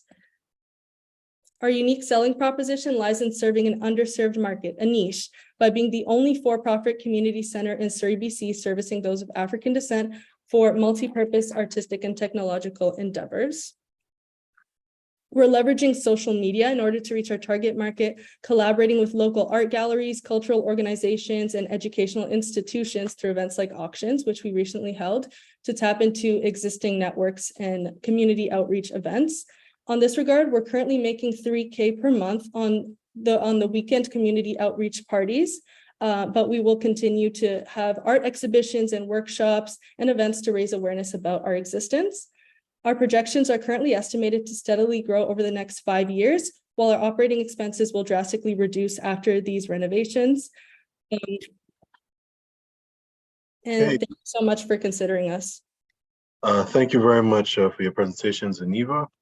And I'll just pass it over to the judges now for some feedback, and I'll start with Oluyomi Muir. If you have any questions or feedback, please go ahead.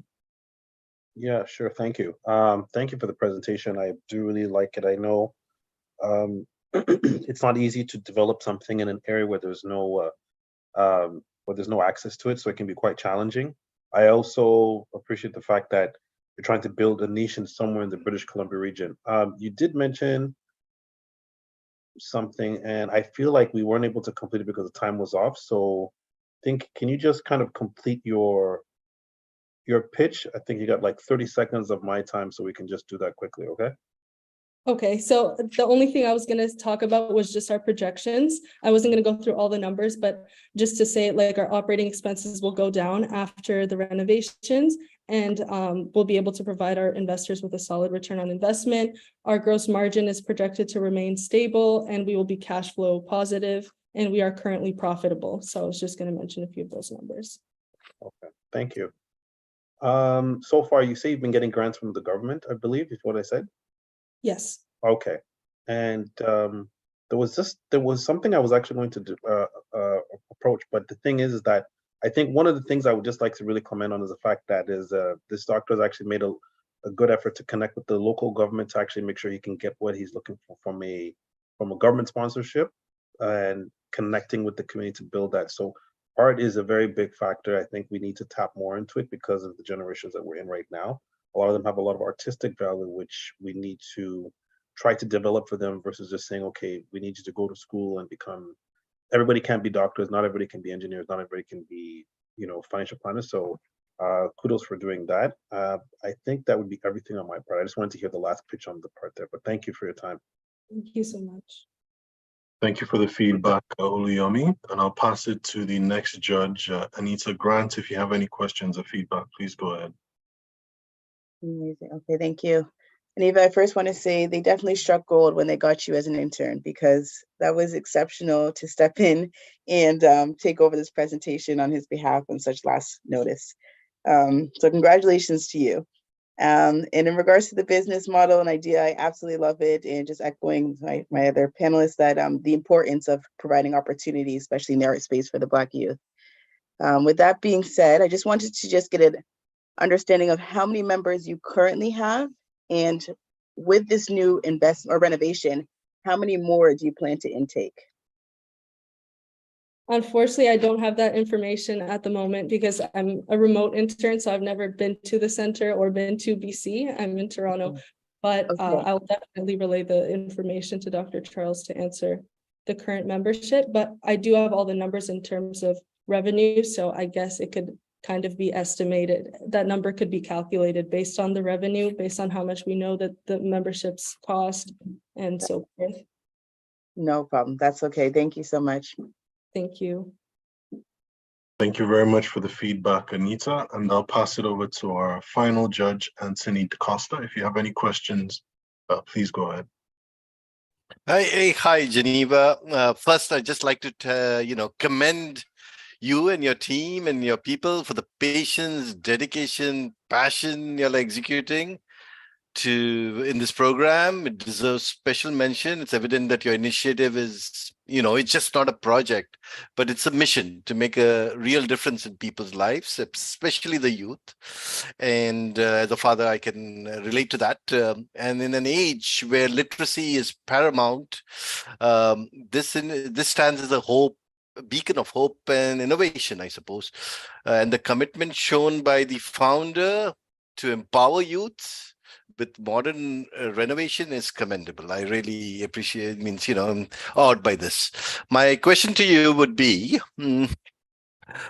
how does your company plan to collaborate with other artists who are not within, in the art industry or in this program, who are not part of this program? Do you plan any collaborations?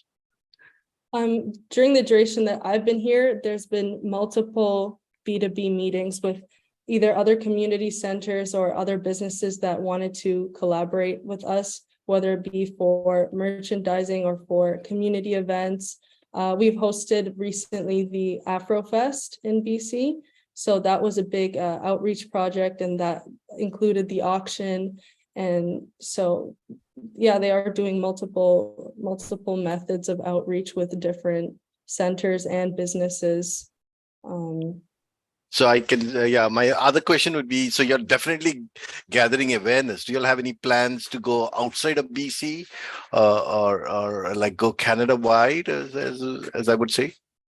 That's a question I asked Dr. Charles myself, and he stated that yes, he wants this to be a global project. First would be connecting with Africa, and then later expanding to other countries. Thank you, Geneva. Thank you. Thank you very much for the feedback, judges, as well as for your presentations, Anita, on behalf of Dr. Charles. So we're going to move into our final presenter for the night. And I would like to call up Vanessa Suresh of Savannah Beauty Incorporated. Hello there. Hi, you can go right ahead. Okay, so I can share my screen. Let's see here.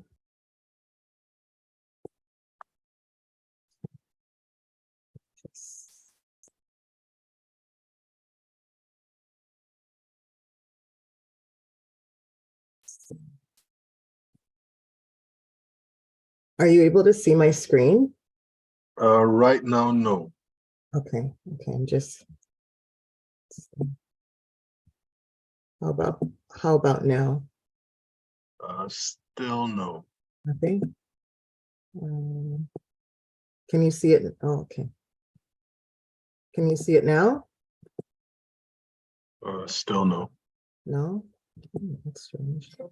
What? Oh, we can't see it. Just escape from here.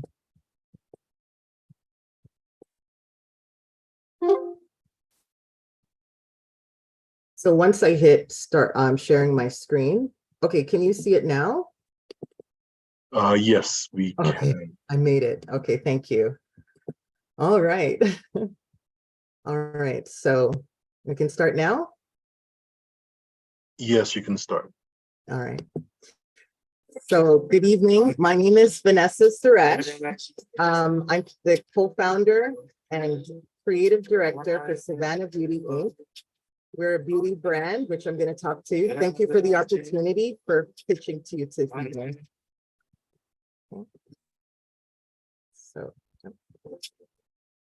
So first of all, did you know that there are a lot of chemicals and toxins in our skin and hair care, which can cause serious issues with your health?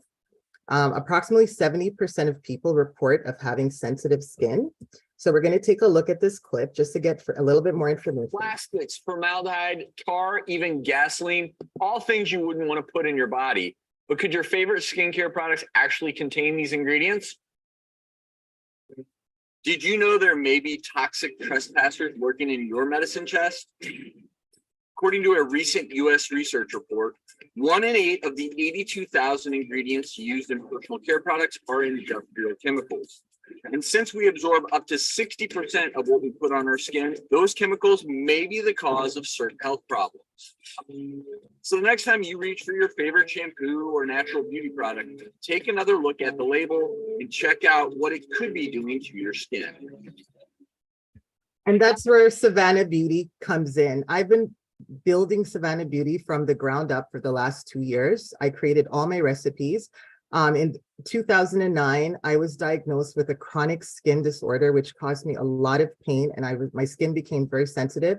So I took it upon myself to do some research, learn about natural ingredients and how beneficial they are to our skin, body, and hair.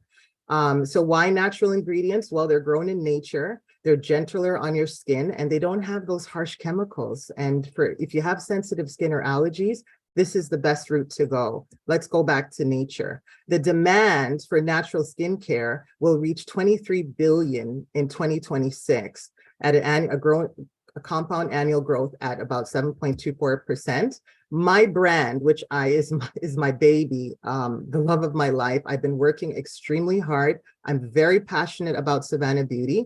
After my findings, I realized that to help others, it's better to put a brand out there, a Canadian brand. We produce fresh, handmade products. We have small batches. We do skincare, health, hair care. All of our ingredients are found from around the world. They're ethically sourced, vegan friendly, not tested on animals. The competitors in the market, how are we different? We are different. Not only are we Canadian, I'm passionate, I work hard, I love what I do. We make small, fresh batches. It's new, innovative, handmade, and we provide personal service, local service. The team here for Savannah Inc. is myself and my partner, Suraj Suresh. We have many years of sales and service experience. Our target markets might be you, someone, all genders, who puts health and beauty ahead of anything. They are passionate about the environment. They appreciate natural hair, skincare, ethical practice, and how they source ingredients. Here's a look at our projections for the next 5 years. We hope that our growth will be 10% every year in the next 5 years, as you can see here with our revenue up to year 5, 142,000. And if you can see here, by the 5th year, 140,000 is what we project to do. We've been providing samples to all our friends and family and strangers. If we do get the grant, we would get the equipment, supplies, labels, we'll purchase inventory. You have 1 minute.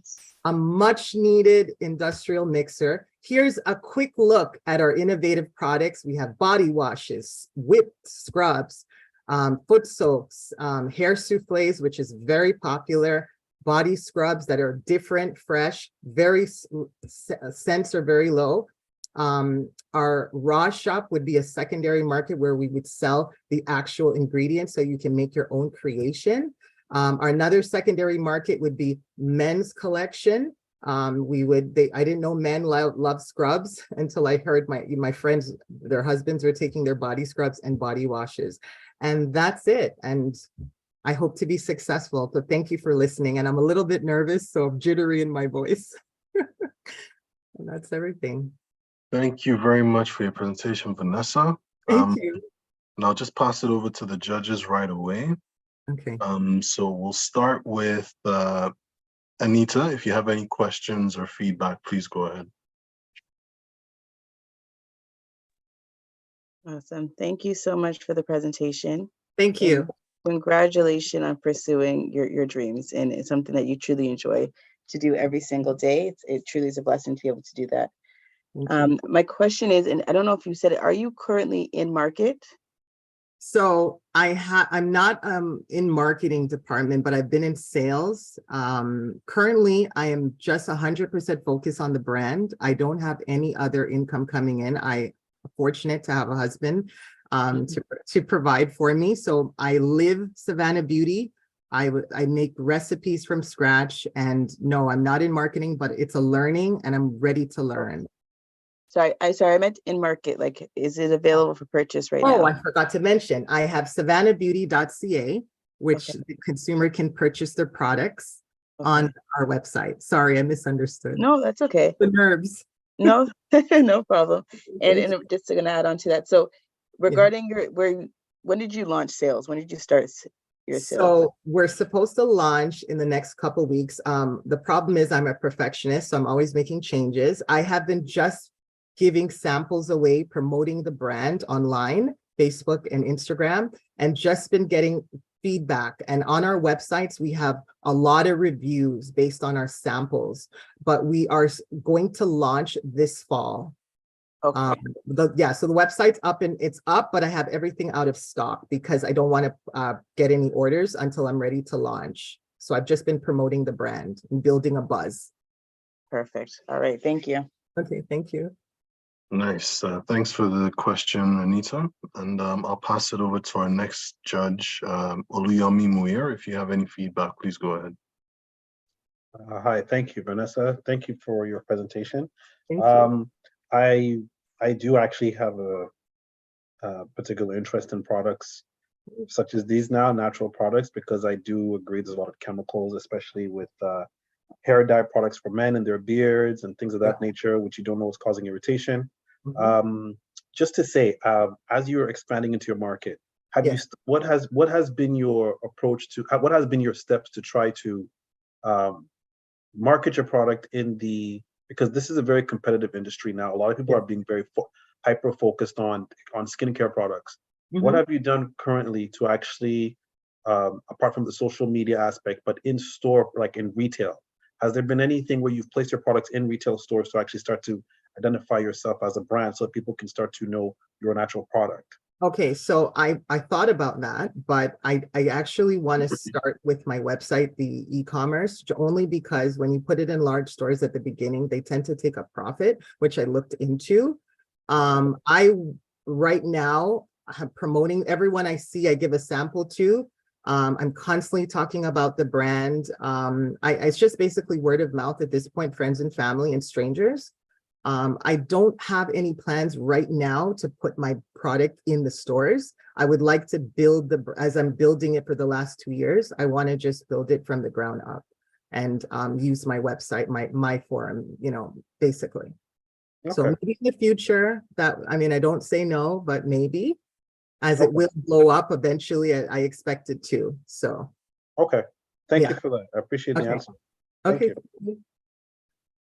Okay, thank you very much for your feedback, Oluyomi. And I'll pass it on to our last judge, Anthony DaCosta. If you have any questions or feedback, please go ahead. Vanessa, just like to say your products are captivating, well crafted, and they exude passion for the art of scent. Oh, I love scents. It's just like breathing in cool ocean air, I suppose.